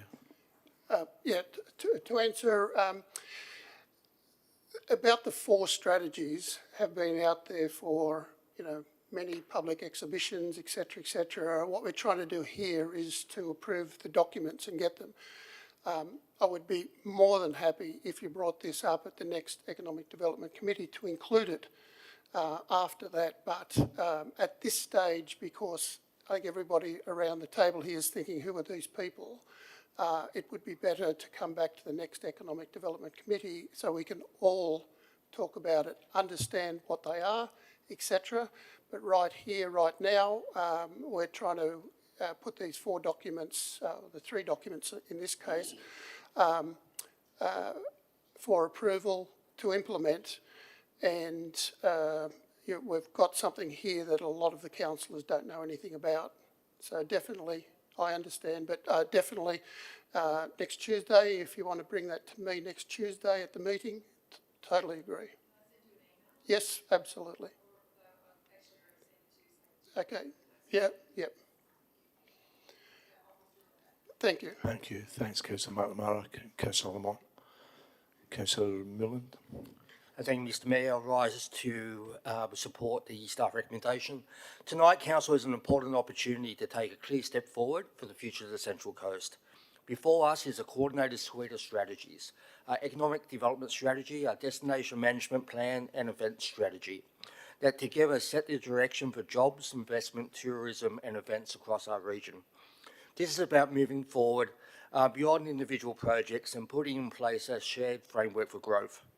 A framework that strengthens local industries, support vibrant town centres, builds a resilient visitor economy and creates more opportunities for people to live, work and do business here on the Central Coast. Importantly, on this occasion, delivery won't just sit on a shelf. It will be driven through a single annual regional economy strategic action plan, aligning priorities with Council's planning and budgeting processes and ensuring accountability and real outcomes. I also want to acknowledge how this work has been delivered. These strategies were developed in-house by our council officers without external consultants. Yeah, that's right. I think we all should give a clap. We've all been critical a lot in the past, and it's fantastic, the great work that's happened within our organisation. As also ensured direct engagement with our community, businesses and industry. And that really matters because it ensures that the work reflects real priorities for our region. I thank our staff, the Economic Development Committee and everybody in our community who has contributed throughout this process. I commend the recommendation to the Chamber. Thanks, Councillor Millen. No discussion. I'll just speak very briefly. Obviously, I'm an active member of the Economic Development Committee with John McNamara, or Councillor John McNamara as the chair. It's been a fairly extensive process, but I think an extremely worthwhile one.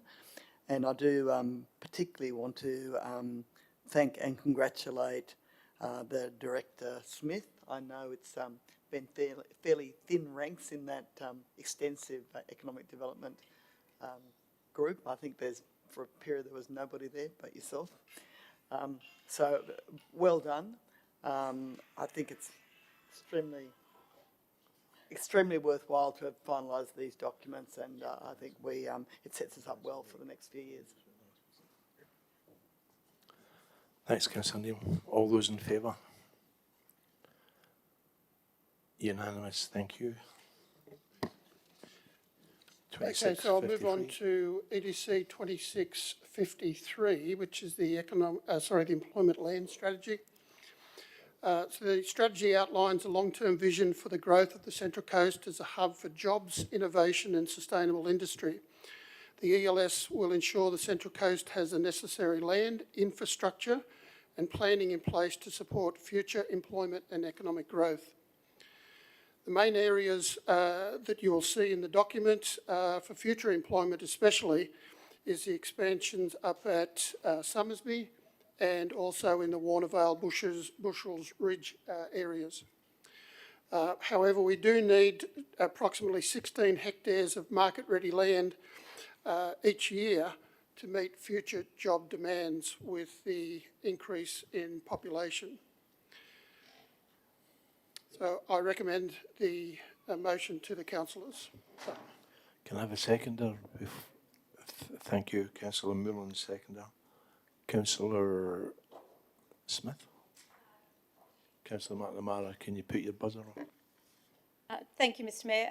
Look, I actually want to commend staff on the various strategies, the first three strategies, of course, and this one as well.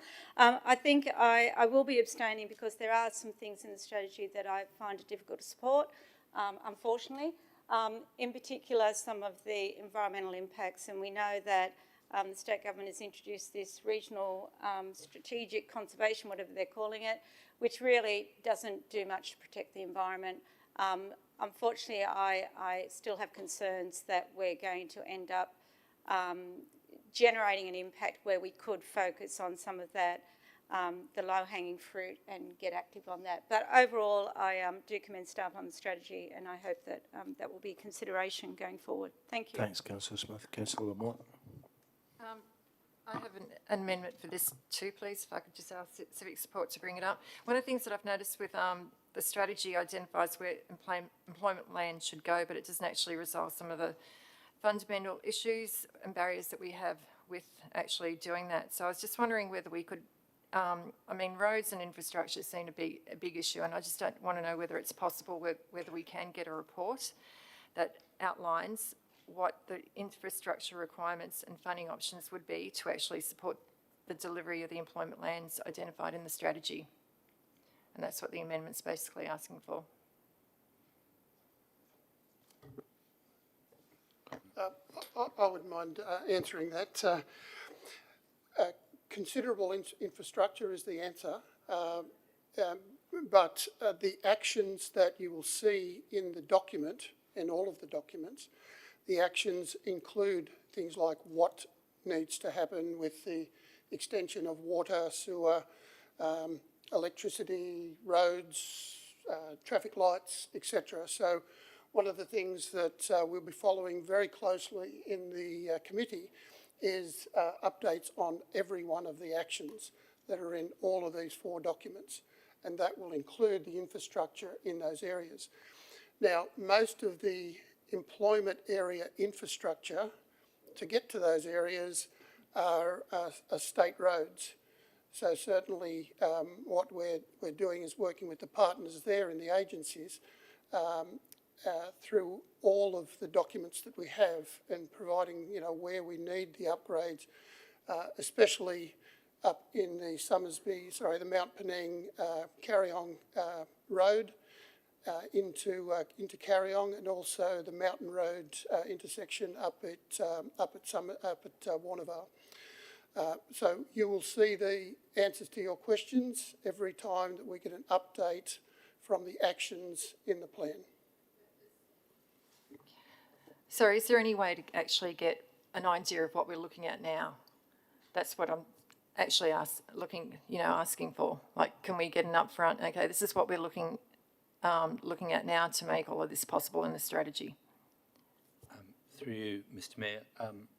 So the way it works because this is different from the other strategies, it's identifying land that can be investigated for future rezoning. So on one level, there's rezoning processes that would be need to be run with proponents, and what would happen as part of that rezoning process, they'd be looking at the infrastructure impacts, because quite extensive work goes into working the infrastructure impacts. So in essence, a lot of it will come through those rezoning processes, but there's also a number of precincts that have been previously rezoned that don't have infrastructure, and Mountain Road's one of them. The airport is one we're looking at, the other sites. So in those precincts, we're actually doing reviews of the contribution plans in those areas, and those contribution plans, when they come through to council, will identify the infrastructure needs basically by a precinct level, and then council would resolve to put those works into contribution plans. So there's a few different processes that go to it. It'd be difficult to write just an update report on infrastructure. We could definitely update on the progress, but there's a lot of detailed work that has to go into the specifics of the infrastructure. So based on the answers, if we can take out the section, that last section, back to the original, thank you very much. Councillor Lamont, you're fine? Okay, thank you. All right, all those in favour?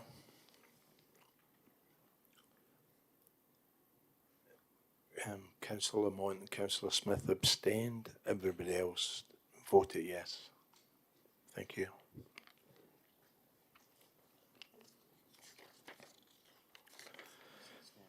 Yep. Next item on agenda is 5.3, Infrastructure and Assets Committee Minutes and Recommendations. Councillor Stanton. Thanks, Mr. Mayor.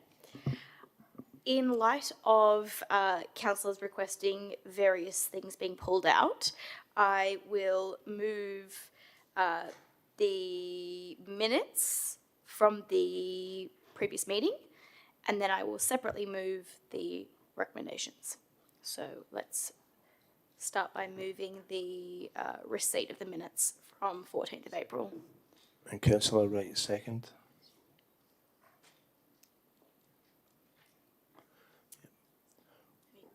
All those in favour? Unanimous, thank you. I will now move the... Should we move? 2631. On the screen, I will just move a slight amendment to the wording on the screen, which I have provided to the staff already, which is just acknowledging that we have already received that strategy. Thank you.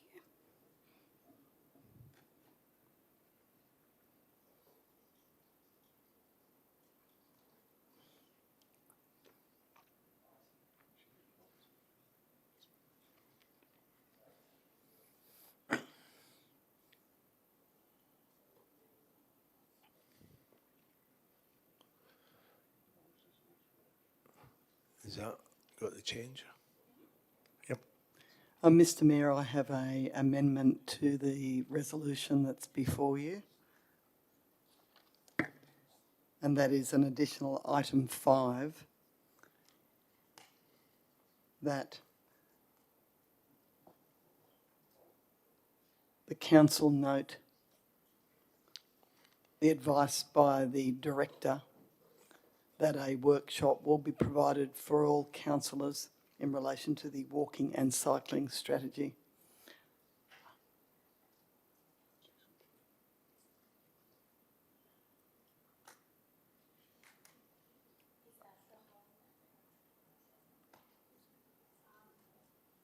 Should that be, say, post-exhibition? I don't think it was necessary. during? I didn't specify the timing of it. I'm happy to accept the amendment of Councillor McNamara that it be during exhibition. Councillor Neil, could you put your buzzer off for a wee second? Thanks. So, Oh. Councillor Lamont, can you just put it off for a wee second to I'm happy to accept a slight variation of that, which I have also provided the staff as a 0.5, which incorporates that.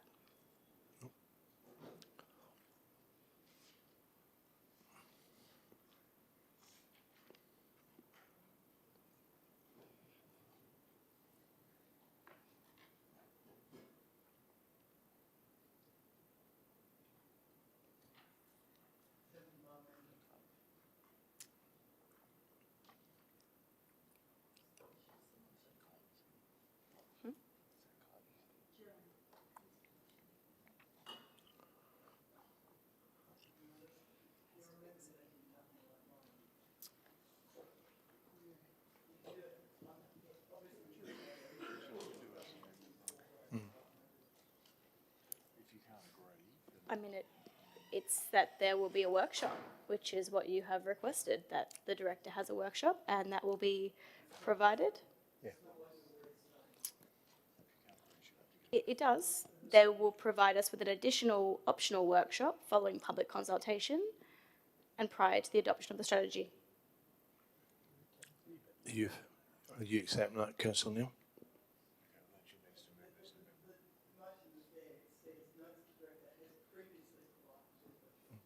And then Have you got a seconder for your amendment? Councillor Lamont? So then, just for the staff, the amendment is 1, 2, 3, 4, and then the words of Councillor Neil. Yeah. So just on the amendment, no discussion on Councillor Neil's amendment. All those in favour of Councillor Neil's amendment? Or you want to talk? Yeah, as I indicated before, Mr Mayor, I would like to speak to it. This strategy is of quite a lot of interest in the community.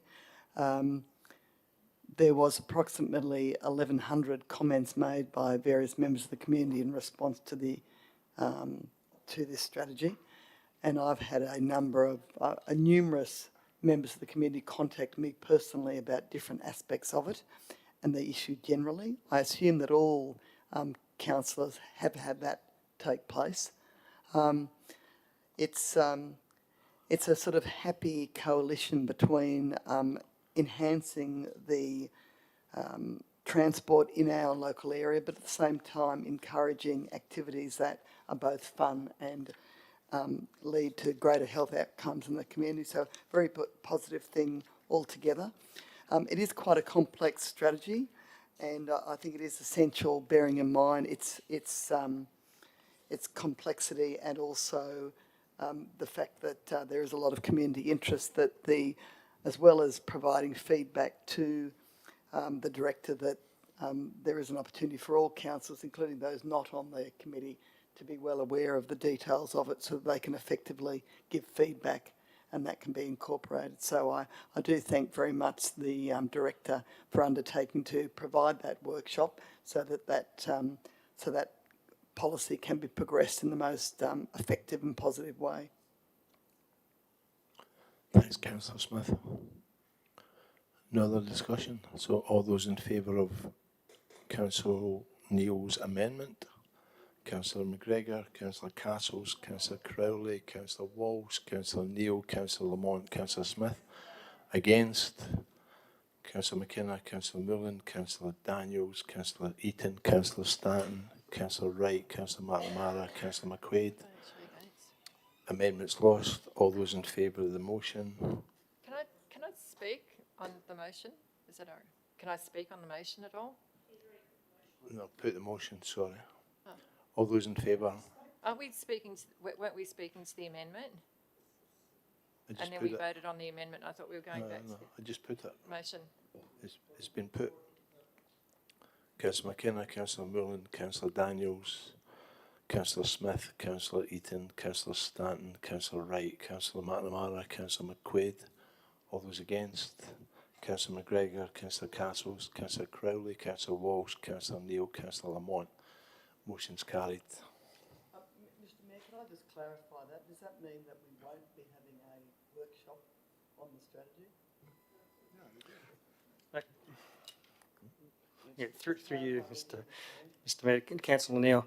So what has been agreed on the screen is that we will have a workshop. It will be optional for all councillors to attend, and that will happen following the consultation. So a report's going to be coming to full council in May to adopt that we put out the draft strategy on consultation.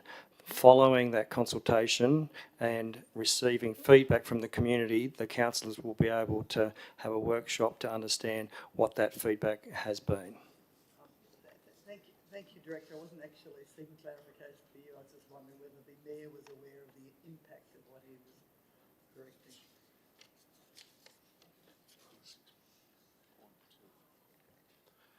6.2 Central Coast Council and Central Coast Arts Limited, the Art House, Wyong funding and service level agreement. Aren't we going back to the items in the paper, in the minutes? Items are done. What else do you say? There's two reports there, and I'm just wondering why we can't actually comment on reports. Well, I've got an amendment to one of the reports. Two of the reports. No, we've dealt with that. So is that not possible? We dealt with that before. Yeah, that was dealt in the first one. When you did the minutes and the Yeah, we've done the minutes. So it wasn't a recommendation. Sorry, Mr Mayor, we're a bit unclear on what. No, that was done in the first one that Councillor Stanton put through. We voted on it. You voted on item 1, which was adopt the minutes of the Infrastructure and Asset Committee. And so then you voted on the recommendations, and there was only one recommendation, and that was about the walking and cycling strategy. So the opportunity to speak about anything else that happened during the Infrastructure and Assets Committee should have been raised when we were voting on that. Well, that probably would be really clear and very easy to do if we didn't actually keep changing the procedures. We're getting emails saying it takes 2 people to remove things. We've followed a completely different procedure tonight. It was easier to do it with the committee meetings tonight, to do it that way. That's why it was decided to be done like that. It's easy to do what? Sorry, I don't mean to be rude. I just can't. No. And it was easier tonight to do it in progression of the meetings, rather than put them through in bulk, the ones that were through in a block, and then go back to the other ones. So we just addressed every one as we went through. Okay, so I just want to get something else cleared in that case. We're seeing a lot of reports that are going through the committees, and they're just being noted. Is it not an opportunity for us in the council meeting to actually pull them out, even though it's just noting? Like if there's any questions, or if we have amendments to the note, items being noticed, is that not possible? Yes, it is, but it should be when you receive the minutes. There was a motion moved tonight that said we should receive the minutes of the committee. So if you had a question on anything that happened in that committee that wasn't a recommendation, you raise it at that point. So, and another thing, are we going to be following this procedure from now on? Like it's not going to be changing again? Are we still doing what we've done tonight in future meetings? It will depend how many is going to go through in a block motion, because tonight most councillors wanted to speak about something in the minutes. So if it's going more, a lot of them are going through block, and then we'd speak at the other couple, or one or two. So it could change. Well, committee chairs, just so you know, I think most people on this side would agree So, that tonight was probably I'm a lot more orderly than any other meeting. I'm going With to what we did. procedural meeting, a procedural motion. Yeah, that Can I was, have a second? that was even better. Can I have a seconder to extend by another half hour so we can finish this? Councillor McNamara. And, yeah. Councillor Castles? Have we moved on to 6.2? No, we're just Not doing yet. a procedural motion Okay. to extend the meeting by half an hour to 11 o'clock. So Councillor McNamara seconded it. All those in favour? Councillor McKenna, Councillor Mooland, Councillor Daniels, Councillor Castles, Councillor Neal, Councillor Eaton, Councillor Stanton, Councillor Wright, Councillor McNamara, Councillor McQuaid. All those against? Councillor McGregor, Councillor Crowley, Councillor Walsh, Councillor Lamont, Councillor Smith. Carried, so an extension to 11 o'clock. Central Coast Council and Central Coast Arts Limited Art House funding and service level agreements. Councillor Castles. Yeah. Yes, Mr. Mayor. I'd like to move the staff recommendation. Can I have a seconder? Councillor Mooland, yep. Yep. Thanks, Councillor Castles. I don't need to speak to it. Okay, Councillor Lamont. Yeah, I do have a question. Is this about the art house? Is that right? Is that what we're doing? Okay, so what I'd like to know, council is committing over 1.2 million per year under this agreement, and I'm asking because I don't know much about the arrangements or anything in place. Can staff clearly demonstrate what measurable community outcomes we are receiving for this investment?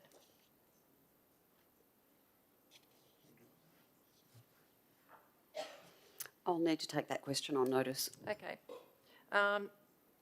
And is there a way of finding out what proportion of the art house's total revenue comes from council subsidy, and has that changed over time? I'll need to take that question on notice. Okay, sorry. And has council reviewed whether the current operating model, an independent entity with a subsidy, remains the best and most efficient way to deliver the service? I'll need to take that question on notice. Great, thank you. Sorry, I would have sent them as a QIA, but I just ran out of time. Didn't meet the deadline. Sorry about that, Mr. Director Smith. Councillor Mooland. Councillor Lamont, can you? Thanks. Mr. Mayor, I might be able to assist. Councillor Lamont, was your first question about the community benefit?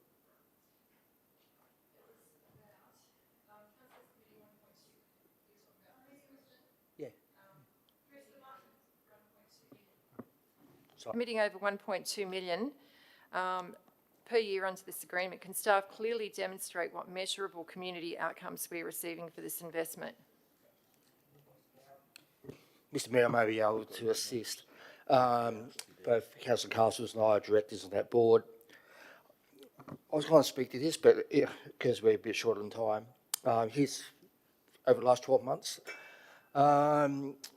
Just some background, the first show was in April 2016, and we've just celebrated our 10-year anniversary. In 2022-23, we were the winner of the National Performing Arts Centre of the Year. That was right across Australia. In the last 12 months, we've had 82 individual Central Coast schools visit the art house to see children's theatre shows. Through the art house having charity status and magic of the theatre donation program, over 760 seats have been provided for local school children to help them to enjoy the arts. Benio Bank Community Foundation, there was a $15,000 grant in support of that magic theatre to help children on the Central Coast. Over 35 individual Central Coast community dance schools have hosted their concert at the art house over the last 12 months. Over 100,000 visitors have attended the art house for shows.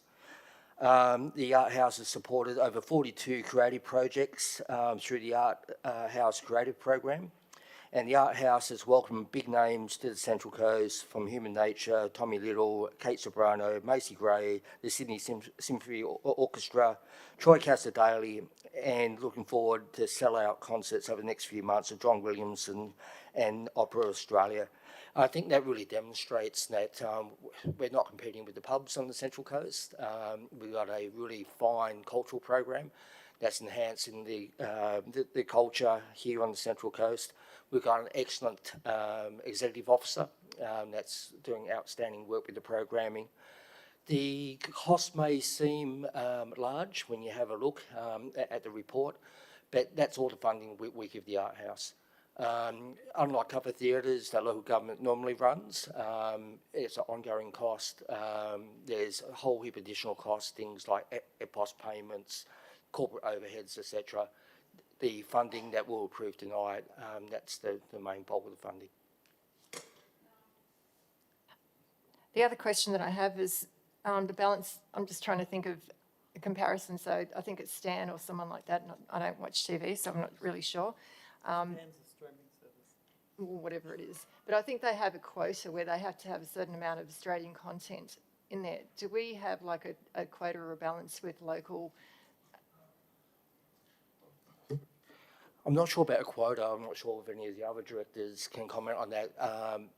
The executive officer is very passionate about local talent. I've pulled out some figures just a second ago. We work really closely with the local arts community, both on development and allowing them to use the theatre, including other local theatre groups that some performing arts centres may see as a competition, but the art house embraces those other theatre companies just to make sure that local content has a place to perform.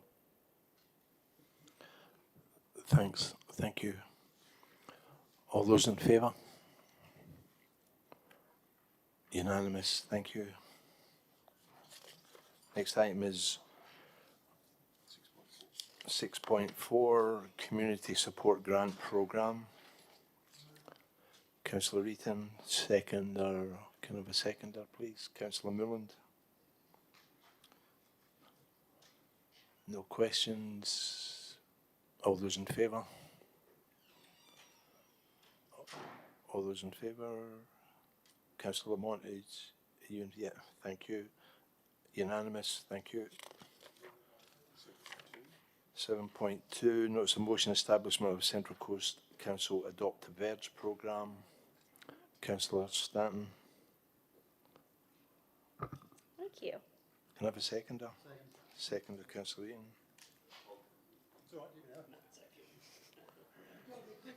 Yeah. Okay. Establishing a Central Coast Adopt a Verge program will offer lasting benefits to future generations. Street trees play an important role in cooling and shading our urban spaces, providing habitats for wildlife and increasing the streetscape within our community. With a need to increase street tree canopy across the Central Coast region and reduce heat island effect, this program will provide an opportunity for our community to apply to council in a simple manner to plant suitable local native species along footpaths and roadsides and receive free trees and tube as part of giveaways. In recent weeks, I've been working with staff to ensure we get the maximum value out of this financial contribution to get more trees in the ground while spending less money on admin costs. We want to ensure that this program is providing maximum value for ratepayers and local residents. The community is passionate about this, and residents often make inquiries for council to plant more trees. In the past month alone, I have received more than 20 of these requests. A program of this nature will empower residents to take ownership of the grass strip out the front of their properties, planting trees and maintaining them. While council would provide an allocation of trees annually as free giveaways through local nurseries, under the Adopt a Verge program, residents can plant their own trees, which ultimately achieves the key outcomes the community is seeking, with less overheads, less council management, and more community engagement. This program consolidates and expands all urban street planting programs, which would enable a bigger pool of money to be made available for a united purpose, greening our streets across the whole of the Central Coast. Councillors recently voted as part of the draft 26-27 budget to spend an additional $100,000 on a street tree program.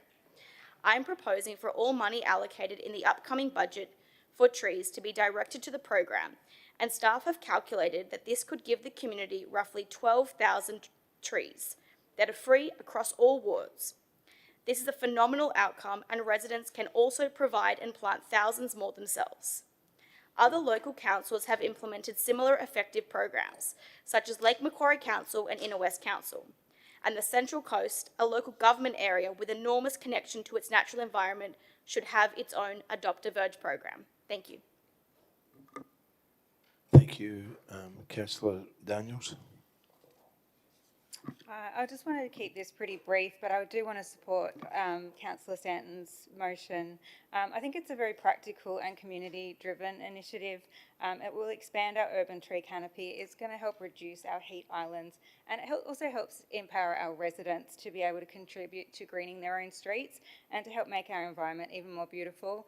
And it's done in a cost-effective way where we're providing our constituents ways that they can beautify their streets and make the most of the money that we're spending, and not putting all of that money into maintenance rather than greenery. So I urge you to support. Thank you, Councillor Daniels. Councillor Smith. Thank you, Mr. Mayor. I have a number of questions about this notice of motion. So I might just start, and look, I think in principle the intention is good.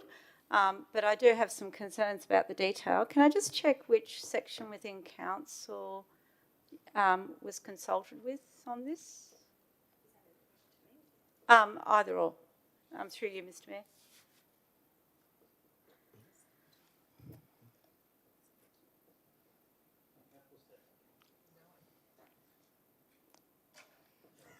I'm not giving up my spot.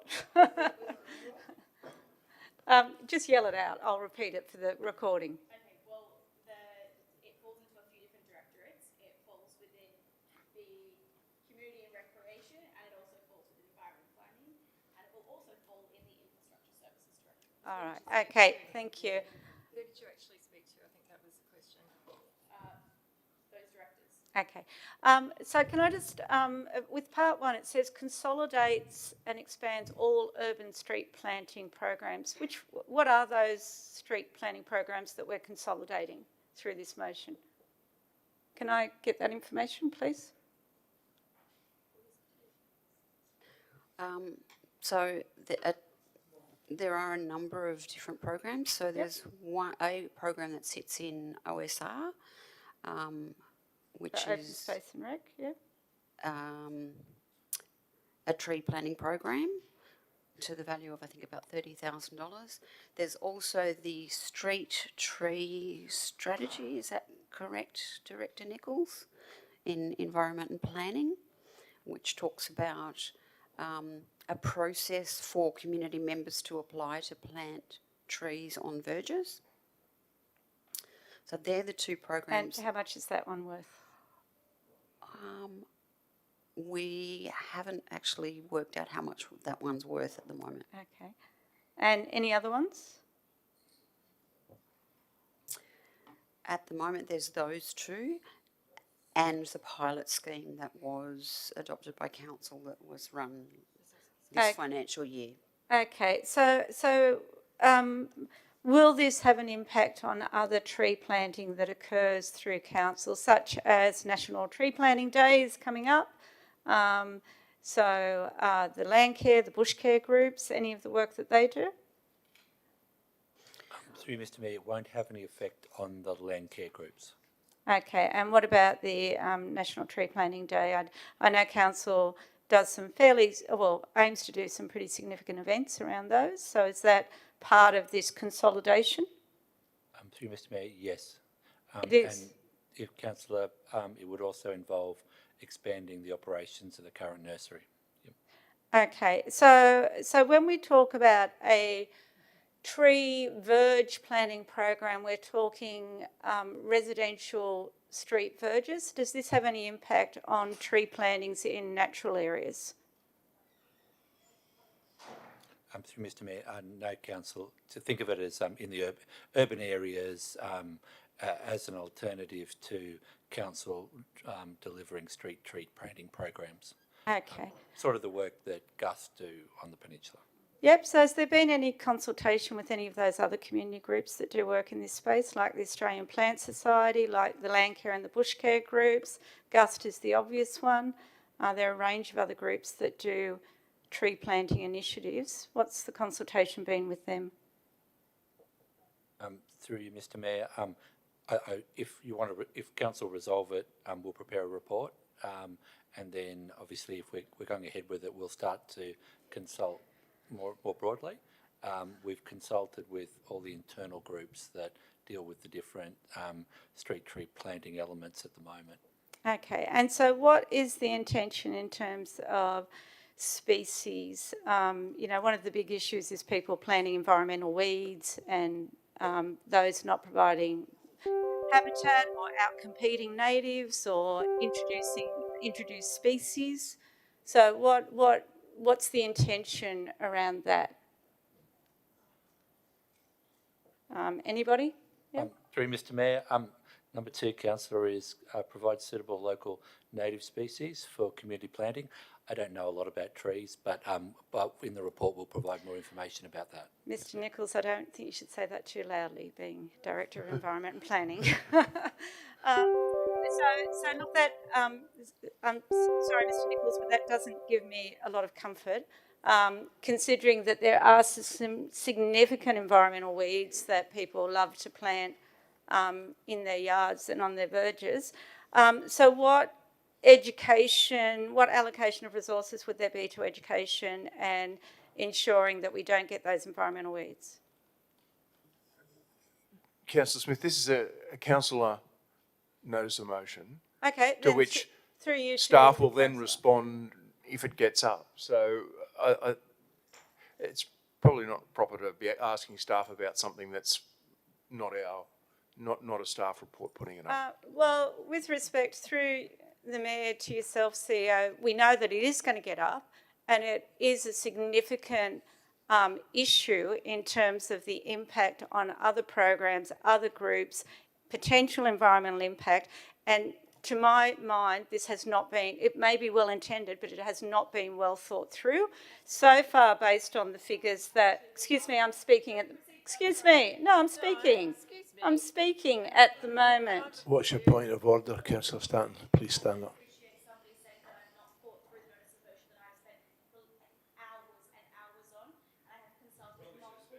On. So I do not appreciate that, and I'm requesting withdrawal of those comments. Yeah. I'm sure you've thought it through. Thank you. So, Mr Mayor, based on the figures so far given, we're going from over $130,000 down to $100,000 through this motion. Well, the director gave me $100,000. Sorry, I've just got to get this. Sorry, I'll just clarify Councillor for Smith, you. You're way over your time. Well, Mr Mayor, we need to properly consider this. Like, as we know, you've got a time limit as well, and everybody's wanting to go home. And well, can it be deferred then, so that we can have a proper discussion? The director said $30,000 for open space and rec. Couldn't give me a figure on the street tree strategy. The pilot scheme is $140,000, so that's already $170 plus, and we're talking about going down to $100,000.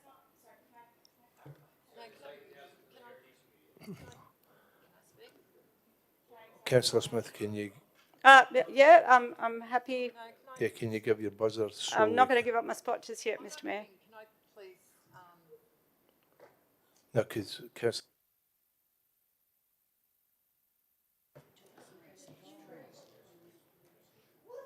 Councillor McGregor, can you please put your... You already turned me off. You turned off all the other people. I just pushed them. I can't turn them off. Hey, we're all getting tired and emotional here. Can we just get the meeting finished? Yous are the ones that voted against extending it, now yous are talking shit. Fuck. Councillor Stanton. Councillor McGregor, can you please put your thank you? With respect, you cancelled everyone on this before because there wasn't a line of 7 people that all turned themselves off. So if you want to turn it off, but I'm not pushing the button myself.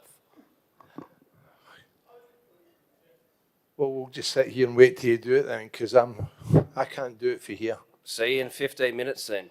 All right, no And problem. swear on camera again, just like your former deputy mayor likes to do. All right. Move all the other and this one to the next meeting. I'll be deferred to the next meeting. All of it and this, including this one. Yeah, how disappointing. Yeah. Wait, you want me to come up and put it off there? You did it before, you can turn it again. You never can't done it turn me before. on, but you can turn me off, Mr. Mayor. I'm glad I'm not turning you on. All right. I'm putting a motion, kind of a second to finish the meeting, and we continue this to the next. Director of Governance and Finance Committee should know that, shouldn't he?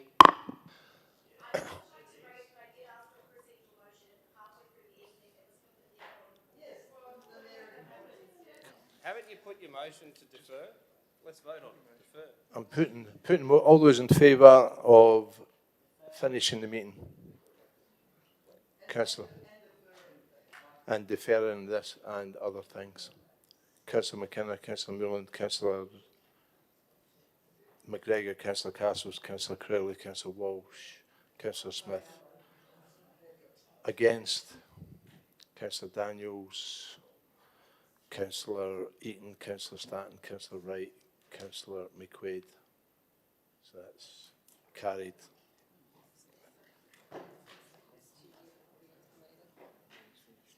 Meeting's finished.